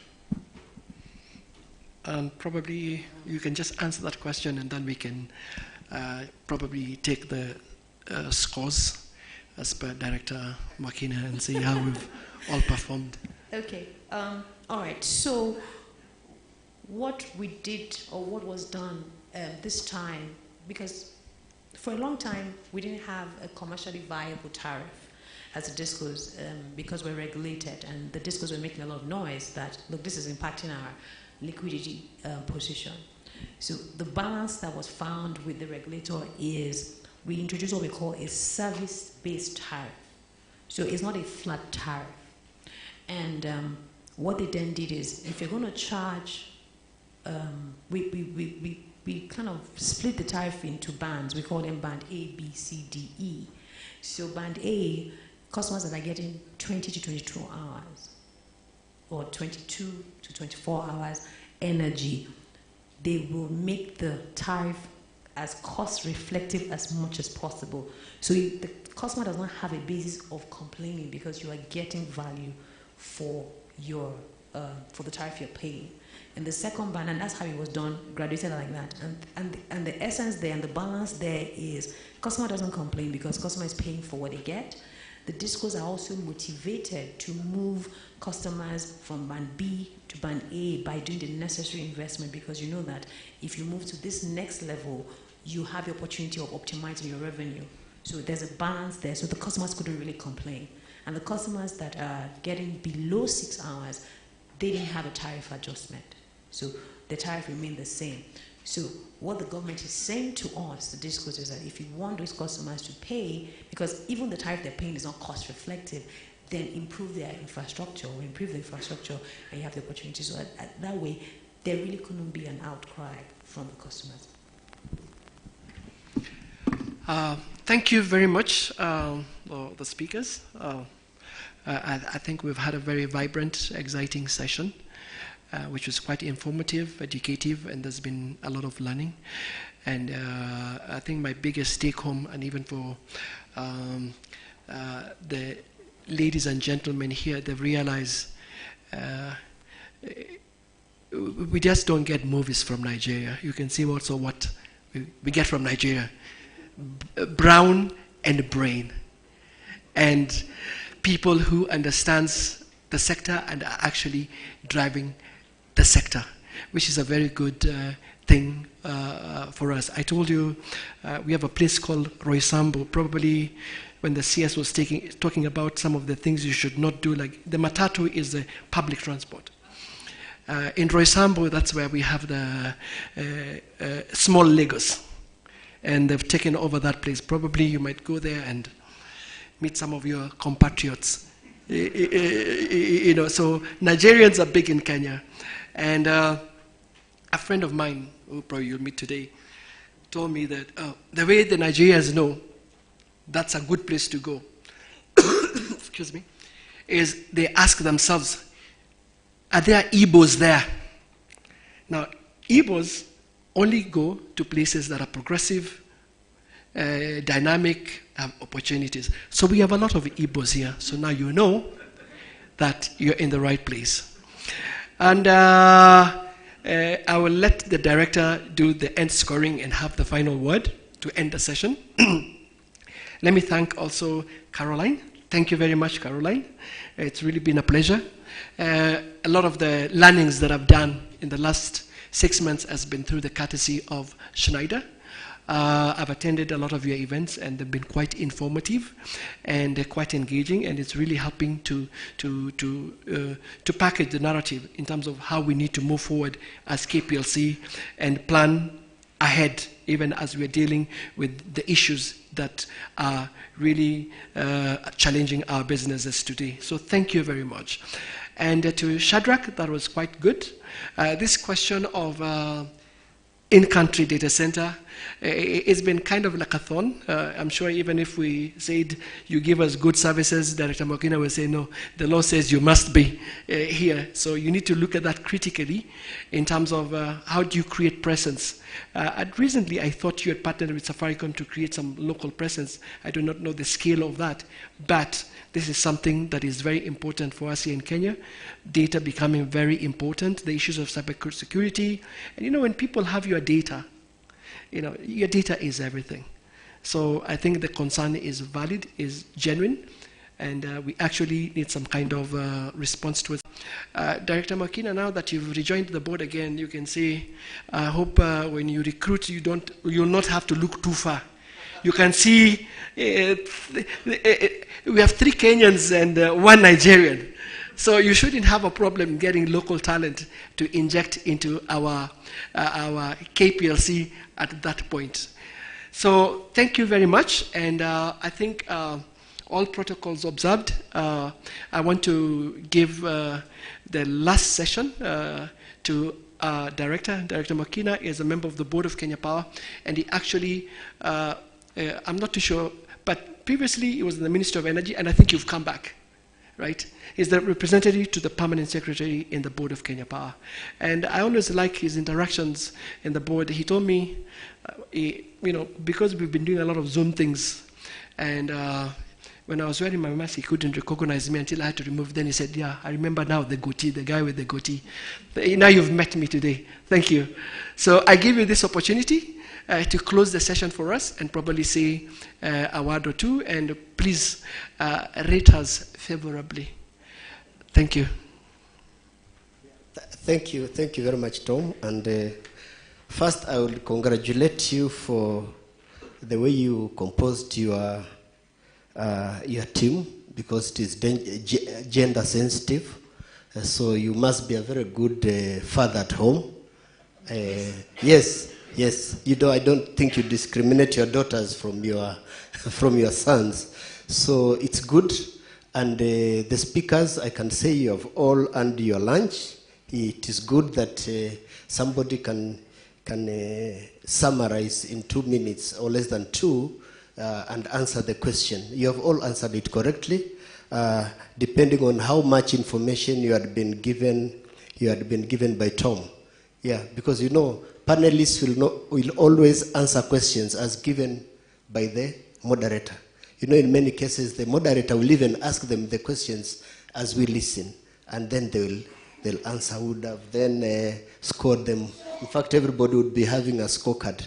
So I want to say that as we continue with this expo, everybody is talking about energy. You heard what the CS said in the morning.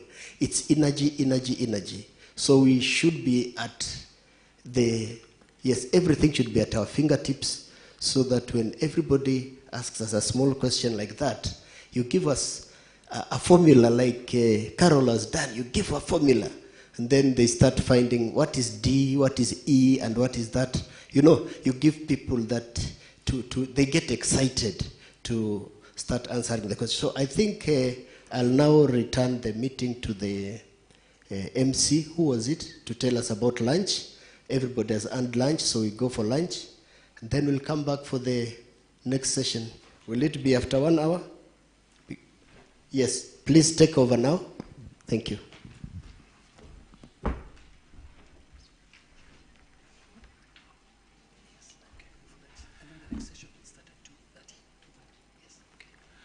So good afternoon, everyone. Yes, lunch is ready for to be served. We will go to the exhibition area, then keep to your right. There will be ushers to lead you to the lunch area, and we're ready for you. So we're resuming in the next 1 hour, 2:30 sharp. We should be back at the conference hall. Thank you very much, and have a wonderful lunch. Bon appétit.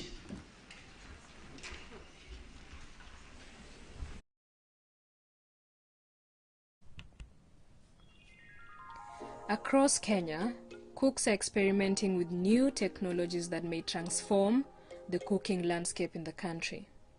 Technologies like the electric pressure cooker make what was previously deemed expensive and unobtainable, affordable, and accessible. These technologies are being embraced by influential food bloggers such as Jikoni Magic and Nimo's Kitchen, featuring on primetime TV shows while also engaging through social media, helping to boost engagement and excitement with cooks up and down the country. They're also being promoted by Kenya Power, the national electric utility, as a way to make use of the surplus electricity now available on the national grid. In 2019, the Kenyan e-cookbook was published. highlighting the opportunity for those who cook energy-intensive heavy foods, such as beans on charcoal. We found that in Nairobi in 2018, an EPC was 7 times cheaper. Cooking times are also cut in half.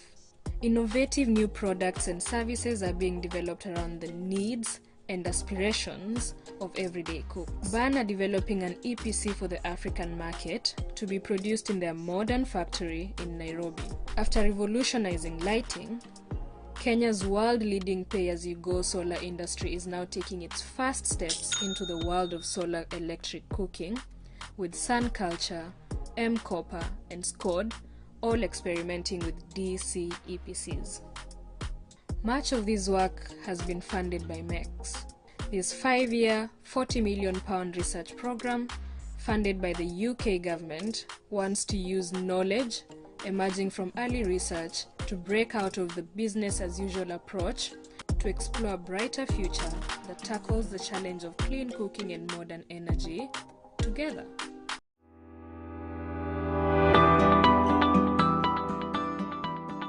Dear customer, did you know that you can send your meter readings for prompt readings? Simply dial *977#. Select postpaid services in brackets bill. Choose self-reading. Enter your account number. Select your active meter account. Enter your meter reading and send. Only input the first numbers before the dot. However, if you input your account number and your reading calendar is not scheduled, you will see this screen showing your reading date. All readings should be sent within 3 days of the scheduled reading period, and you will receive your bill within 48 hours. Once you're a registered self-reader, you will receive notifications every month to send your readings.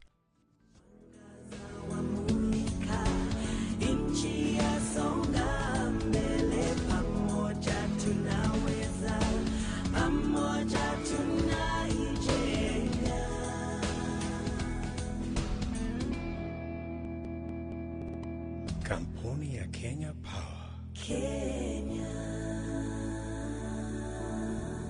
Mwangaza wa Kenya.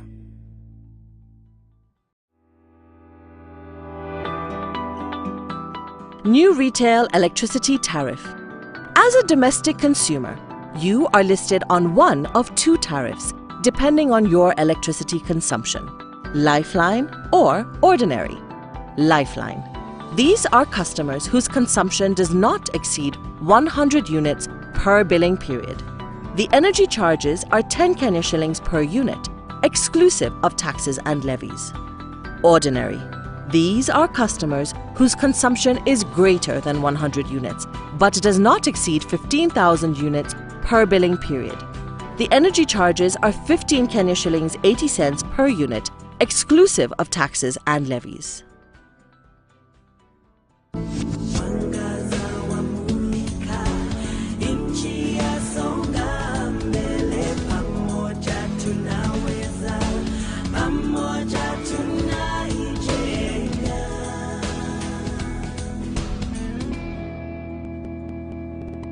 Kampuni ya Kenya Power. Mwangaza wa Kenya. Do you want to get in touch with Kenya Power? Starting 1st August 2020, the Kenya Power Contact Center will be receiving calls from the number 97771. You can also get in touch with them by dialing *977# on your mobile phone. You will be able to access the following services: prepaid services, postpaid services, report power failure in your area, jua for sure who is a Kenya Power employee, and other services. Kenya Power, powering people for better lives.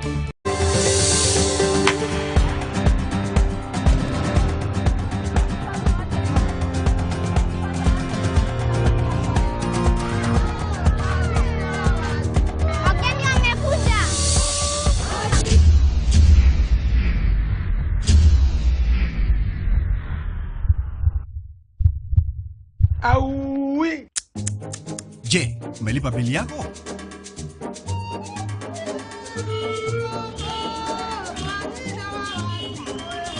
Nataka tumalizane na wewe, tuongee pale.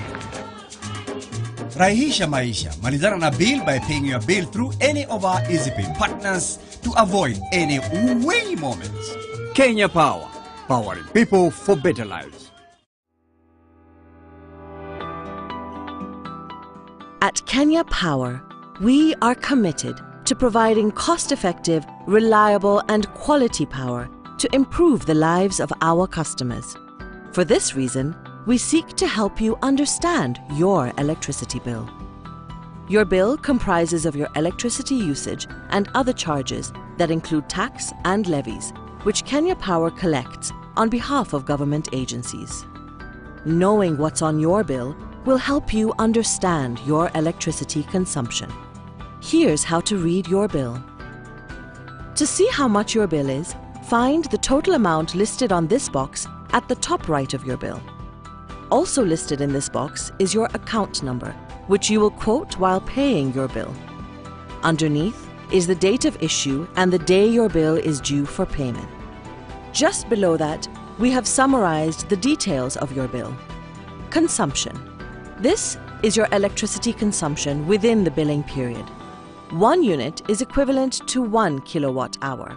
A kilowatt hour is equal to 1,000 watts of power used for 1 hour. Kenya Power also uses part of this money to procure bulk power from electricity generating companies, which it retails to its consumers. Fuel cost charge. This money is collected by Kenya Power and all of it passed on directly to electricity generating companies, who in turn pay fuel suppliers. The money does not constitute any income to Kenya Power. The fuel charge is related to international fuel prices, as well as the quantity of oil used for generation of thermal power. Forex adjustment. The foreign exchange component is related to the fluctuation of hard currencies against the Kenyan shilling for expenditure related to the power sector, such as project loan repayments. EPRA, ERC levy.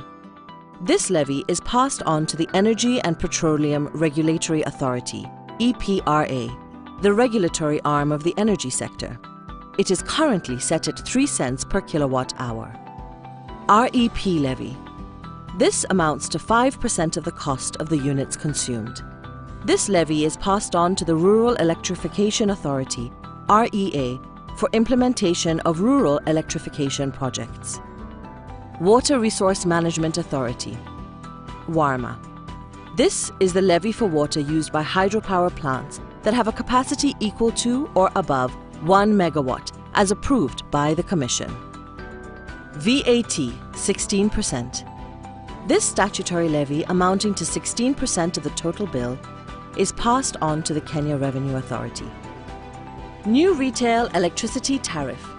As a domestic consumer, you are listed on one of 2 tariffs, depending on your electricity consumption: Lifeline or Ordinary.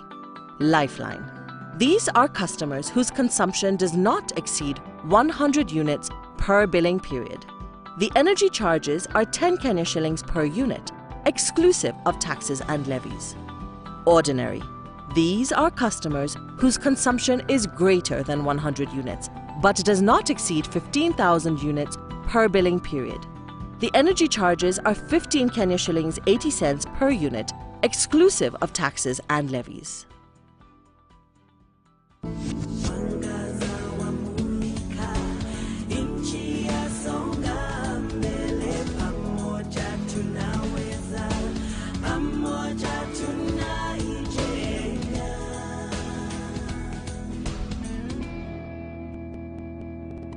Kampuni ya Kenya Power. Mwangaza wa Kenya. At Kenya Power, we are committed to providing cost-effective, reliable and quality power to improve the lives of our customers. For this reason, we seek to help you understand your electricity bill. Your bill comprises of your electricity usage and other charges that include tax and levies, which Kenya Power collects on behalf of government agencies. Knowing what's on your bill will help you understand your electricity consumption. Here's how to read your bill. To see how much your bill is, find the total amount listed on this box at the top right of your bill. Also listed in this box is your account number, which you will quote while paying your bill. Underneath is the date of issue and the day your bill is due for payment. Just below that, we have summarized the details of your bill. Consumption. This is your electricity consumption within the billing period. 1 unit is equivalent to 1 kilowatt hour. A kilowatt hour is equal to 1,000 watts of power used for 1 hour. Kenya Power also uses part of this money to procure bulk power from electricity generating companies, which it retails to its consumers. Fuel cost charge. This money is collected by Kenya Power and all of it passed on directly to electricity generating companies, who in turn pay fuel suppliers. The money does not constitute any income to Kenya Power. The fuel charge is related to international fuel prices, as well as the quantity of oil used for generation of thermal power. Forex adjustment. The foreign exchange component is related to the fluctuation of hard currencies against the Kenyan shilling for expenditure related to the power sector, such as project loan repayments. EPRA, ERC levy. This levy is passed on to the Energy and Petroleum Regulatory Authority, EPRA, the regulatory arm of the energy sector. It is currently set at 3 cents per kilowatt hour. REP levy. This amounts to 5% of the cost of the units consumed. This levy is passed on to the Rural Electrification Authority, REA, for implementation of rural electrification projects. Water Resource Management Authority, WARMA. This is the levy for water used by hydropower plants that have a capacity equal to or above 1 megawatt, as approved by the Commission. VAT, 16%. This statutory levy, amounting to 16% of the total bill, is passed on to the Kenya Revenue Authority.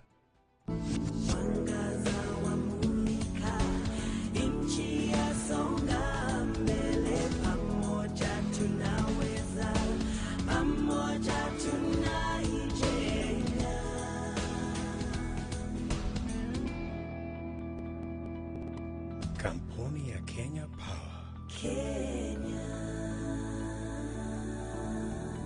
Mwangaza wa Kenya.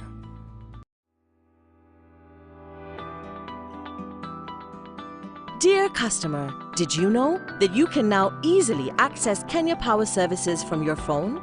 Simply dial *977# to access our prepaid token service.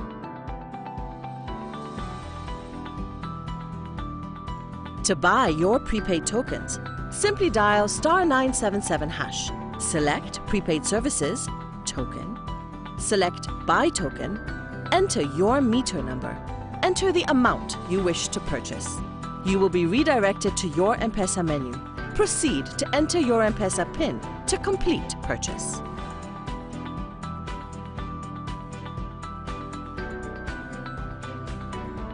To check your recently purchased tokens, simply dial *977#, select Prepaid Services, Token, select Latest Token, select your meter number, confirm and accept transaction details. You will receive an SMS with the last 3 tokens. Please note that network charges will apply.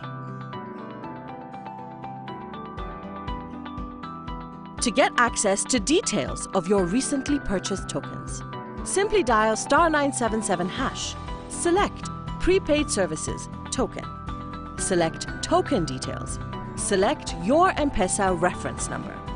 You will receive a menu with Kenya Power token details of the selected M-Pesa reference number.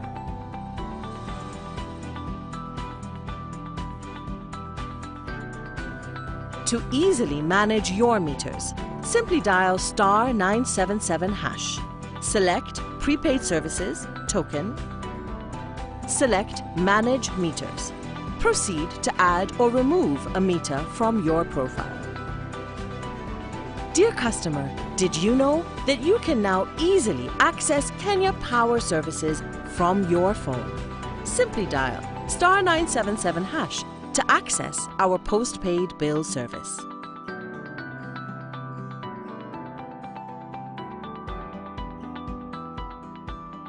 To conveniently access your postpaid bill, simply dial *977#, select Postpaid Services, Bill, select My Bill. Enter your account number. Select your account number. Confirm and accept transaction details. You will receive an SMS with your postpaid bill details. Please note that network charges will apply.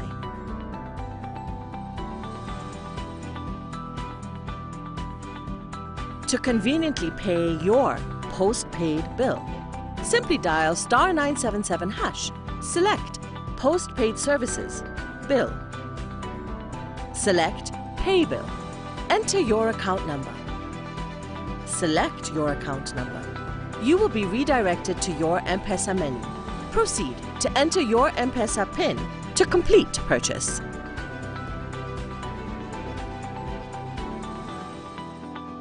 To receive timely bill alerts for your postpaid account, simply dial *977#, select Postpaid Services, Bill, select Bill Alerts, select your preferred alert type. Congratulations, you have activated your bill alerts.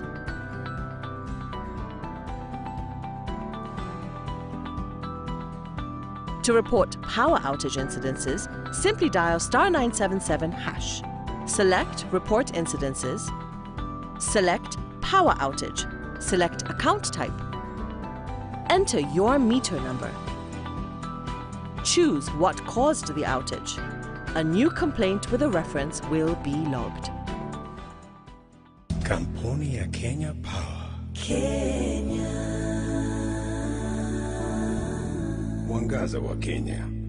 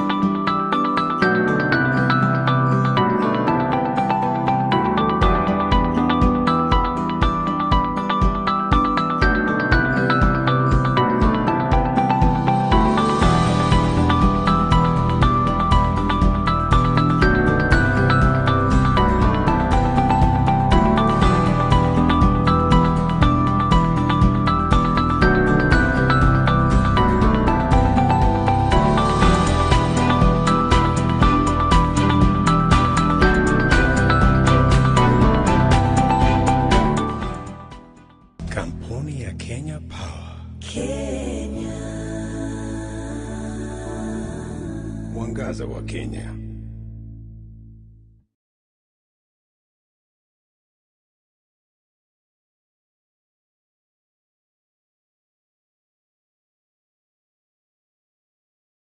We're here to present to you the Kenya Power Steamer Charter, Service Delivery Standards. In order to serve you better, we have developed service standards with clear timelines on how long it takes to deliver various services to you. The first section of the Charter states the duration of time you will receive a quotation after application is made for electricity supply.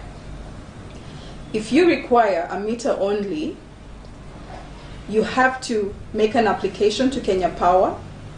You will be given a quotation after 7 days within your application. If you require a low voltage extension for 3-phase, you're required to make an application to Kenya Power, and you receive a quoted amount after 14 days. If you require low voltage extension for single phase, you're required to make an application to Kenya Power.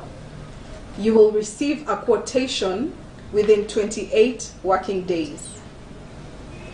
If you require medium voltage extension and/or a transformer, you are required to make an application. You will receive a quoted amount within 28 working days. Lastly, if you require a connection at high voltage, you are required to make an application and you'll receive a quotation within the period agreed between Kenya Power and yourself. Section B of the Charter states, for construction period after payment, if you require a meet-in only, you are required to have wayleaves consent and contracting documents. You should have paid your account deposit, and this will take us 3 days. If you require low voltage extension for 3-phase, you are required to have wayleaves consent and contracting documents. The charge shall be the account deposit fees, and it will take us 14 days. If you require low voltage extension for single phase, you will be required to have your wayleaves consent and contracting documents. You should have paid your account deposit, and it will take Kenya Power 14 working days to serve you. If you require medium voltage extension and/or a transformer, you are required to have wayleaves consent and contracting documents. Your account deposit needs to have been paid, and it will take Kenya Power 28 days to carry this out. Lastly, for this section, if you require connection at high voltage, you're required to have wayleaves consent and contracting documents. You also need to have paid your account deposit, and Kenya Power will carry out the construction within the period of time agreed with the customer. Section C of the Charter states, supply interruption. If your supply of electricity has been interrupted within the central business districts of Nairobi, Mombasa, Eldoret, Nakuru, and Kisumu, you are required to have reported a complaint at no cost. Your issue will be addressed within 5 hours. For those living in suburbs of Nairobi, Mombasa, Eldoret, Nakuru, Kisumu, and all other major towns, you are required to report a complaint with us at no cost. Kenya Power will have your services restored within 8 hours. For all other areas, you are required to report a complaint with Kenya Power at no cost, and Kenya Power will restore your supply within 8 hours. Please note, if interruption is due to vandalism, a storm, or third-party acts, or major equipment failure, the restoration time may exceed the above stated time.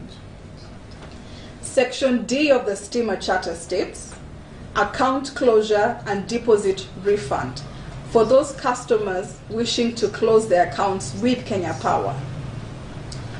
If the service you require is to get disconnected on request for account closure, you are required to fill out a closure of account form. This will be done at no cost, and you will be served within 3 days. For a deposit refund, upon closure of an account, you are required to have filled the closure of account form at no cost.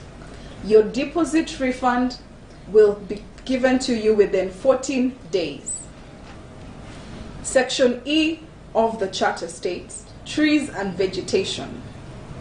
For customers who require Kenya Power to cut down trees near power lines for the low voltage network, you are required to have made a formal request to Kenya Power at no cost. Kenya Power will carry out this service within 7 working days. If you require Kenya Power to cut trees near high transmission lines, you are required to have made a formal request to the company at no cost, and Kenya Power will address this issue within the period agreed with the customer.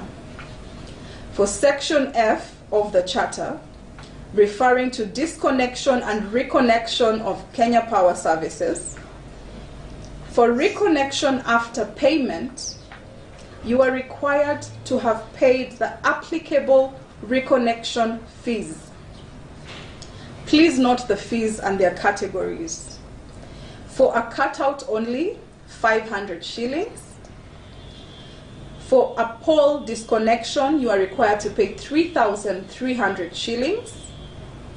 For a service line disconnection, you are required to pay 12,000 shillings without VAT. Once the payments have been made, your supply will be restored within 24 hours.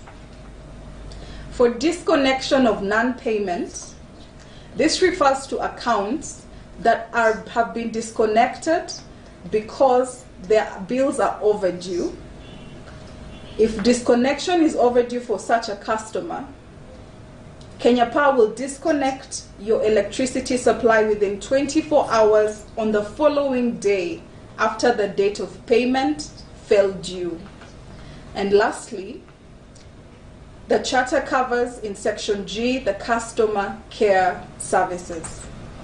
For an appointment made by a customer, you are required to have had a prior appointment made at no cost, and we will serve you within 10 minutes of the time agreed prior.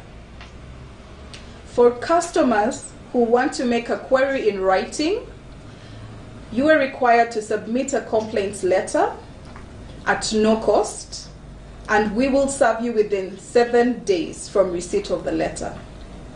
Other queries and complaints, walk-ins, phone calls, emails, you're required to register complaints at no cost, and Kenya Power will serve you within 3 days, if not solved immediately. Thank you.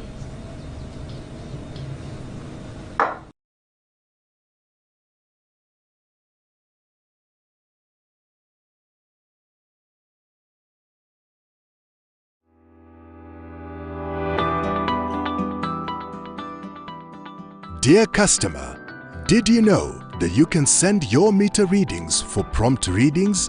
Simply dial *977#, select Postpaid Services Bill, choose Self-Reading, enter your account number, select your active meter account, enter your meter reading and send. Only input the first numbers before the dot. However, if you input your account number and your reading calendar is not scheduled, you will see this screen showing your reading date. All readings should be sent within 3 days of the scheduled reading period, and you will receive your bill within 48 hours. Once you are a registered self-reader, you will receive notifications every month to send your readings.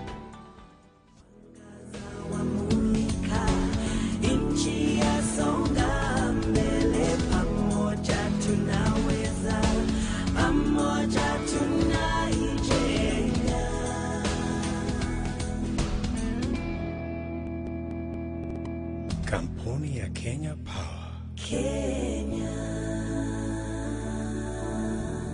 Mwangaza wa Kenya.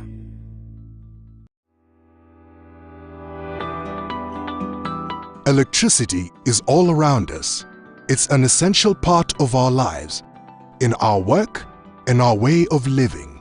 While electricity powers our lives, it can be hazardous and even deadly. Observe these safety tips to avoid accidents and injury. Always consult a licensed electrician for all electrical work. A list of licensed electricians can be found on the Energy and Petroleum Regulatory Authority website on www.epra.go.ke.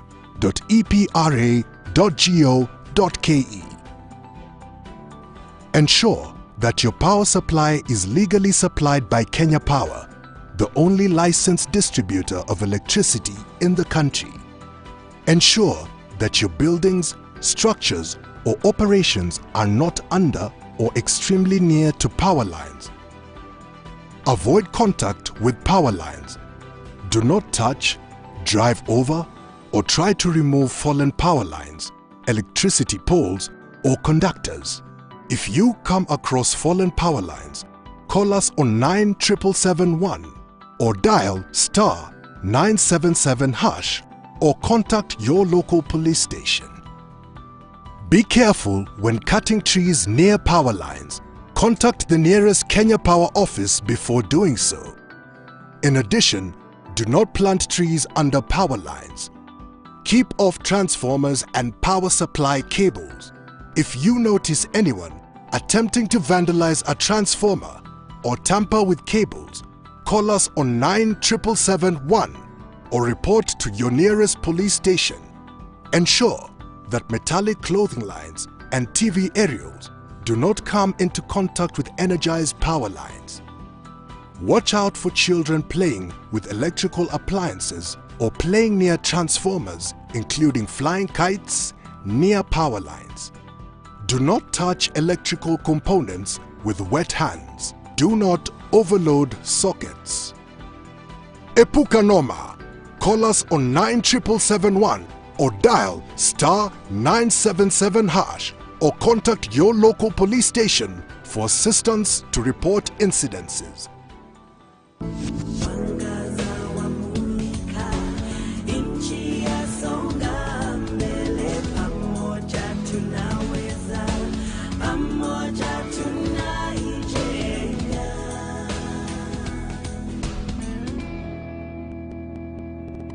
Kampuni ya Kenya Power. Kenya.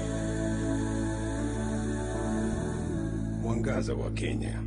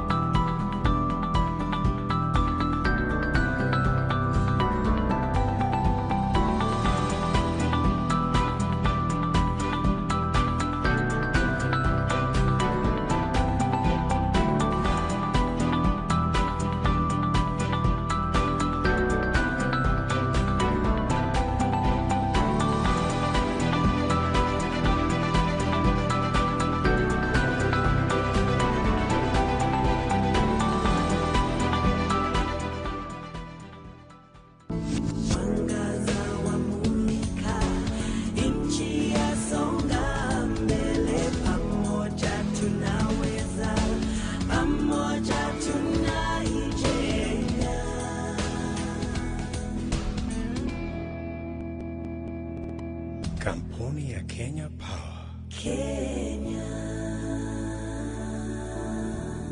Mwangaza wa Kenya. Imagine sending electricity generated here all the way here, wirelessly. The world's first long-range wireless energy transmission technology, as seen and developed by space agencies like NASA, is here and available for commercial use. And it's brought to you by Emrod. With unique tele-energy technology, Emrod is opening up the world's access to sustainably generated power.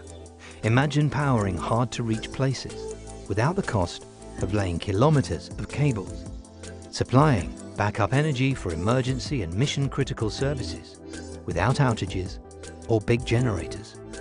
Or one day flying to your next destination in an electrical plane without a fuel tank or a bulky battery. We are incredibly excited to bring technology that has traditionally been accessible only to militaries and space agencies and make it available for commercial use. The advancements in network resilience, supply continuity, and outage reduction this brings to market are huge. The technology works by transmitting energy using electromagnetic waves over long distances, using Emerald's proprietary beam shaping, metamaterials, and rectenna technology. It's the first of its kind. Developing this technology, we had safety top of mind. The beams use the common ISM band that is used for things like Wi-Fi and Bluetooth. Point-to-point transmission means there's no energy spillage around the beam. And if for any reason something were to intersect the beam, like a bird, it immediately shuts down, meaning the bird never touches anything but clean air. Not only does it enable safer, reliable, and more cost-effective solutions to common distribution problems, it opens up whole new frontiers. The future of green energy can be wireless, with affordable, sustainable access to remote or offshore wind farms. And there will be no longer a need for power lines or underwater cables through natural reserves. Reliably powering delivery drones, autonomous vehicles, or even space payloads all become a realistic possibility. We are disrupting the way power is transmitted and changing the future of energy distribution for the better. Emerald. Power anywhere.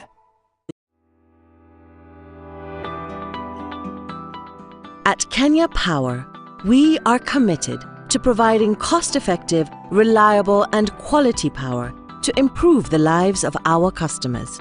For this reason, we seek to help you understand your electricity bill. Your bill comprises of your electricity usage and other charges that include tax and levies, which Kenya Power collects on behalf of government agencies. Knowing what's on your bill will help you understand your electricity consumption. Here's how to read your bill. To see how much your bill is, find the total amount listed on this box at the top right of your bill. Also listed in this box is your account number, which you will quote while paying your bill. Underneath is the date of issue and the day your bill is due for payment. Just below that, we have summarized the details of your bill. Consumption. This is your electricity consumption within the billing period. 1 unit is equivalent to 1 kilowatt hour. A kilowatt hour is equal to 1,000 watts of power used for 1 hour. Kenya Power also uses part of this money to procure bulk power from electricity generating companies, which it retails to its consumers. Fuel cost charge. This money is collected by Kenya Power and all of it passed on directly to electricity generating companies, who in turn pay fuel suppliers. The money does not constitute any income to Kenya Power. The fuel charge is related to international fuel prices, as well as the quantity of oil used for generation of thermal power. Forex adjustment. The foreign exchange component is related to the fluctuation of hard currencies against the Kenyan shilling for expenditure related to the power sector, such as project loan repayments. EPRA, ERC levy. This levy is passed on to the Energy and Petroleum Regulatory Authority, EPRA, the regulatory arm of the energy sector. It is currently set at 3 cents per kilowatt hour. REP levy. This amounts to 5% of the cost of the units consumed.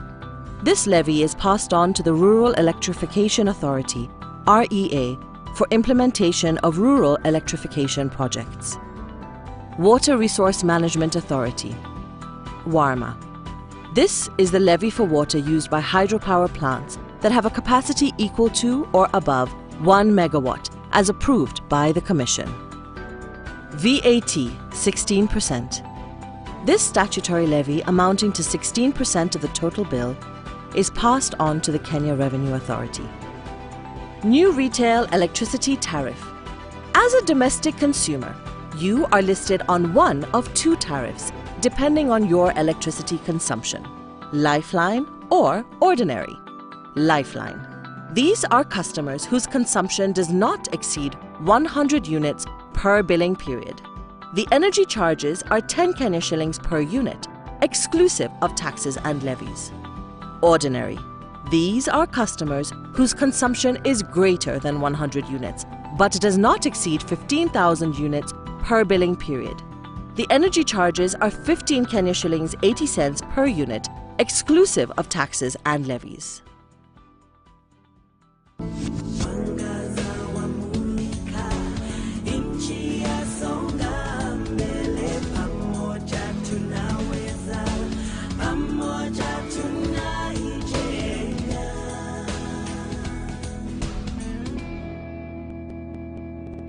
Kampuni ya Kenya Power. Kenya. Mwangaza wa Kenya.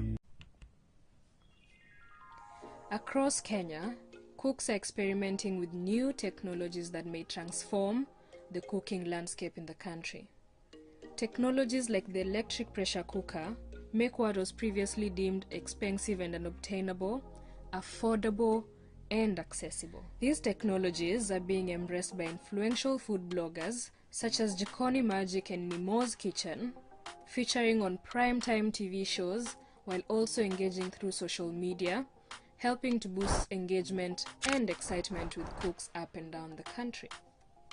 They're also being promoted by Kenya Power, the national electric utility, as a way to make use of the surplus electricity now available on the national grid. In 2019, the Kenyan e-cookbook was published, highlighting the opportunity for those who cook energy-intensive heavy foods such as beans on charcoal. We found that in Nairobi in 2018, an EPC was 7 times cheaper. Cooking times are also cut in half. Innovative new products and services are being developed around the needs and aspirations of everyday cooks. Ban are developing an EPC for the African market to be produced in their modern factory in Nairobi. After revolutionizing lighting, Kenya's world-leading pay-as-you-go solar industry is now taking its first steps into the world of solar electric cooking, with Sun Culture, M-Copper, and SCOD all experimenting with DC EPCs. Much of this work has been funded by MEX. This 5-year, £40 million research program, funded by the UK government, wants to use knowledge emerging from early research to break out of the business-as-usual approach to explore a brighter future that tackles the challenge of clean cooking and modern energy together.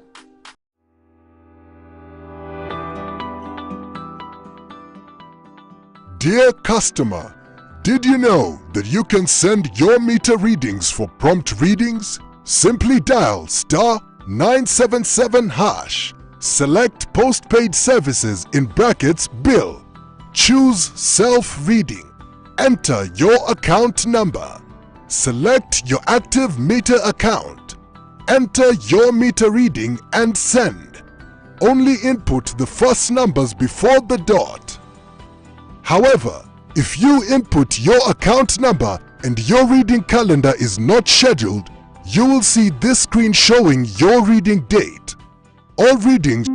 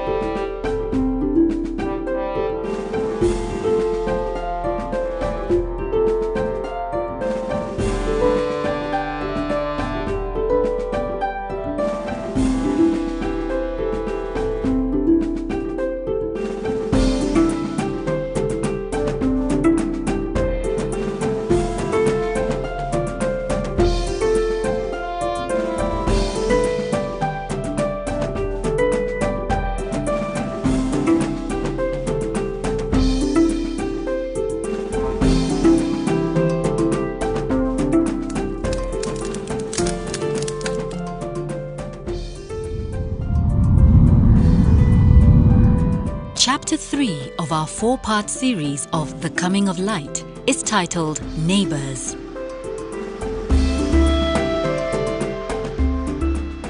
This chapter is a story about Kenya Power's involvement in Kenya's neighbouring countries, Tanzania and Uganda, during the colonial years. In 1908, the Germans introduced electricity to Tanganyika in Dar es Salaam. After World War I, the Germans lose the colonial territory of Tanganyika to Britain. In 1920, the British administration forms Tanganyika's first government electricity department. In 1931, Tanganyika's first electricity generating company, Dar es Salaam and District Electric Supply Company Limited, Daresco, is formed with the Tanganyika government as the major shareholder. It supplies Tabora, Dodoma, Kigoma and Dar es Salaam.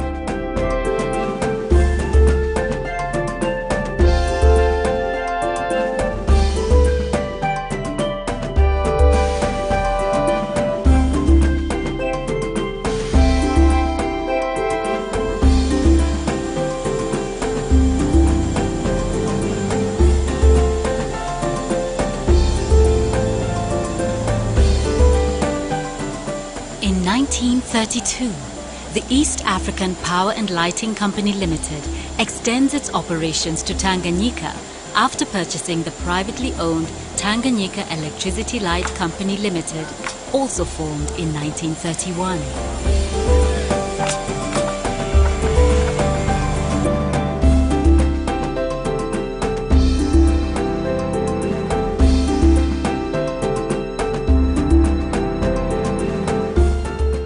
This deal is made possible by the London-based Power Securities Corporation, then responsible for the development of mostly all electrical energy projects throughout all the British colonies. Construction of the Pangani Falls starts in 1934, 50 miles from Tanga, at a cost of £300,000 sterling. The surplus power produced by this plant is transmitted to Mombasa to supplement the local supply.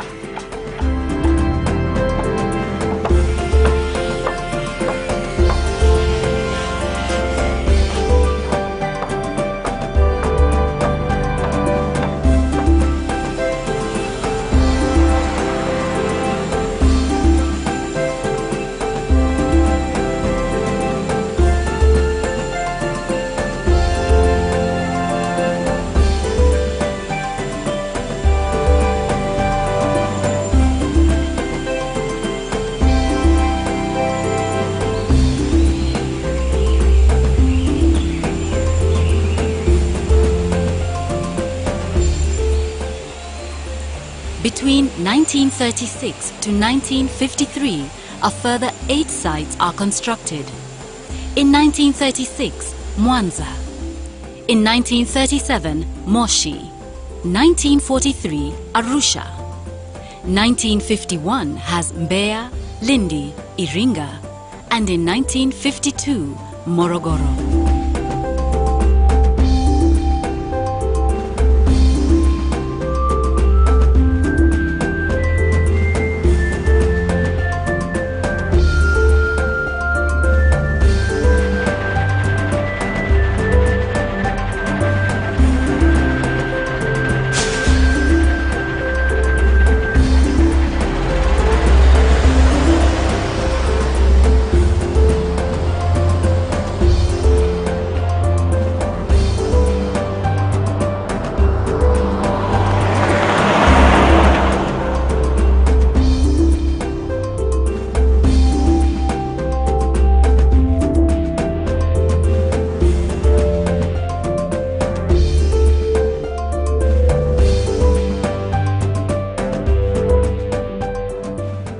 Tanganyika achieves her independence on 9th December 1961, becoming the first among the East African states to become a republic. The new government, now called Tanzania, buys back EAPNL's entire holding of 2,955,000 ordinary stock units at par value. And as the director's annual report of 1963 has it, the Kenyan company is out and back to serving British East Africa, Kenya and Uganda. The records of Uganda show that as far back as 1904, the possibility of using the waters of the River Nile for the generation of electricity had been considered. In 1936, the East African Power and Lighting Company is granted licenses by the Ugandan government to supply Kampala, Entebbe and Jinja with thermal stations at each respective site. These developments are unfortunately interrupted by the Second World War. The war passes, the developments proceed, and construction on the Owen Falls hydroelectric scheme begins in 1949. In 1953, the Kenya government sets up the Kenya Power Company, later to become Kengen, to purchase power in bulk from the Owen Falls hydroelectric scheme.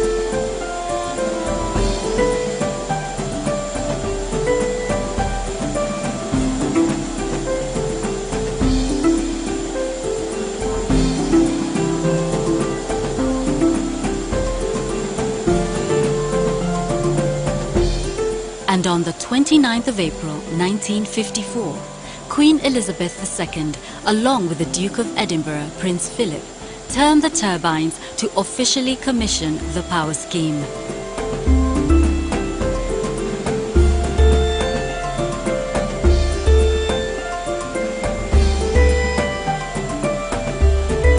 In her speech, Her Majesty states, "I am glad and proud to be here today with my husband to open the Owen Falls hydroelectric scheme.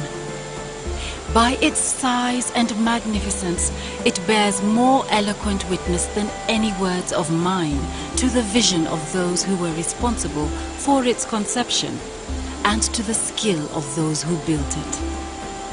This power will serve industries that are already in being and others which will be established in the future. Without power, there can be no economic development, and without power, no country can go forward in the modern world."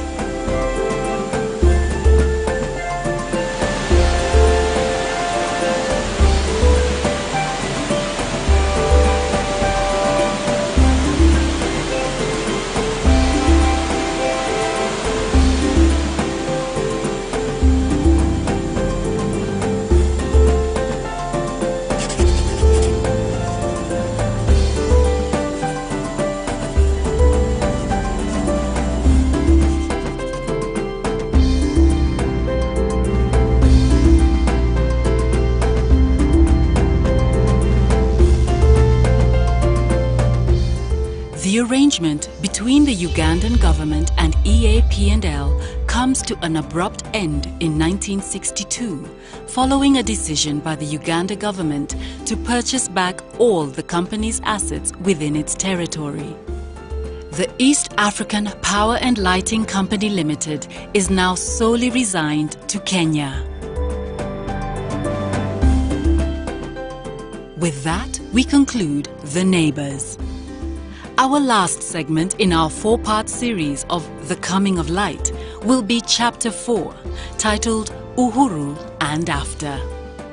This will focus on the diversification and life of the Kenya Power and Lighting Company Limited in post-independent Kenya.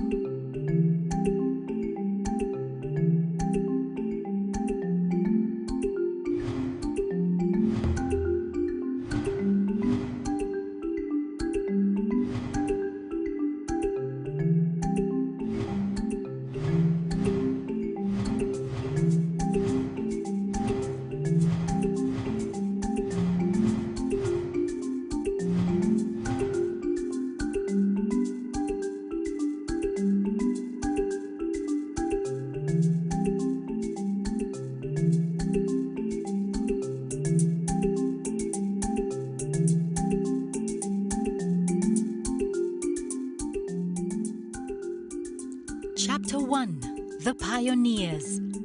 Festina lente. Make haste slowly.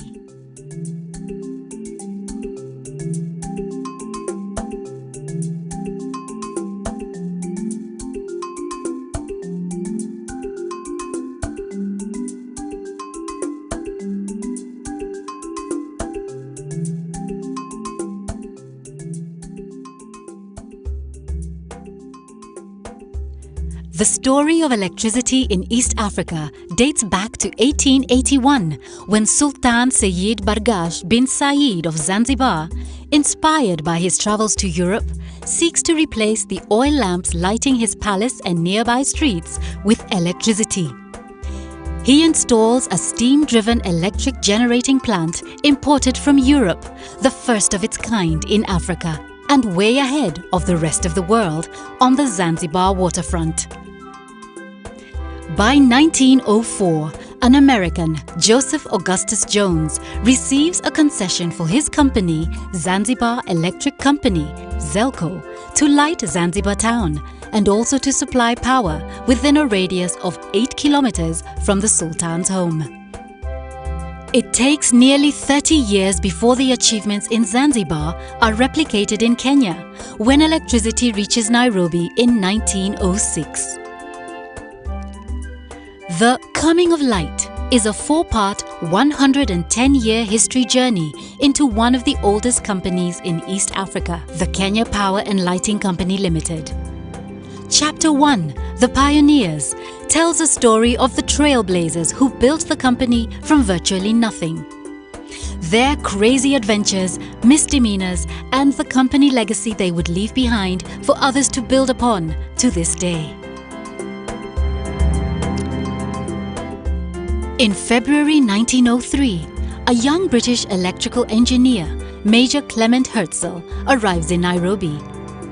The city was then infamously nicknamed Tinville by the early white settlers. On the 8th of April 1904, he receives a concession, Ordinance Number 13 from the Colonial Office, to exclusively supply Nairobi with electricity.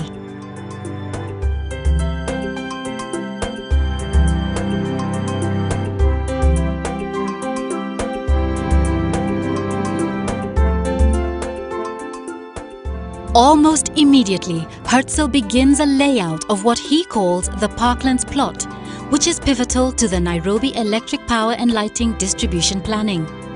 It would receive its power from Ruiru. 3 years later, in March 1907, he starts the construction of a hydroelectric station at Ruiru.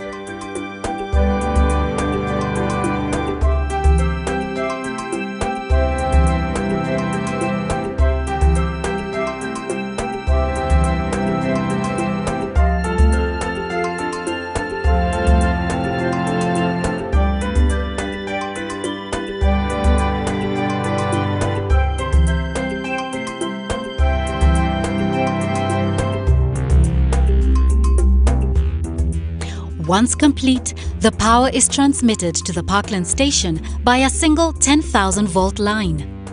Once at Parklands, the 3-phase transformers step down the 10,000 volts to 2,500 volts.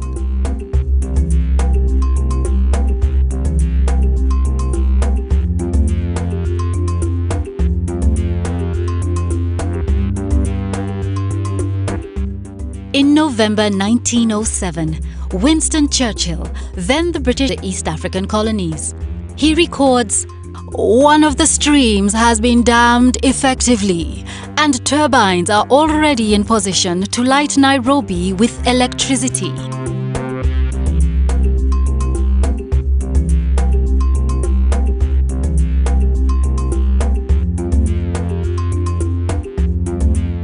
Come 1908, Herzl almost puts Nairobi Electric into liquidation. He fails to fulfill a binding contract with Burstall and Monkhouse, a London firm of consulting engineers locally set up and tasked with a contract for final design of. Subsequently, he voluntarily forfeits his £5,000 sterling shareholding in order to salvage the company. In 1911, Herzl ventures into car salesmanship and sells the first Ford Model Ts in Kenya. He later goes on to serve as a major for the British Royal Flying Corps in the Second World War.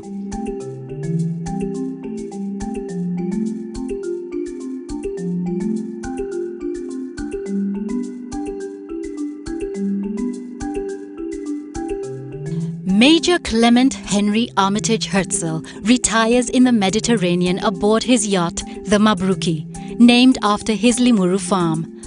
He never makes it back to Kenya. Charles Udall joins the board in 1908 and later serves as the first mayor of Nairobi. In 1920, Udall meets Ernest Carr, a wealthy businessman, and proposes the need for Nairobi Electric to purchase the Mombasa Electric Light and Power Company Limited, owned by the Hassan Ali Jivanji family.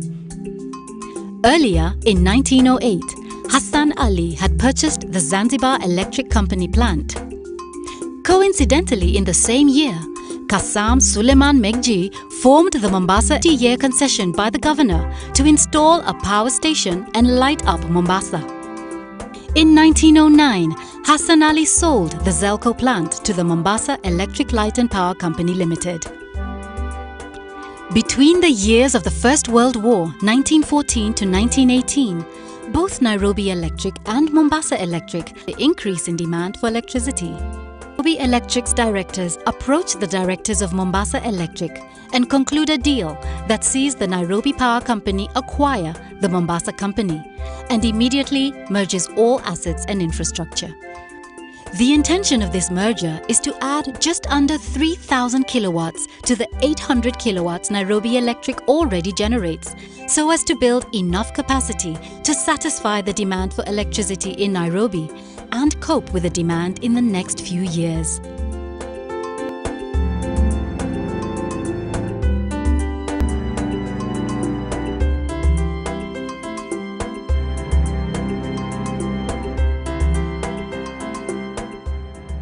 And on 2nd January 1922, the East African Power and Lighting Company is formed, with a hybrid of directors and shareholders from both the Nairobi and Mombasa boards. And in 1924, the first project undertaken by the new company in Mombasa is the construction of a new power station at Shimanzi, off the Kilindini shore. The merger marks a new era of electric power and lighting in Kenya. In 1923, EAP&L unsuccessfully floats its company shares in the world market. John G.B. Stone in November 1998 a move to appoint the Balfour Beatty Company as London managers so as to attract more financial capital.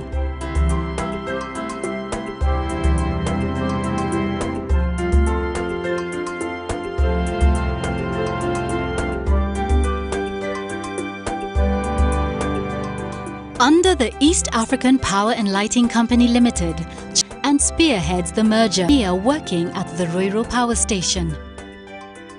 In 1927, he resigns from the company after 19 years of service.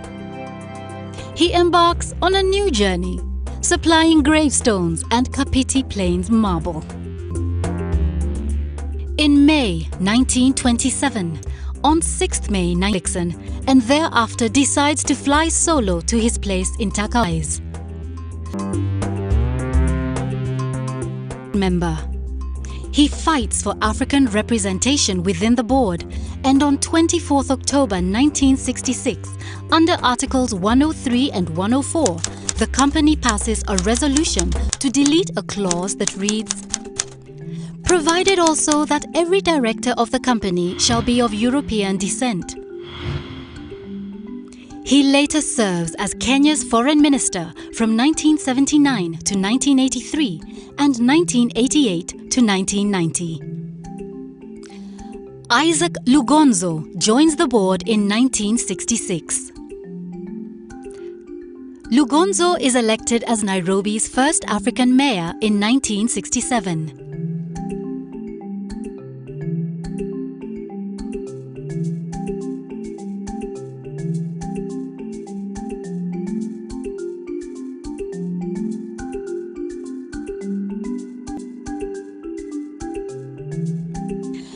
Arthur Goge is appointed company secretary in January 1969. He is Kenya's first African company secretary. In 1970, Mr. Ming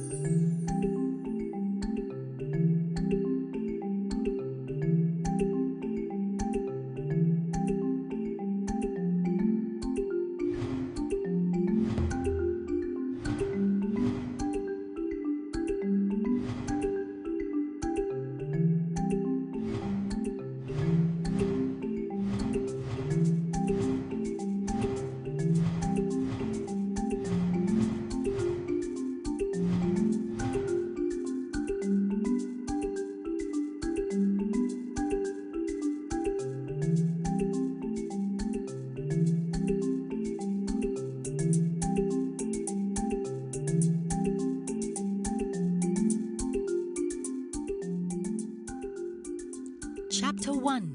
The Pioneers. Festina lente. Make haste slowly.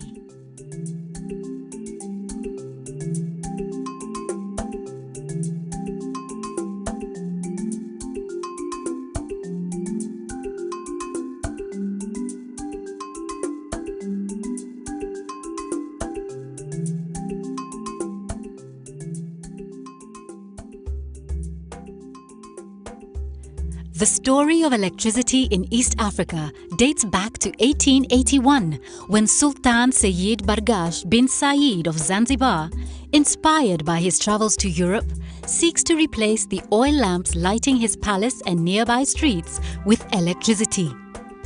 He installs a steam-driven electric generating plant imported from Europe, the first of its kind in Africa, and way ahead of the rest of the world on the Zanzibar waterfront. By 1904, an American, Joseph Augustus Jones, receives a concession for his company, Zanzibar Electric Company, ZELCO, to light Zanzibar town and also to supply power within a radius of 8 kilometers from the Sultan's home.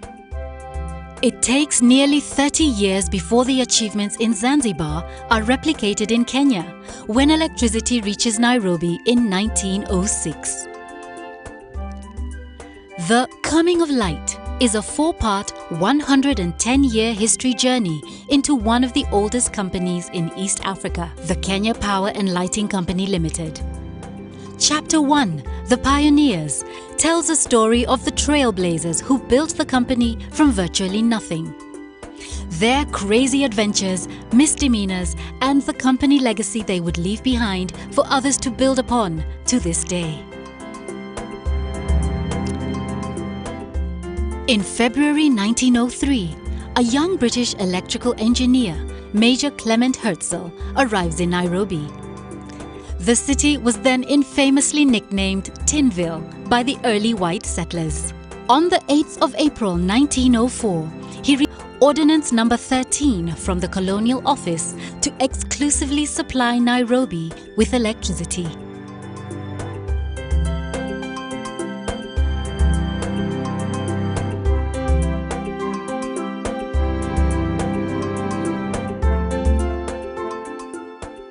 Almost immediately, Herzl begins a layout of what he calls the Parklands plot, which is pivotal to the Nairobi electric power and lighting distribution planning. It would receive its power from Ruiru. 3 years later, in March 1907, he starts the construction of a hydroelectric station at Ruiru.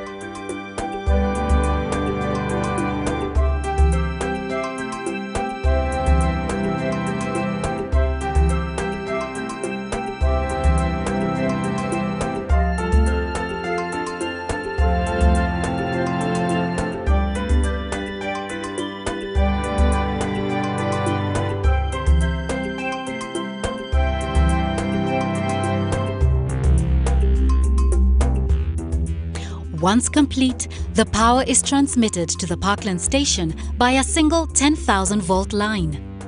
Once at Parklands, the three-phase transformers step down the 10,000 volts to 2,500 volts.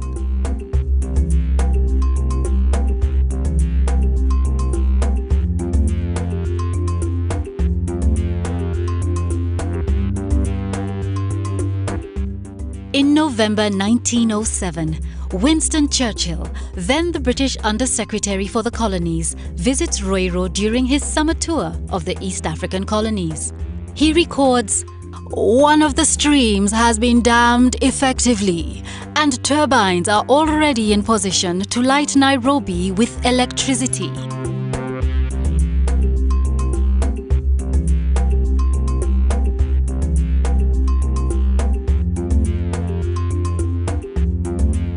Come 1908, Herzl almost puts Nairobi Electric into liquidation.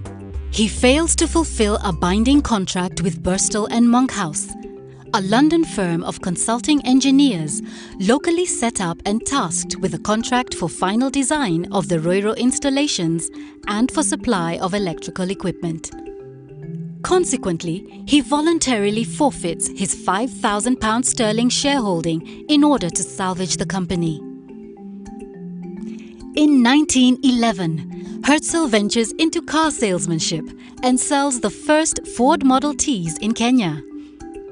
He later goes on to serve as a major for the British Royal Flying Corps in the Second World War. Generated here, all the way here, wirelessly. The world's first long-range wireless energy transmission technology, as seen and developed by space agencies like NASA, is here and available for commercial use. And it's brought to you by Emrod. With unique tele-energy technology, Emrod is opening up the world's access to sustainably generated power. Imagine powering hard-to-reach places without the cost of laying kilometers of cables, supplying backup energy for emergency and mission-critical services without outages or big generators. Or one day flying to your next destination in an electrical plane without a fuel tank or a bulky battery. We are incredibly excited to bring technology that has traditionally been accessible only to militaries and space agencies and make it available for commercial use. The advancements in network resilience, supply continuity, and outage reduction this brings to market are huge. The technology works by transmitting energy using electromagnetic waves over long distances, using Emrod's proprietary beam shaping, metamaterials and rectenna technology. It's the first of its kind. Developing this technology, we had safety top of mind. The beams use the common ISM band that is used for things like Wi-Fi and Bluetooth. Point-to-point transmission means there's no energy spillage around the beam. And if for any reason something were to intersect the beam, like a bird, it immediately shuts down, meaning the bird never touches anything but clean air. Not only does it enable safer, reliable, and more cost-effective solutions to common distribution problems, it opens up whole new frontiers. The future of green energy can be wireless.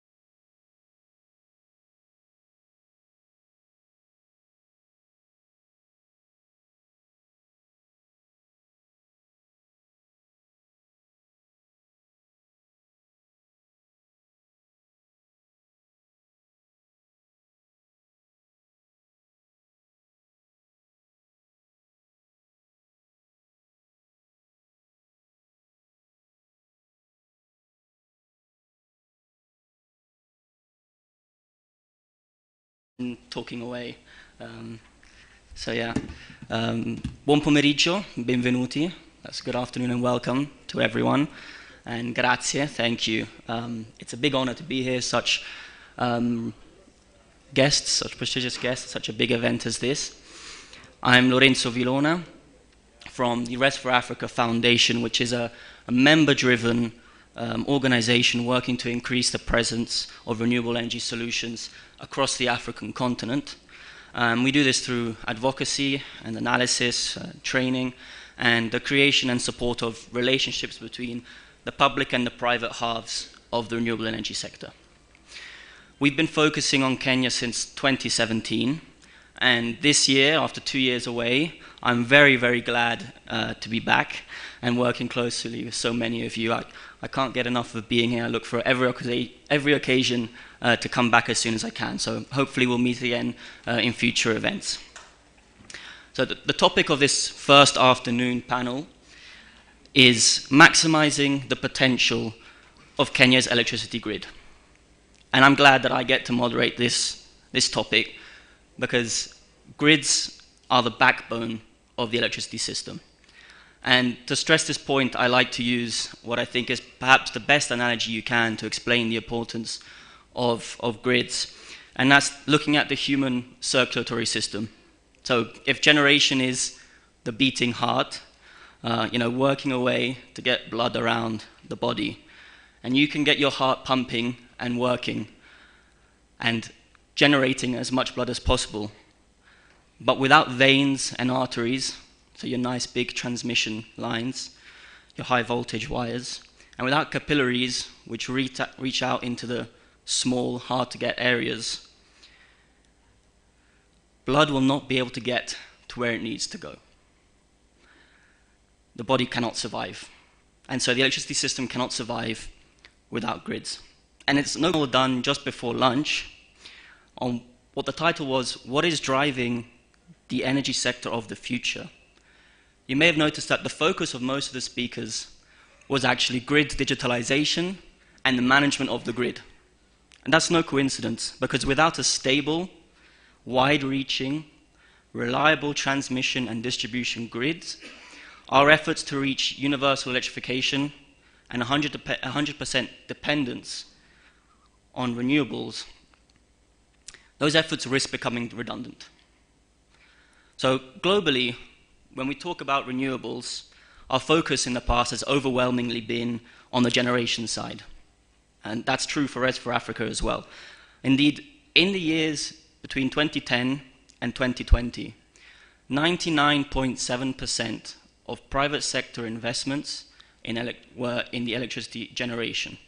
That's for both renewables and fossil fuels. That's 99.7% in generation. That means 0.3% in grids. Those are staggering numbers. And, if we want to achieve some of the things that were discussed earlier in the panel, we need to be investing. We need to be increasing that number. So, just briefly, last year at the foundation, Rest for Africa Foundation, we noticed this gap, and we decided to start a new initiative called Grids for Africa, which raises awareness about grid segments, advocating for greater investment and private-public collaboration to ensure the penetration of renewables, 100% electrification, and the just energy transition. We're not joking around when we say that grids really are the backbone of the electricity system. So working within this initiative, I have noticed that there is a changing discourse, and this past year, you noticed things have started to move towards grids and their development. It's a growing market which more and more people are paying attention to, and they realize the importance and the potential. And we can see that just with recent developments in the IPT project here in Kenya, and also GridWorks' announcement to work in Uganda underlines this. So that is why I'm excited to hear about what our expert panelists have to say. Without further ado, let me introduce them one by one, and I'll invite them up to the stage. So our first panelist is Mr. Eric Mwangi, who's a Senior Economic Advisor to the Cabinet Secretary at the Ministry of Energy.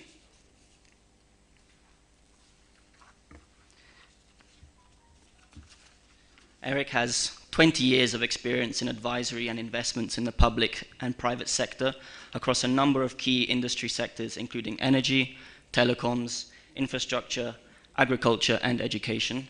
He is also the Power Africa liaison and senior advisor within the ministry. He has carried out extensive work in the areas of country and industry competitiveness, long-term investment analysis, PPPs, and infrastructure development. Welcome. Our next panelist is Tilana Demeyom. Tilana is a professional industrial engineer with more than 15 years of experience in project management, including aspects of budget development, portfolio planning, and process integration. She worked at Eskom for 7 years as well. She was a panelist at the Enlit Africa Digital event where she spoke on municipal energy resilience in South Africa. And she is the Senior Operations Officer of Infrastructure Upstream Africa at the IFC. Our third panelist is Dr. John Mutwa, the Acting General Director of Economic Regulation and Strategy and role. He served as a Deputy Director, Regulatory Research and Policy Analysis and at Mega. David Eckert has served in several technical and sales roles, including Application Engineer for Power System Protection Testing, Regional Sales Manager for Substation Testing Instruments, and Sales Manager of Solutions for Insulation Condition Monitoring and Diagnostics. Prior to Mega, David served in roles as Plant Electrical Reliability Engineer and Business Analyst in the Industrial Production Sector. So welcome all of you. I'm looking forward to this panel. And given how timings have gone, I would like to get right into it because you are all a very exciting group of panelists. I want to hear what you say, and I'm sure those of you in the crowd want to hear them and not me. So I'm going to hand over first to Mr. Mwangi to give his remarks.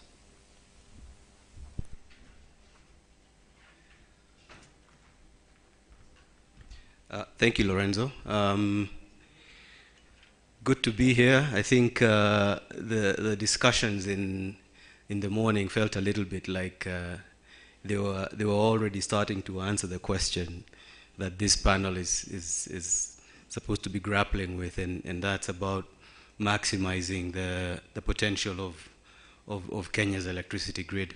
I think if you think about the evolution of the sector in Kenya over the last 6-7 decades, we've come from having a fairly small vertically integrated sector to one that has kind of transformed into unbundled, far more complex, a number of different technologies in the energy mix, and we can see that this complexity has brought with it a number of challenges, some of them financial, some of them operational, and some of them kind of organizational or institutional.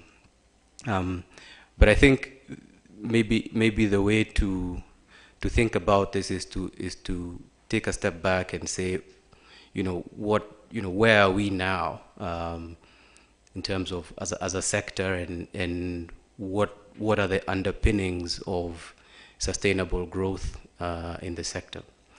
And I think one of the useful things to do is because energy is a sector that globally is evolving at a very rapid pace. It's always good to take stock and see where are you, what are your strengths, what are your weaknesses, what are your opportunities, and where are you really struggling, or where are the threats. I think if we do an analysis of where Kenya is today, we have just about 3 gigawatts of installed capacity.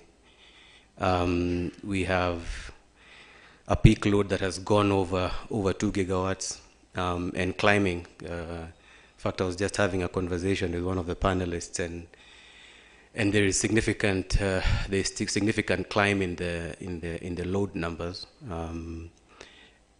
but we still have a number of challenges around bringing new customers onto the networks. I think at the ministry we regularly field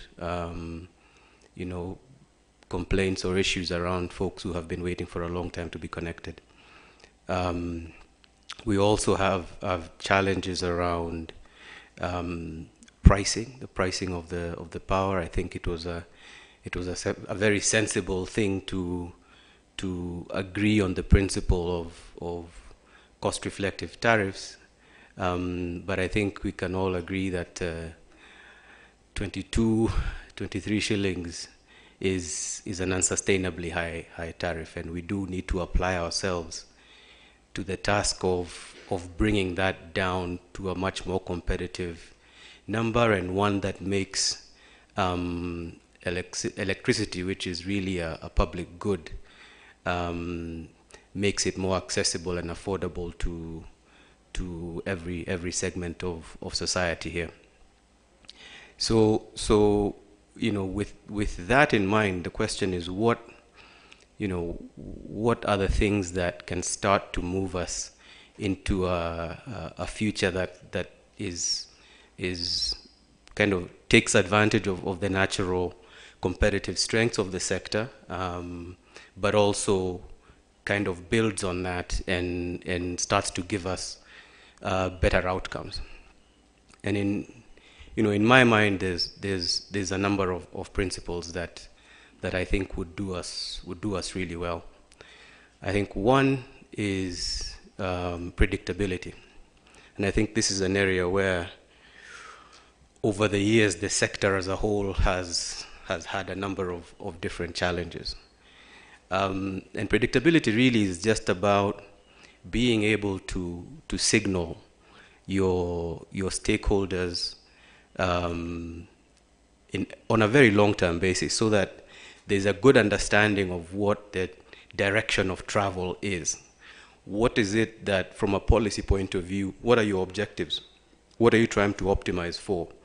And what is the general direction of travel?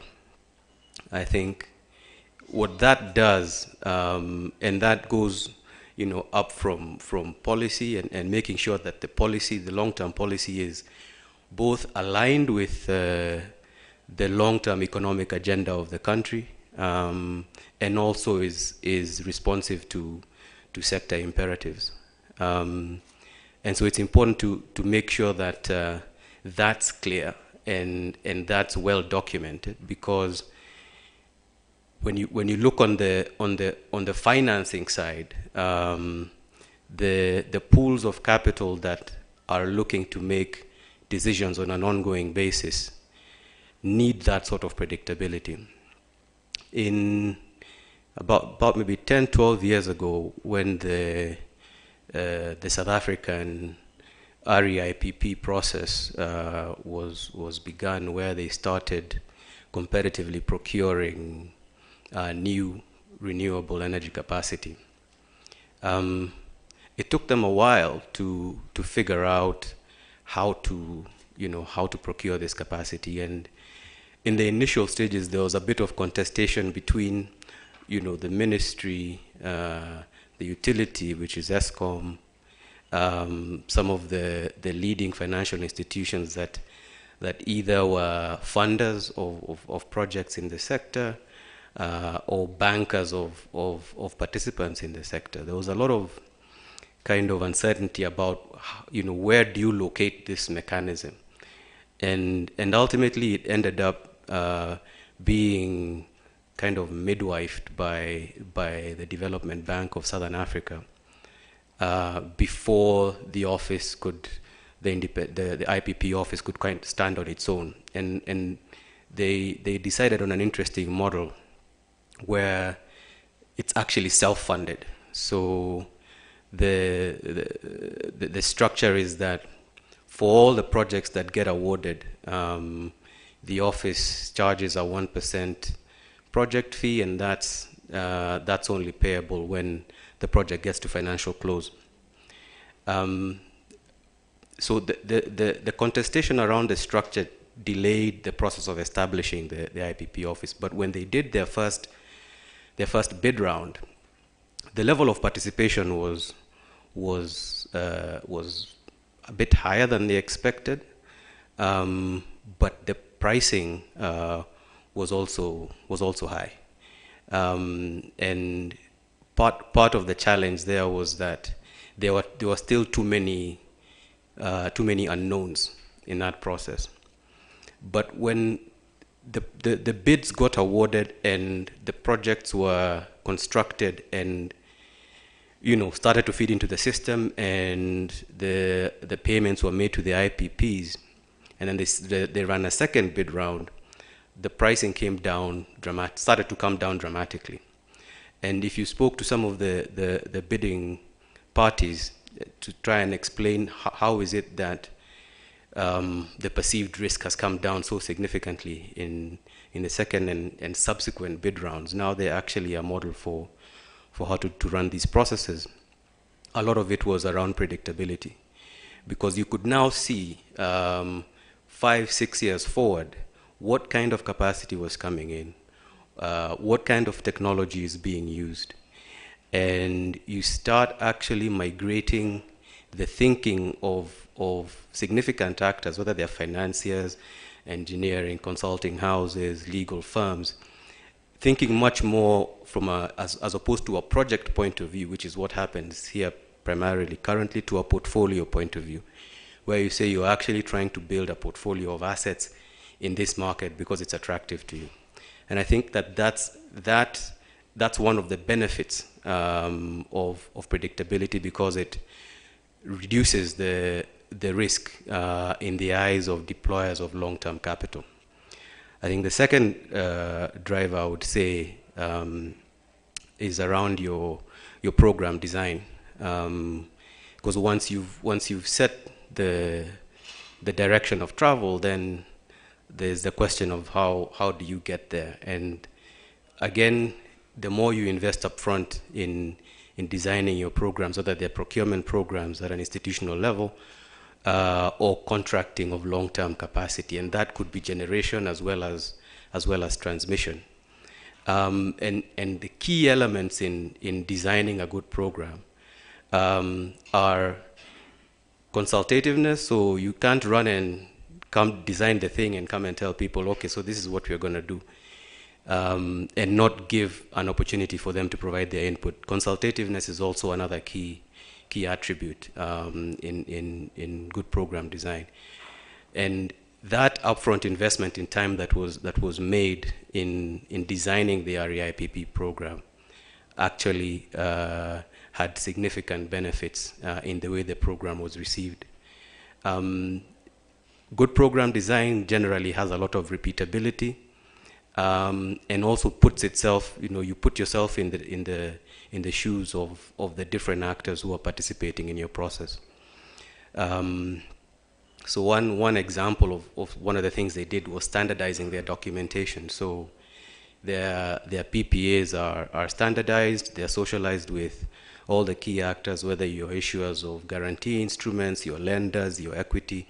So by the time you see these long-term contracts, all of those parties have had a chance to engage, and more crucially, from the time you award the contracts to getting to financial close, there isn't a need for a back and forth or interactions to kind of negotiate, which normally has a significant impact on the total cost of the projects. So in the Kenyan context, and I've seen the number of developers in the room, if it takes you 7-8 years to develop a project, even with the best of intentions of tariff reduction, that will have an impact on the tariff.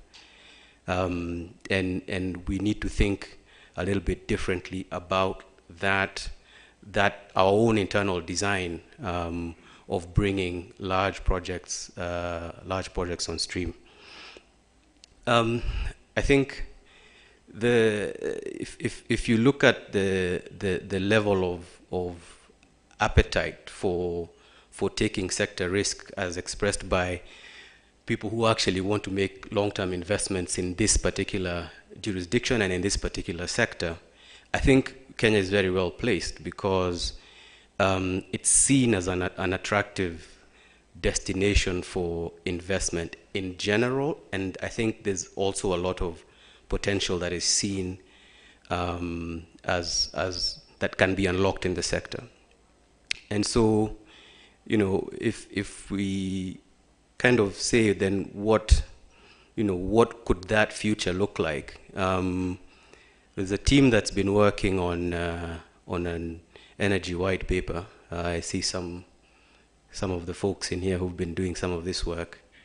And the objective of the white paper is to look at kind of 4 critical things. One, the journey that Kenya has taken up until this point in terms of the sector evolution. 2, an analysis of the state of play. You know, where are we? Where do we find ourselves? Thankfully, because of a lot of the developments in the sector over the last maybe 18 to 24 months, the establishment of the PPA task force, the implementation teams that have been finding ways to reduce the tariff. There's a lot of good material out there that can give you an insight into the state of the sector today. And I would encourage you to actually go through some of these documents as they become public. And after assessing the state of play, the third is to say, what do we think the key drivers of the future of energy are going to be? And in this case, in the document, we've actually projected to 2040 to say what do we believe the sector is going to look like in 2040, and what do we believe the big drivers of that energy future are going to be. And I'm glad a lot of the things I've been hearing here, particularly from someone like Tom, who is at the sharp end of this sword, are actually reflected in the document, because we do believe that, you know, things like green manufacturing, there is a massive global effort to decarbonize entire industries within a very short time frame. And that means that renewable energy is going to become more and more sought after. If you look at the strategies, the decarbonization agenda documents, some of them are hydrogen strategies for countries like Germany, the Netherlands, South Korea, Japan. Even the EU has one now. They are actually making some very bold statements around what their targets are, and they're committing today significant amounts of capital. I think Germany alone has set aside 2 billion euro for building international partnerships with exporters of some of these new green fuels, if you will. And, you know, looking at e-mobility, I think we're already starting to see movements in that in the country, mostly around public transport and 2- and 3-wheelers, but we believe that could be driven into more aggressively to passenger cars and maybe even, you know, heavy movers, trucks. And that has an opportunity to actually change significantly even the configuration and the behavior of the electrical grid. And if we apply our minds to how to make it work for us, I think it could be a very, very big driver of what the sustainable growth in the sector looks like. There's been a lot of conversation about green hydrogen and its derivatives, whether it's ammonia or e-methane or synthetic fuels. We have projects right now in places like Chile that are already producing synthetic fuels in the millions of liters in a year, primarily from wind farms. And interestingly, we have a very, very similar wind profile in northeastern Kenya to the profile that you find in southern Chile, which is regarded to be one of the most productive globally. So these, we believe, are going to be big drivers of what energy looks like. The question is then, you know, and this is the final part of the document, to say, what does the journey there look like? From a policy point of view, what is that roadmap that gets us to that, to realize that potential that the country has? And that roadmap necessarily will require what we are calling critical shifts in the way we do some things currently. have already talked about how you contract new capacity. We also have to think carefully about what role we want to play in the establishment of regional power pools. We have the Eastern African Power Pool, which is at an advanced stage. There is a plan to connect it to the Southern African Power Pool, which will materially alter the supply-demand relationship. The estimate right now is that South Africa has about a 15 gigawatt gap in supply that it needs to plug, you know, in the medium term, and it's a tough ask to see how it is that they do that. But we do believe that Kenya could play almost like a leadership vanguard role in the development of these power pools, because ultimately they are going to help everyone. In the short term, at a national level, there's a sense that everybody is going to have a surplus, and they'll be the ones selling to the rest of the actors in the grid. But I do think that there's a general overestimation of how much capacity exists on a national level, and not enough of an appreciation of the dynamism that interconnected grids bring to power systems at a national level. I think I'll stop there, and happy to take any questions. Thanks.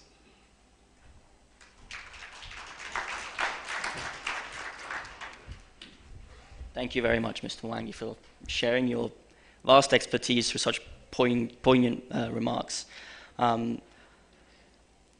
I liked you mentioned earlier on in taking stock of where you are now, where you need to be. As I mentioned earlier, it's very easy to focus on generation when taking stock. We are here in installed capacity. We are expecting demand to increase by X, and so we'll increase our generation by X. But I urge that when taking stock, you consider what the grid needs to be like for that planned increased capacity. Planning needs to be done in parallel for both. You cannot prioritize generation over transmission and distribution. I'm also glad that you brought up predictability for financing, because that perfectly leads into what Tilana will be talking about, who will make a presentation about the IFC's work on financing grid infrastructure projects. So I'll leave the floor to you, Tilana.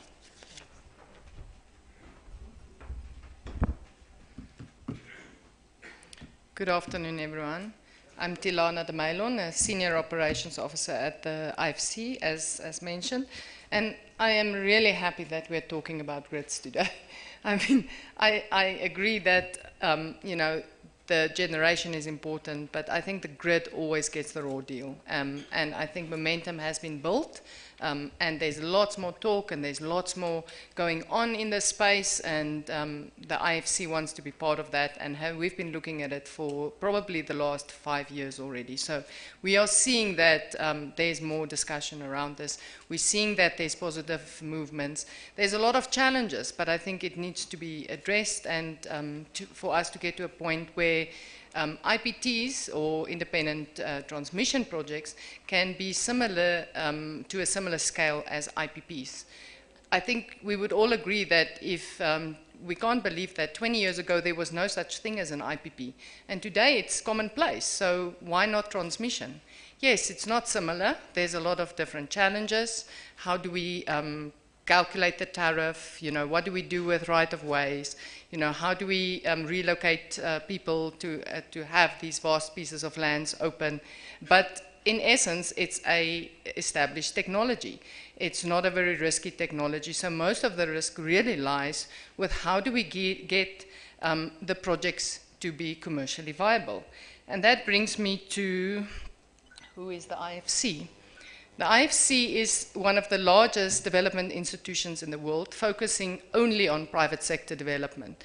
We are a leg of the World Bank, so we work very closely with the World Bank, but we only finance private projects. And so we work hand in hand to see how we can increase private sector participation in projects in all countries. And we do that by creating markets. And this is an example of an ideal market that needs to be created, because there's in Africa probably, you know, I want to say no, but very little experience of private sector participation in transmission. We also do that by bringing in other partners and funders to co-share some of the risks initially and work through the projects to make them more mainstream so that the commercial banks and other investors can become comfortable. And thirdly, we share our expertise. We are a vast organization that has a lot of expertise in all manners of infrastructure, and especially in power infrastructure and in grids. We provide only loans. We provide debt, equity finance, and quasi-equity. So in essence, it's not grants, and it has to be commercially viable, putting even more pressure on us to make these projects work. IFC is not just a financing institution, though, and what we found is that it really needs to move towards creating stakeholder value or shareholder value. And so we get involved I'm part of the upstream department, which is a fairly new department within the IFC that looks at early stage development and development of projects to get them to a stage where they can be financeable. So it opens up such a vast area for participation, from doing market studies and establishing the market to developing actual projects through feasibility studies, developing the tenders and the agreements, environmental and social aspects, etc. It's really as vast as the universe. So we are able to provide a lot of support, and I think in this grid environment, and specifically in the transmission space, we need to do some of this work to be able to get these projects to a stage where the private sector gets involved and are comfortable. I think we talked about the fact that the projects gets cheaper, and the tender rounds in the REAP program in South Africa got cheaper because the private sector showed more interest as the projects became more predictable. The pipeline became more clear, and those are the things that we need to spend effort on now to develop a handful of projects to show that this could be done. And I'll show you an example of Peru. We talked about the REAP program that is really generation, but there was a similar program that succeeded as effectively in Peru to develop projects of this nature in the transmission space. And then finally, we move over to the financing when the project is successfully developed and ready for execution. That brings me to the example of the Peru case, where between 1998 and 2017, almost 2,500 kilometers of transmission lines were built to the value of about $2.6 billion US. And the first line that was built provided a cost saving to off-takers of approximately $11 billion US over a 10-year period, and the subsequent lines around 127 million per year savings to the users. And how that happened was that these projects came in on average 31% cheaper than the price cap that the government and utility put on these projects. That is a clear indication that this type of scenario does not only happen in the renewable or the generation space, but it can also happen in the transmission and distribution space. And there's a multitude of case studies. This is a very nice example, but today in Chile, in Peru, in India, in China, in a number of other countries, this has been shown to be successful. And there's no reason why we can't replicate this in Africa, where, as we know, there's such a big need for expanding our infrastructure that it's not really something that is a nice to have, but really important to complement the scarce public funding that's available with private sector support. We have recently done a study where we looked at value for money analysis for a transmission line in Kenya specifically, where we found that at the moment there's 3 real reasons why PPP projects in transmission is not really viable. The first one being the fact that there's such a lot of concessional financing available still. So provided that there's very cheap loans for very long terms, it's really difficult for private sector projects and financing to make sense. However, we saw that within the current framework, with only 8% savings in capex, these projects can become financially bankable. So what we are saying is we need to optimize when developing these projects so that we can show these savings which will make these projects valuable. We also think that initially it will be required to complement private sector funding and concessional funding, and in that our findings were that if you allocate around 30% of concessional financing, complementing that with private financing, you can still get value for money, showing that you open up a 70% additional funding should you put these things together, which allows for much more development in this space to happen. Then, talking about the financial tools, we talked a little bit already about all the available, now I don't know what this thing is doing. There we go. All the available funding and tools during the development phase, which, as I said, we call the upstream component within the IFC. But we also need to look at tools during the interest in the market. To make these projects, some partial risk guarantees and payment guarantees, political risk insurance that is provided by MIGA, one of our sister organizations, hedging instruments, and maybe other credit support mechanisms that will make these projects more financially viable. And then just to conclude, I'm not just saying that because it's fairly new in Africa, but there is a lot of experience that we can reuse from other regions. We have been involved in projects in Argentina, Peru, Bolivia, Chile, India, and recently we are in discussions with EDM in Mozambique to develop a private line.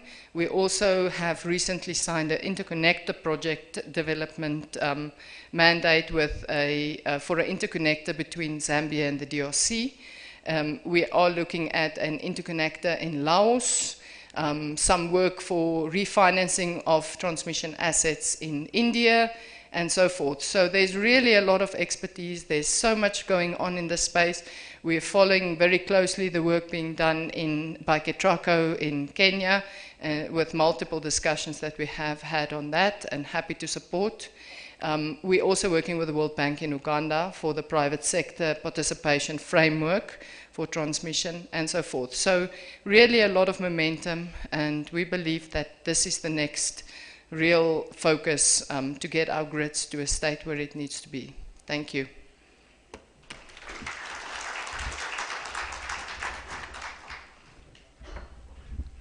Thank you, Tilana. I always think that the South American case studies are such good examples, not just in the grid, but just generally throughout. They've done a lot of work in including the private sector to help develop the electricity sectors. And I feel there's also a lot of transferability there in terms of context, to the point that you've seen these case studies being done in South America. You can't help but think that the same, if not more and better, can also be done here in Africa. And I must say, you are making my job very easy, because you also mentioned something which gives us a great segue into our next speaker. Because you spoke of how the inclusion of private financing can help make projects bankable in Kenya. And what luck, we have Dr. John Mutwa from EPRA, who's here to touch on the regulatory steps that we can take to have some private sector participation in grids. Thank you.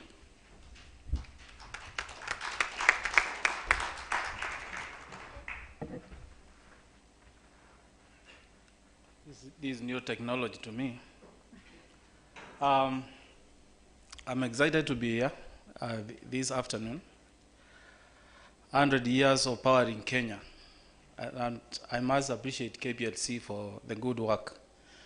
Some 18 years ago, 15 years ago, in this same room, the late President Mwai Kibaki was making a presentation, was opening the National Energy Conference. and the power went off. So it's amazing that the grid is so stable. We are not experiencing blackouts. So I really want to appreciate KPLC for that. So having said that, I'll make a quick presentation. On how we, as a regulator, how we are looking at the business of ensuring that we bring in investments in the country. As Tilana said, we are focused more initially on PPS, the power purchase agreements on the side of generation, but there is also more focus now towards transmission, the transmission network. I won't dwell much about the structure of the energy sector. We have had lectures since morning. But as EPRA, we are established basically to regulate the energy and petroleum sectors of this country of ours. And we set tariffs for power. We also set prices for petroleum. It's good to do justice on that aspect as well. We do license the various players who are doing generation and also those who are in transmission. We also provide energy data to the Cabinet Secretary so that information can be used as Tom shared. And some of the previous presentations that were made, big data is becoming very important in decision making. So we are also making sure that we capture all the data that we have and so that we share it to the public. We also monitor competition within the energy sectors and petroleum sectors. For example, at the moment, you may find KenGen, maybe a dominant player in generation, but we do have IPPs that are coming up as well to take on generation aspect of the business. As a country, we have a least cost power enrollment plan that is coordinated by Kenya Power at the moment. Of course, energy planning is a national function. We have a devolved system of administration also in this country because of the constitution. But the way we have to plan for generation and distribution is that it has to be coordinated from a central point. Otherwise, if you tell the counties to plan for themselves alone, you are going to have generation and lines that don't make economic sense all over the country. And in that case, you cannot be able to utilize resources more optimally. So at the moment, as Eric said, we are close to 3 gigawatts, 3,000 megawatts installed capacity. And we want to grow that to over 10,000 megawatts in the next 20 years. Just to reflect on where we are coming from, because this is very important because of what is happening at the moment. The CS in the morning was mentioning about the war in Russia and Ukraine and how it has impacted on the energy business in the country. But it also reminds me about COVID, how the COVID situation shocked the system, and we saw the demand, the big demand. 1991, almost coming down to 1,750 when COVID came from 1926, a big drop. But then after what you have seen, and that's why I also want to appreciate our economy, our economy is very resilient. And what we have seen at the moment is that we are very stable at the moment. On average, on a daily basis, we are seeing the units that are being dispatched close to over 7,000 megawatt hours, which means very soon we'll go over 40,000 megawatt hours. Because in the last 4 months, we have witnessed peak demand points. Almost like every 2 weeks, we have a new peak demand coming up. And that tells you that the kind of, the distribution that we are having and also the connecting new customers is really bearing fruit. Many times we don't appreciate ourselves for that, but it's good to mention in such a forum that these are some of the positive things we observe in the market. The energy mix is very important when it comes to understanding even how the transmission network will look like. Because as our country, we do have we do have power plants that are at the coast, you know, mainly thermal power plants. We have a solar plant, Malindi Solar, that has just been commissioned at the coast. Then we have some other plants within the city, around the city of Nairobi here. And then the Tana River Cascade, again, we do have hydropower plants. And we have other plants in the western part of the country. So the way the generation has been done has implications in terms of the way our transmission system is. Additionally, if you look at, and the CS highlighted this in the morning, at the moment 25% of our energy is coming from hydropower. And there's a student who was talking about, who was raising a question, some issues on, you know, the challenges that come because of weather patterns and hydrology. At the moment, if our generation mix was skewed towards hydro, we will be suffering a lot as a country. We will be using a lot of thermal power plants to provide our energy. But what we are seeing is that 48% of our energy is coming from geothermal. Thermal power, this is the petrothermal power thermal plants, about 7.2%. So 93% of our energy in the month of May was mainly renewables, 93%, close to that. Again, we will also notice that our wind, you know, we have 2 big wind projects in the country, and the wind generation, you know, the mix from wind is also increasing. And that tells you that the grid has to be prepared for the intermittency nature of our system. And then about 3% of our energy now is from solar. And I think there's another solar plant that is about to be commissioned somewhere in Uasin Gishu. So when you look at our mix, our energy mix, just the way it is at the moment, with about 14% of our energy coming from solar and 3% from wind, 14%, another 3% from solar, it tells you that, and that's why I'm happier. I'm a happier regulator. If we don't have blackouts and we have been able to integrate the renewables and we are having a stable system, then it means our engineers are coming out, they are learning how to run the system, and we are doing well as a country. When it comes to power procurement and the project implementation, and in this case I'm talking about whether it is power generation, whether it is transmission, of course we do have various institutional frameworks that we have. And for strategic projects, for example, we have, within generation we have KenGen that has been doing most of the strategic generation for the country. We have GDC that is doing steam. We have REREC that is ensuring that there is power within the rural areas, because sometimes rural areas can be marginalized and left out. And that's why, as a CS was talking in the morning, you find that strategically we have to be very deliberate in the way we approach the way we provide electricity. And then also we have had a fiduciary policy, and of course the public-private partnership and bilateral agreements that have existed, for example, with Uganda, with Ethiopia.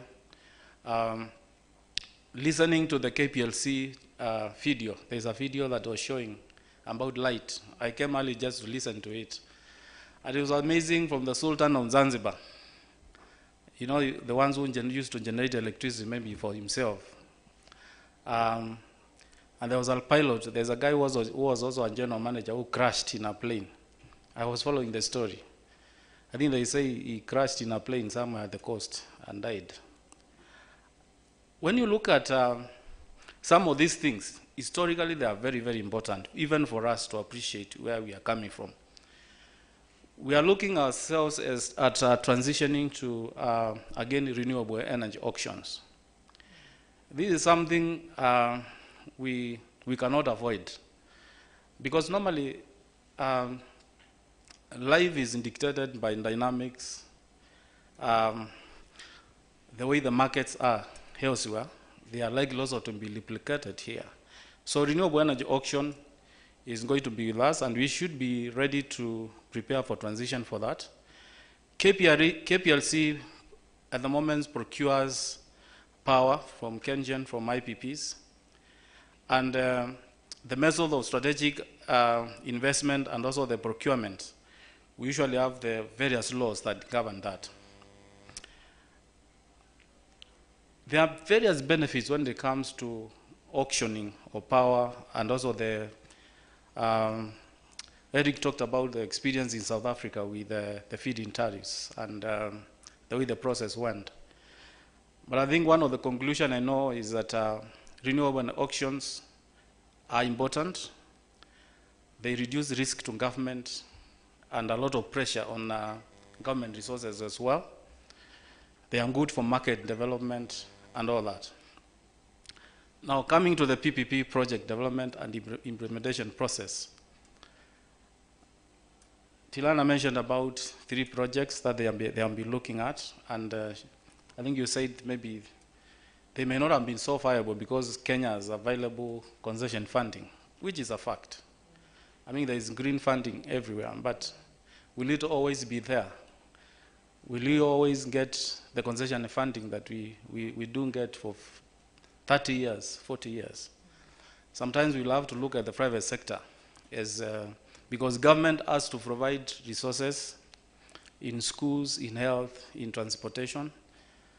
And because of that, we have to look at the various options available for the private sector. So as a country, we have to identify projects and select them. We have to screen those projects, you know, and also structure and appraise the various initiatives that we have. And where we think a project is not viable, it can be rejected, and you look for another one. The main types of PPPs,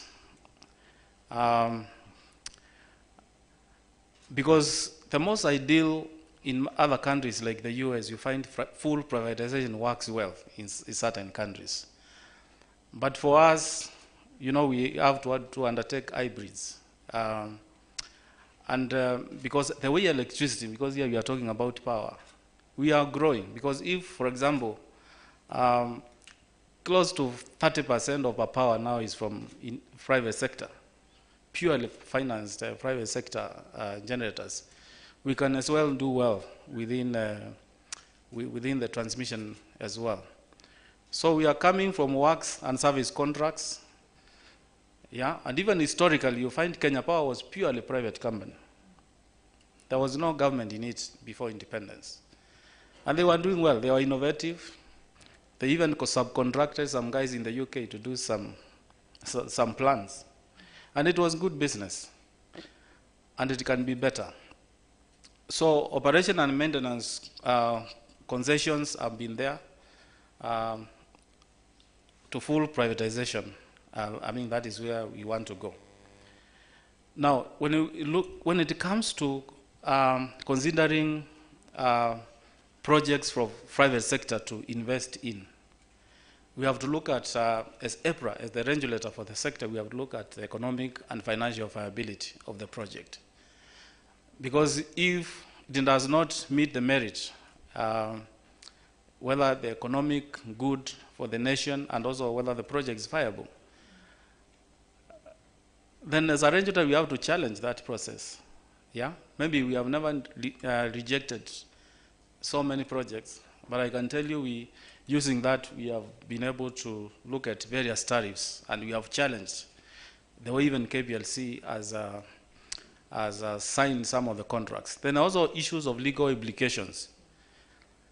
Very, very important. Kenya is a country also that ensures that we respect the law, and when we are reviewing contracts, we have to look at the law. Then the other issues, EHS, the health and environment and safety issue, considerations. You can never run away from the environment when you are investing in the energy sector. Issues of risk, I'm very sure that's why the IMF looked at the 3 lines and they failed. Because of perhaps the financial risk involved. Maybe it's good to wait maybe for another 5 years to ensure that we are ready as a nation. Then demand risk, issues, operational risk, regulatory approval risk, for example, whether it is Wayleaf, whether it's EPRA that has delayed in approving a contract, whether it is NEMA that has cancelled or failed to approve a project because of environmental issues. These are some of the areas that are very, very critical to look at. Just to mention about the number of projects that we have. Out of the 3,000 megawatts that we have, 341, recently we commissioned Okaria 1, 83 megawatts. 949 megawatts now is from geothermal. And this goes to the mix that I was talking about earlier. The generation plans, when you look at the investors, IPPs have 22 PPAs, Kengen has 16, REREC has 1, and we have 1 import or energy exchange PPA. We have 40 contracts that are active at the moment. And it is important that when you are looking at these investments, you also reflect also on the transmission side of it.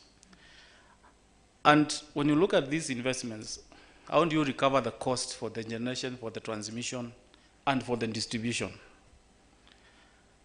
I think there was, is it Folake from Nigeria, Ikeja.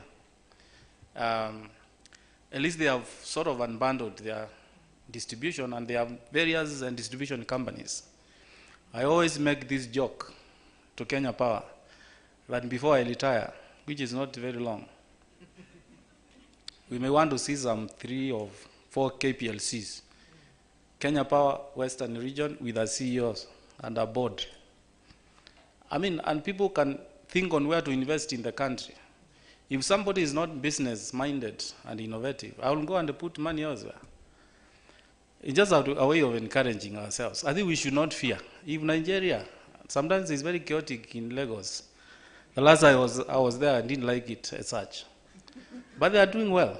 I mean, they are trying the best they can do from that presentation that was given by our sister. And I was really encouraged from 45% losses to 21. That is very commendable. So, but for us as a regulator, we have to ensure that we provide resources by the way of recovering from the tariff.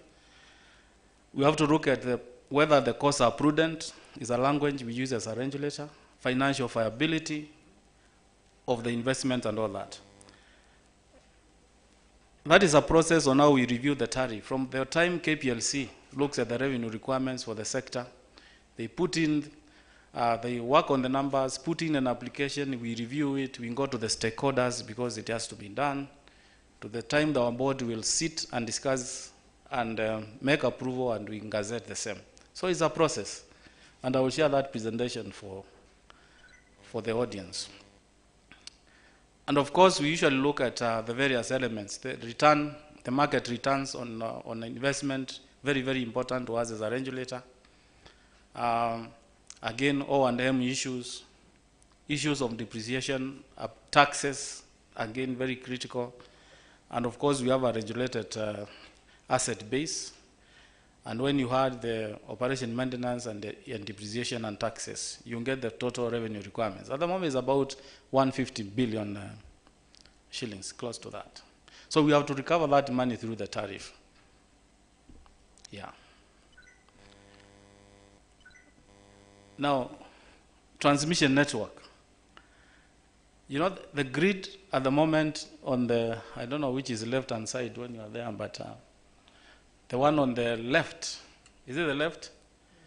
Yeah, that is how the grid is at the moment. And when you look at our grid, we are now about to interconnect. We have a connection with Uganda, and there's a big 500 kV DC line from Ethiopia, going all the way to Tanzania. And you can see like part of the northern part of the country, and these are the 14 counties at the moment that are being supplied with the COSAV now. The network is, like there's no network in Mandera. They are all Kenyans who are supposed to be protected by the same constitution just like anybody else. So, but again, you have to look at how optimally can you be able to provide this service.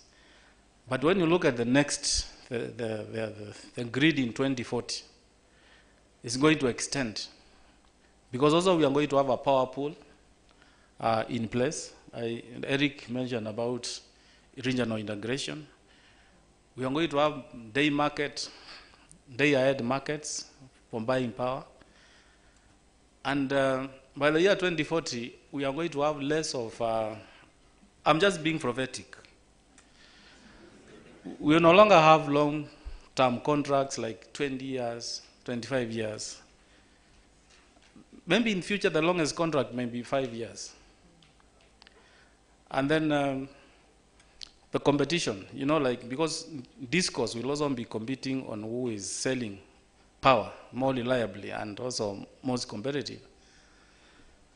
We may find ourselves like having shorter contracts, which is good for the utility like KPLC. At the moment, we have designated KETRACO as the system operator. KETRACO owns 53% of the grid. 47% of the grid is still in the hands of KPLC. But when you look at even Nigeria, the government, the transmission companies owned by state are the ones running the transmission network. So I think we are in the right direction, because now you leave KPLC to concentrate on distribution of power. How we are going to handle the person now buying power from the generators is something that can be, we can be able to find a solution to it. But it's not magic.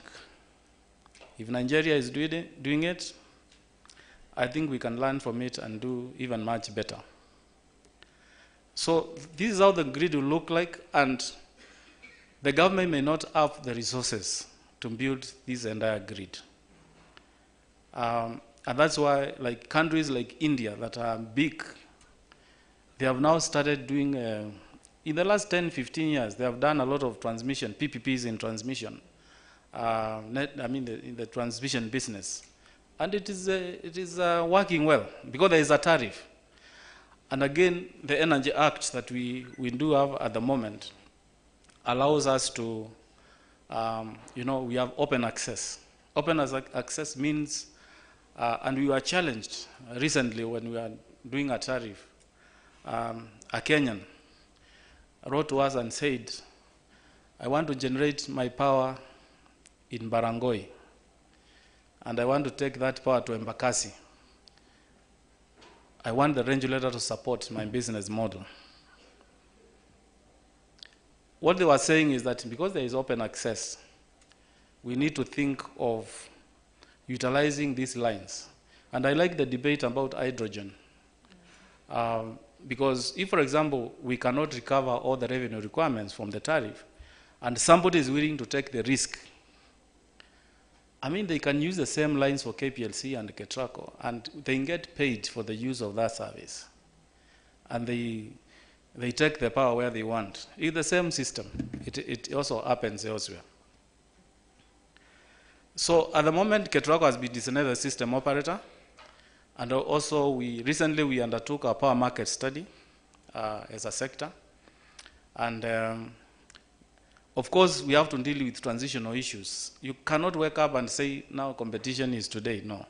You have to also assess the various risk levels, even as you go into it. Issues of energy auction, we have gazetted guidelines for return on equities.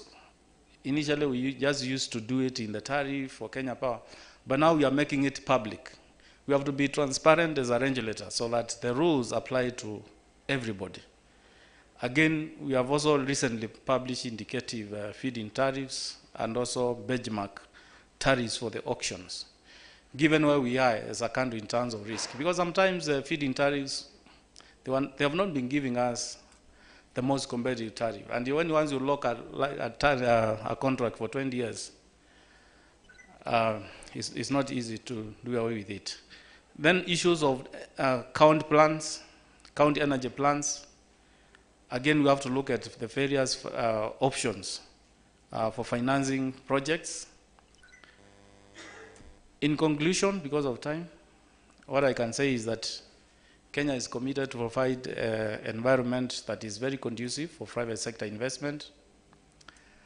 There are various incentives that are available to investors.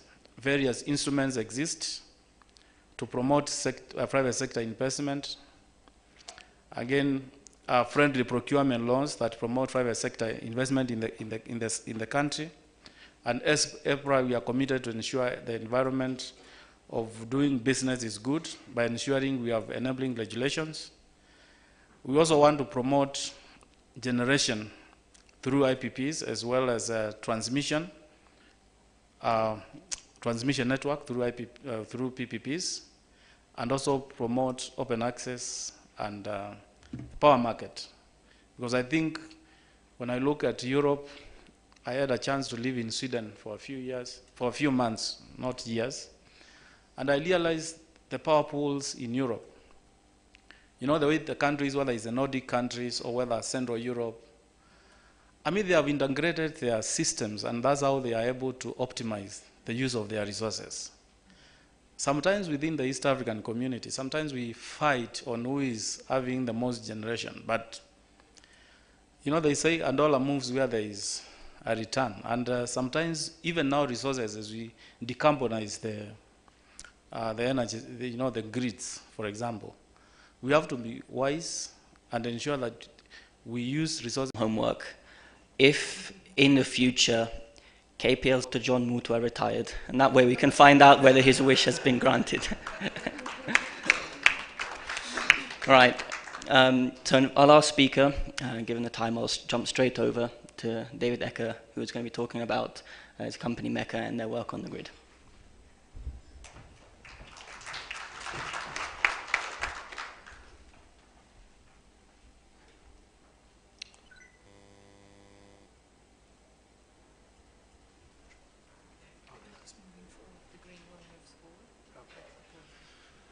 Good afternoon. So we heard a lot about this morning, about some trends in the electrical industry. So we've all heard several times, we all know about decarbonization, population growth, consumption growth, which is very relevant for Africa and Kenya, and also electrification of developing economies. These are a few trends that we see in the industry that cause us some challenges. While globally there are some very ambitious goals with the electrical grid that we have to solve at the same time that we are facing these challenges associated with these trends.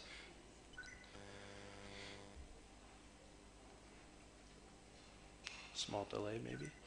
Okay. So on the top portion of this, some challenges that we see are internal challenges that power utilities all over the world are facing that they are able to control themselves. So we have multi-direction power flows. So we talk a lot about the difference between generation, transmission, and distribution, but we're seeing that they are all three merging together more and more to where the boundaries are becoming very blurry. We also have aging grid assets. We have new stresses on the grid. We're talking about the growth in wind being pumped into the grid, which is causing stresses with harmonics and transient faults. But externally, this is some global challenges outside of our control. Population and consumption growth, political pressures, workforce and talent shortages, which I see as one of the biggest challenges faced in the electrical industry. We have a lot of work to be done, very ambitious goals, and not enough people to carry out the work that we need to do, at least if we do it in the same way we did it 10 or 20 years ago. We also have extreme weather events associated with climate change. And being more specific to Kenya, we can see that in the last 5 years, this data is a little outdated, but over a period of 5 years, the access to electricity of the population grew 30% of additional residents in Kenya, which I think is thanks to a lot of people in this room sitting here today. And in Europe, we see that Kenya is a leader in this in this goal, in this vision to provide electricity to all the residents of Africa. And we can see that it is very achievable, that in another 5 years, that lots more progress can be made. But how do we do that? How do we meet these goals while we're facing these workforce and talent shortages, these new challenges associated with grid transition, modernization, digitalization, while being very efficient with our maintenance budgets? So my argument is that we need to change the way that we conduct electrical maintenance. We need to change our reliability programs, and we need to consider online monitoring with sensors so that we can identify, locate, and repair faults as quickly as possible. It's one thing to provide new substations, new transmission lines, new distribution lines, but we need to make sure that they work properly over several decades to come. And this can also help to fill some of the gap that we see with the workforce shortages. We don't have enough electrical engineers, so it helps us to have the data, to have the online monitoring that's contributing to automated asset management processes, artificial intelligence, to help us make decisions quicker.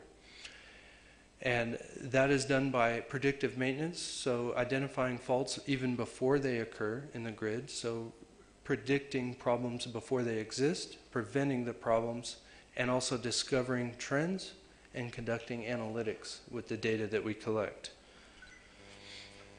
And what does this mean specifically for electrical test and measurement? Well, I can say globally, I speak to customers all over the world, and I see that a lot of people are still doing electrical maintenance the same way that was conducted 10 or 20 years ago.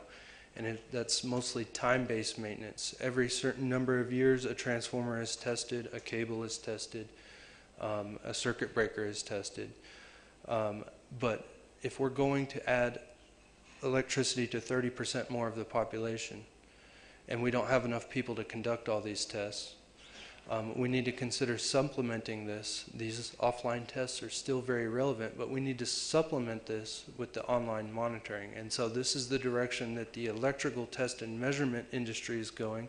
And this is also what we are seeing in MEGA as well, that there's a higher demand for monitoring, especially with partial discharge, for transmission lines, distribution lines, for cables, transformers, and so forth. And also another theme that came up very frequently this morning was that it's all about the data. So we need data in order to make informed decisions. But the issue that we see a lot is that people have the data and they're doing nothing with it. So people are going and they're conducting the electrical tests, they're monitoring the assets, and then the data is just staying somewhere, either in some database or on a piece of paper, and it's not being put back into the cycle of the workflow in order to improve in the future. So tying offline electrical testing and online monitoring together is possible with asset performance management software. So this is where we can take the data from multiple sources, and this is where we need to talk to the colleague from Amazon Web Services this morning, for example, where all this connects together, and then we can run it through algorithms for analytics in order to help make decisions, so that while we are adding all this new capacity, we are ensuring that the grid maintains the reliability. And so power utilities are going more in the direction of combining multiple solutions in order to maximize the reliability. So offline testing, we still need electrical engineers to go out in the field and test assets, but we also need to supplement that with condition monitoring, asset performance monitoring, enterprise management. But all of those need to come together into analytics so that we can use artificial intelligence in order to predict what's going to happen with electrical assets. So combining all 5 of these together is not something that MEGA can do by ourselves. What we need is we need to innovate together with power utilities. We need the power utilities to be innovative because it's your show. And we need innovation managers, innovation departments to consider how all of these can work together, because to be honest, there's not a turnkey solution on the market that provides everything for every single case. Every single power utility has different demands and challenges and different philosophies, and all of these are input into the maintenance practices in order to make sure that we can deliver power reliably. So that was very brief, but I hope you enjoy the time back. One last thing, going back to Lorenzo's statement about the human body. So we need to make sure we have enough blood vessels to transmit the electricity to the grid. But I say we need to also make sure that for this human body analogy, that we take this person to the doctor every once in a while to make sure that it will continue to operate correctly. And also, if we can install sensors all over this human body to let you know that there's a problem before the doctor even tells you, then this person can live a lot longer. So, thank you.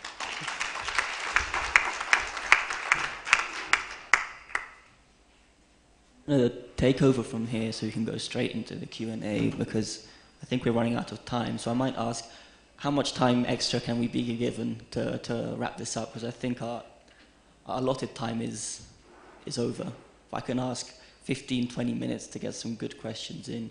I also ask all of you, because you will be listening, but I'm sure it's a yes from everyone. Yeah, exactly. So I'm quite a greedy moderator. I like to ask some questions as well. So I'll say that I'll give you guys a chance to think of some while I try and ask some of my own as well. I told you this was a panel interesting for me, so I have prepared some questions which I've been thinking about all week. So I have a question for Tilana and Dr. Mutua, and it's a sort of a combined question for both of you. Because Dr. Mutua, you spoke about regulation to attract private participation and keep private participation, and Tilana, you spoke of financial instruments to support grid development. So your questions are, Dr. Mutua, as a regulator, what are you looking for when you're considering the adoption of financial instruments in the grid? Like, what are the regulatory steps you look out for? And Tilana, as a representative of financial institution, what do you look for in an electricity market when deciding to invest in infrastructure projects specifically? Of course, you may take any order you wish in replying.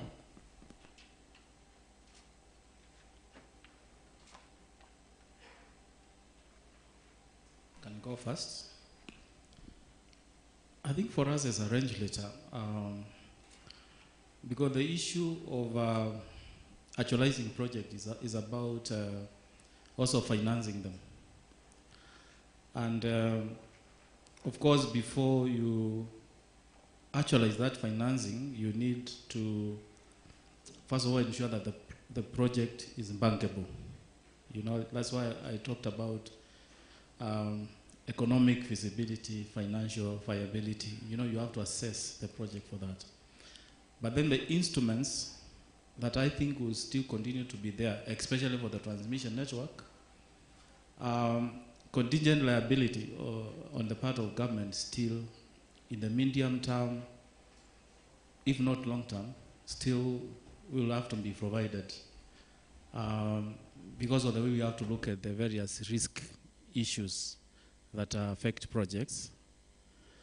Insurance, like the insurance business, because insurance is also, and Tirana mentioned about the mega and the PRGs. And those are the, like the PRGs, the partial risk guarantees that are provided for concession funding to be more attractive, and also ensure that the viability of the utility that is getting into the PPP is also very, very well insulated. It's important. So I think PRGs will still continue to be there for the concession of financing, and government support measures will still continue to be there. Insurance will become more important as we increase the private sector participation in many of these projects. Because of the stress in government when it comes to meeting is, you know, the budgets. And because the budget is also very constrained. Always there has to be a constraint into everything. We may have to see, I would want to say like a weaker government support measure going forward, so that also the government, instead of just dealing with the government support measures, they can improve on the way we are predictable and the way we are doing business, so that then the country risk levels goes down. Yeah, but basically for now, that's what I can say. Thank you.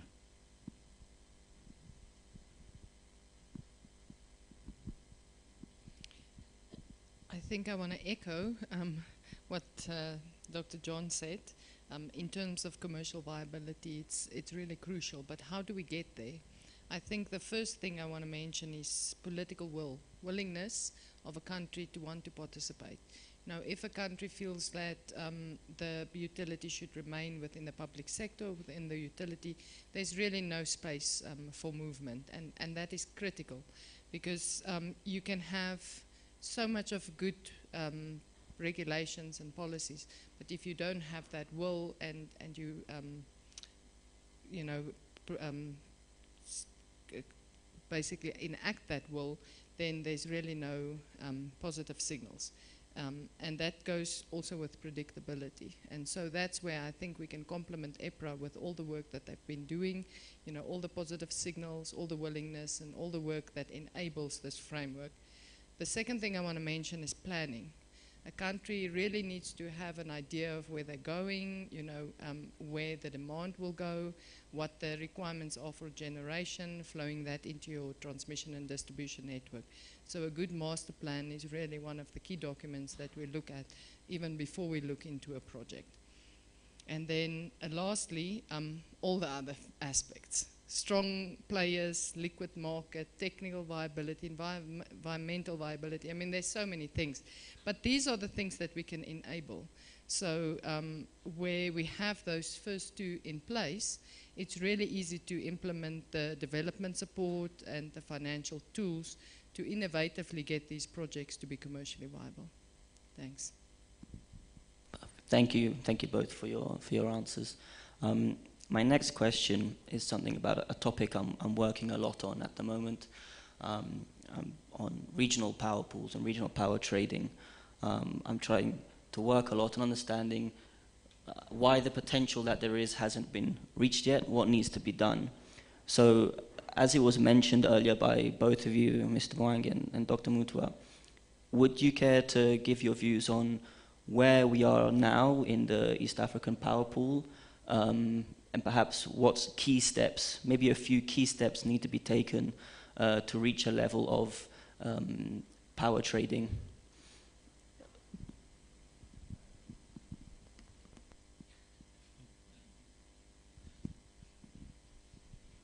I thought Eric was to go first. Yeah, regional power pools are important. And, you know, within the East African community, recently the Democratic Republic of Congo joined the ESC. And DRC is a big country with potential also to generate electricity from hydropower and other resources. But what I can say in terms of the potential for regional interconnection is there. We do have countries like Burundi, for example, who is a member of the community, and is also a member of the International Regulatory Board, again, even a member of the East African Power Pool. They really don't have much generation. I remember one time I was there, and the Minister for Energy was saying, we have just commissioned one of the biggest power plants in this country of thermal power generation, 5 megawatts. You know, I almost, you know, you can laugh. But the country has potential to grow, So what I'm saying is that there is potential for demand. We are talking about 150 million people before DRC joined the East Africa community. At the moment now we are talking more than 200 million, actually close to 250 with entry of DRC. And these people, apart from Kenya, the generation levels are low. Also the access rate is low in those countries. Now, in terms of where we are, we do have the power pool itself, the East African Power Pool, which is headquartered in Ethiopia. And also, we have the EREA, the Electricity Regulators Association of East Africa. We have come together as regulators and formed an association so that we can be able to have standards across the countries. The Kenyan grid code is almost now becoming a universal code for the region. So we are harmonizing the grid code so that it becomes easier to interconnect the various grids. That is also being done. Again, in terms of wheeling tariffs methodologies, again, as a region, we have come up with a common methodology for computing wheeling charges. And additionally, we do have the network. We have Ethiopia-Kenya line. We have Okaria-Lesos line linking Uganda to Rwanda. And we are also interconnecting with Tanzania. There's a line that is almost, Ketraco is almost completing that. Once it is done, it will interconnect Tanzania, Zambia to the Southern Power Pool, which is a good thing. So I would say we are ready in terms of even looking at the way the tariffs will be done, and also in terms of looking at who is doing generation and where. So I think we are doing well on this. But Eric, you can talk at the minister level. Yeah, there was also some work done early in the year in developing standardized contracts for power exchange, and hopefully that will make it easier to allow for shorter term trading between different countries. I think that once the value of having a pool of available capacity that you can call on when you have an issue with your system at a national level, once that's kind of realized, then you will start to see much more of a drive towards having competitive power markets, because it can be really expensive. I think in the beginning of the year we had national outages because of problems with transmission lines, and we could have done at that point with a short-term solution to bridge the gap. Okay, thank you. And whilst you have the microphone, I just wanted to ask, because you mentioned the white paper earlier, and so my question is, where is this process currently, and what can be shared, if you can, in particular, to do with grids, and if there's any mention, or will there be any mention of regional power trading? Yeah, so in terms of where we are in the process, we are basically at the end of the content development process. So hopefully during the course of this month, the document will be socialized by the CS with key stakeholders to give them an opportunity to provide some feedback. And then once that process is complete, it will become, a public document. In terms of grid, I think there's very much understanding that digitalization is going to be an absolute imperative. It is, for us to start to realize the promise of what electricity access does at all levels of society, I think this is going to be an absolute necessity. So I like the fact that, again, this is an area Tom is really passionate about, because a lot of that is going to be, there's such a substantial footprint that KPLC controls that is going to have to to step up in terms of the level of interconnectedness that we have. So that's an absolute imperative, yes. All clear, thank you. So I hope you've been thinking of your question, because I've just got one last one, very quick. And it's, in which opinion, which segment requires most attention to maximize the potential of the electricity grid? So distribution or transmission? Maybe, David, given your work, you could elaborate on this?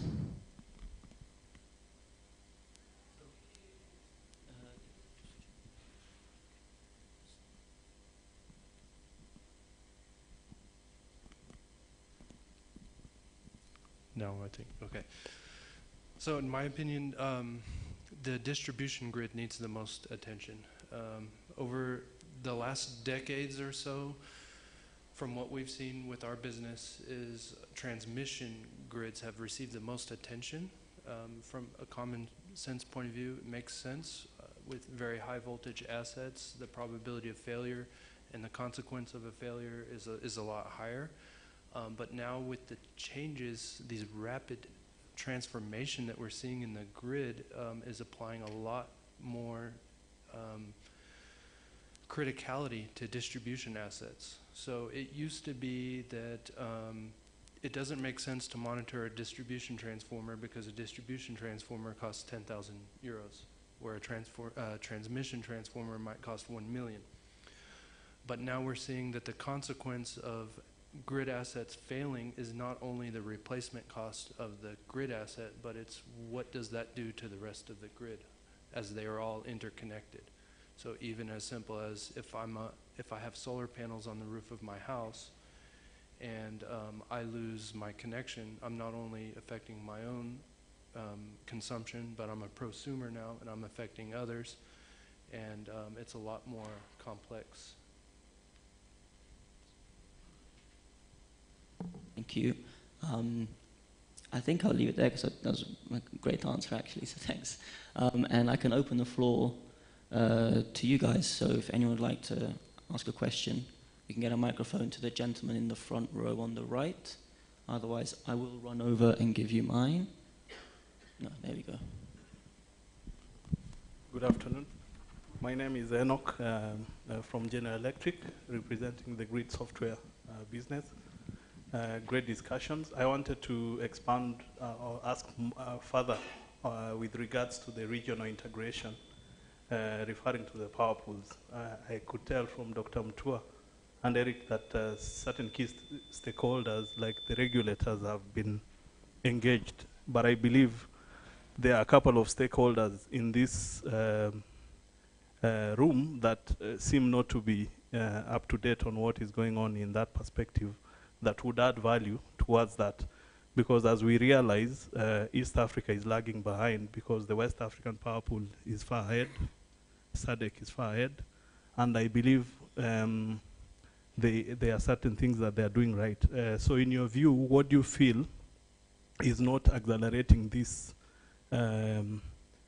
interconnection, more focus on auction, competitive bidding, rather than bilateral? Because what we are seeing currently, the interconnection is more focused on bilateral agreements that are not more cost effective than the auction markets that would be bringing the cost of electricity down, as you rightly highlighted, countries like Burundi, who really don't need to invest in generation if they can be able to connect to other countries that have capacity to supply them at our lower rate. So my question would be, how are you incorporating other stakeholders to make this a reality, and what in your view is making East Africa lag behind other regions like SADC who are ahead, and West Africa who are ahead, because our neighbor Tanzania is on the South African power pool and they are not in the East African power pool? Thank you. Thank you. I think we'll take the other two questions which I saw over there. We'll take 3 questions now, answer them, and then we'll go for a next batch.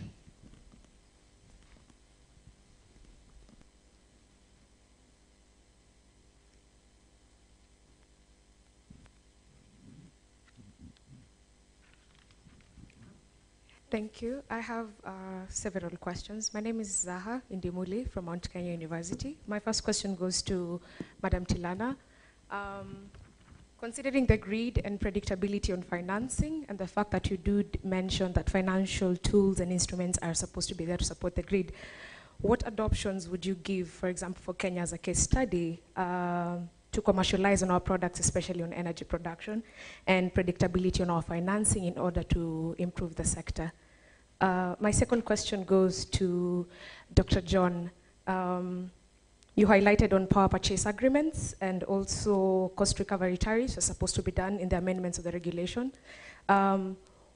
Do cost recovery tariffs do really project effective purchasing power in the economy, considering the fact that this facilitation is inflated by the economy currently? My last question goes to Mr. David.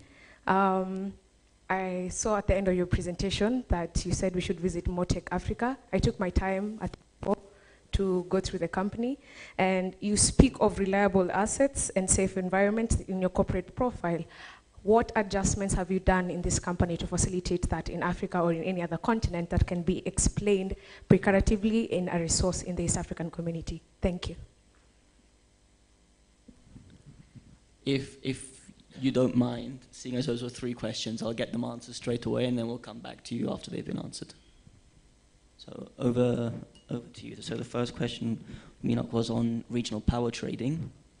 So, yeah. Okay, thank you very much. To Enoch Oji. Yeah, I think maybe West Africa and even the Southern Power Pool has been ahead of the East African Power Pool. That is true. And I think what could have slowed down the process, sometimes could be also political will, because you need to think with one mind as a business block, or maybe as a block. So it's very, very important. But what I can confirm is the willingness of the nations within the East African community. That's why you never noticed, especially those who are not from here, we sang 2 national anthems. One was for Kenya, and the other one was for the Jumuiya, Africa Mashariki.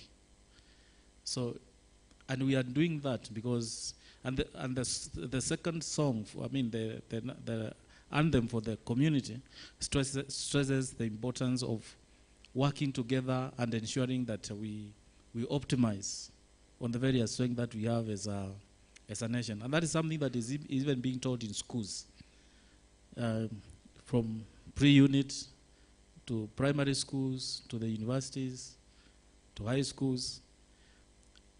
Just moving together as East Africa is very important.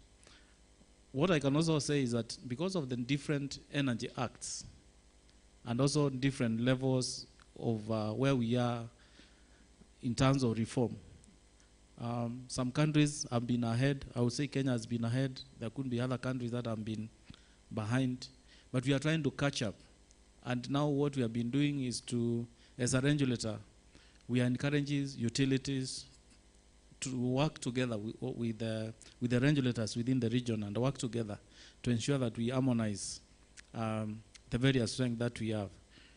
So what needs to be done, Enoch, mainly I would say stakeholder consultation that involves utilities more, because the regulators we have been meeting, utilities, the MD of KPLC is here, they look at the commercial, it's a commercial business, and in most cases sometimes they may not agree on some of the aspects. Even sometimes, even when CEOs are making approvals for you to go to Burundi, for example, they may not see it as so strategic to the business here. But then also we lose out on the bigger picture.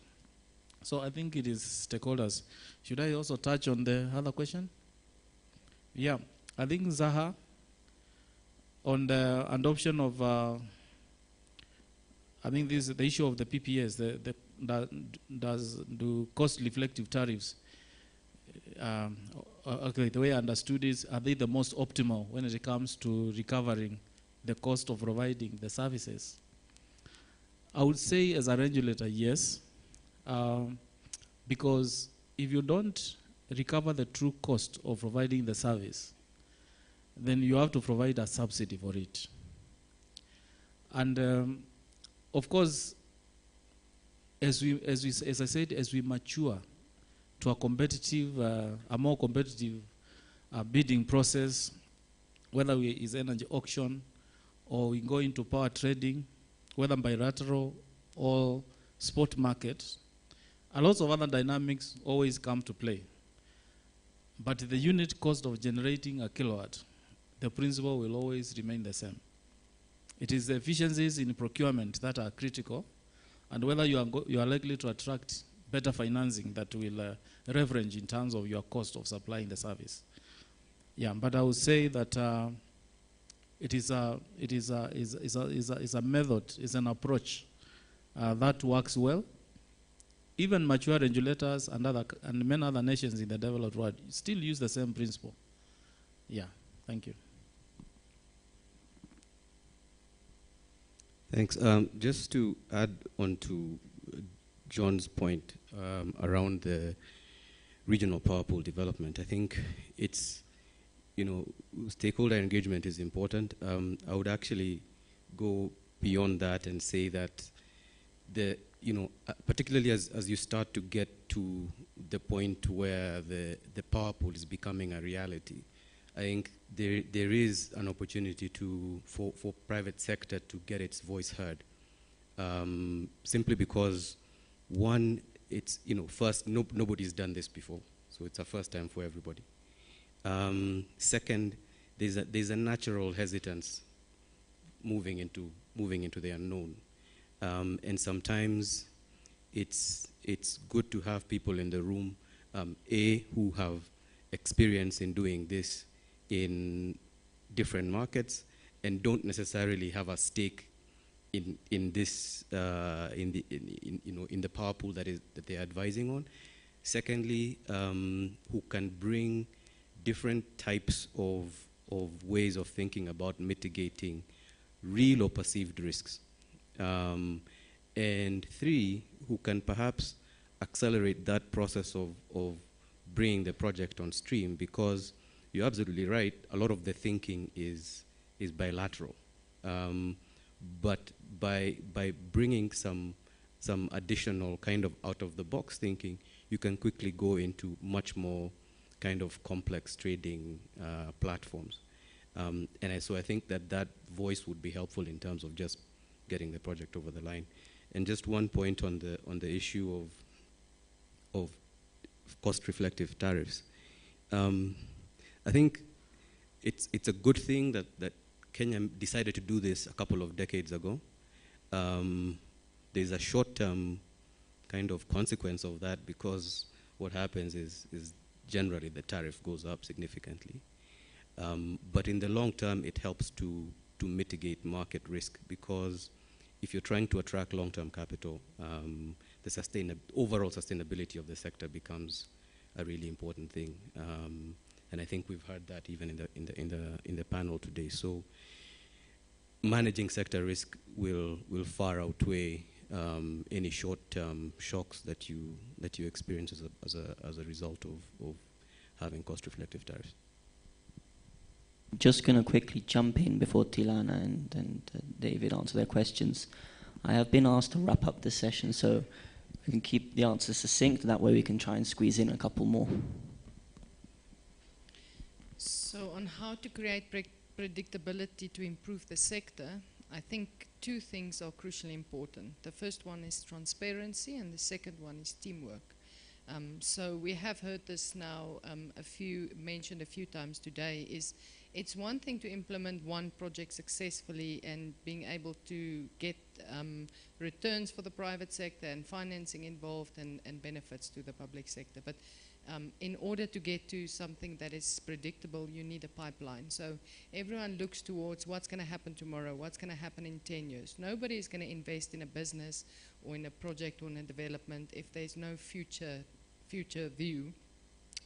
And that's where transparency comes in, as well as private sector friendly regulations and policies. That was mentioned by Dr. John Mutwa. I think on teamwork, there's a healthy mistrust between the private sector and the public sector, but understandably each one has a different outlook and come from a different perspective and are specialists in what they do, and there's a role for both to play in projects, and that if each party does what they do best and absorb that risk on a project, then we lower that risk, make the projects more bankable, make them more successful, and in general improve the sector. Thanks. Okay, so what I understood from the question is what type of initiatives are Megger and Amotech involved in that that contribute to environmental friendly practices or projects. So I can name a few examples, but first of all, I would like to say electrical reliability is an environmental endeavor. So electrical failures and faults can be very detrimental for the environment. One example of that is gas-insulated switchgear is filled with SF6 gas, which is very harmful for the environment. There are lots of efforts right now to get rid of SF6 gas. So right now we're working on a project where we're studying the partial discharge analysis of the switchgear without SF6 inside of it, so with alternate gases.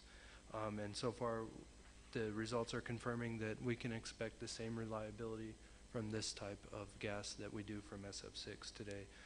Also, transformer monitoring. Transformers are filled with oil, so you can look on YouTube about a transformer fault and sometimes see explosions and damage to other electrical assets and oil contaminating the environment. My favorite one that we're working on recently is in the wind industry. First of all, if we see our role is to make sure that renewable resources can work reliably, because we need the public to trust and believe in them, and we need utilities to deploy them as much as possible. So with rotating machines, so generators which are included in wind turbines, approximately 50% of all the failures are mechanical faults. The other 50% are electrical faults. But what we see deployed in most of the cases of wind turbines is mechanical vibration analysis and monitoring, and the electrical side has been somewhat neglected. So we're working on pilot projects with OEMs right now to get a good solution and have a couple installations that we can talk about. So thank you. Thank you, David. Thank you, Tilana. So we'll go over to that question over there. And we'll take then also one more from the gentleman just here in the second row.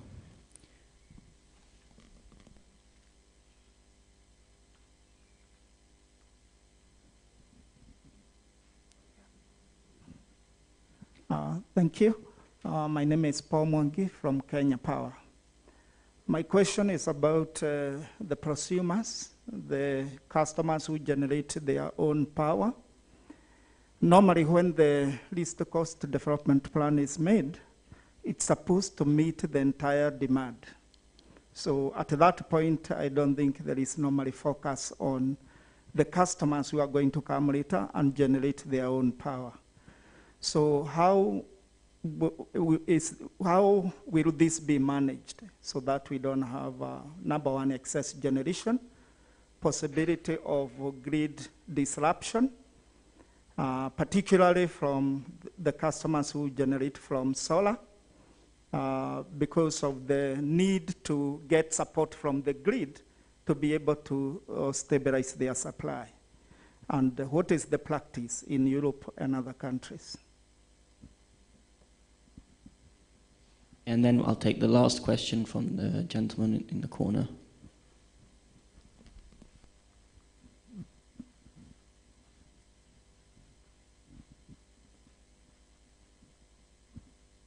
Jumbo.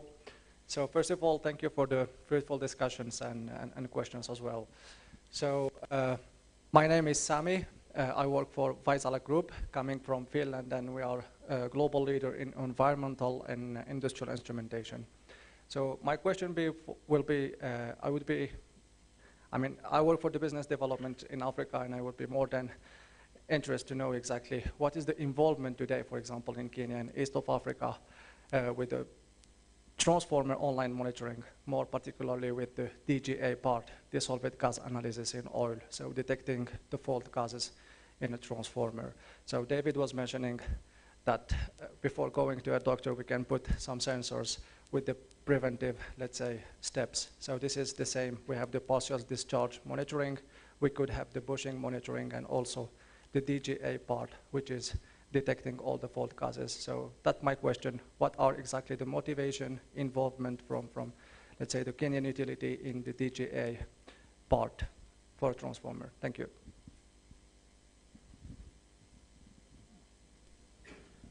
Okay, so do you want to answer that second question, David? Okay, all right. So the first question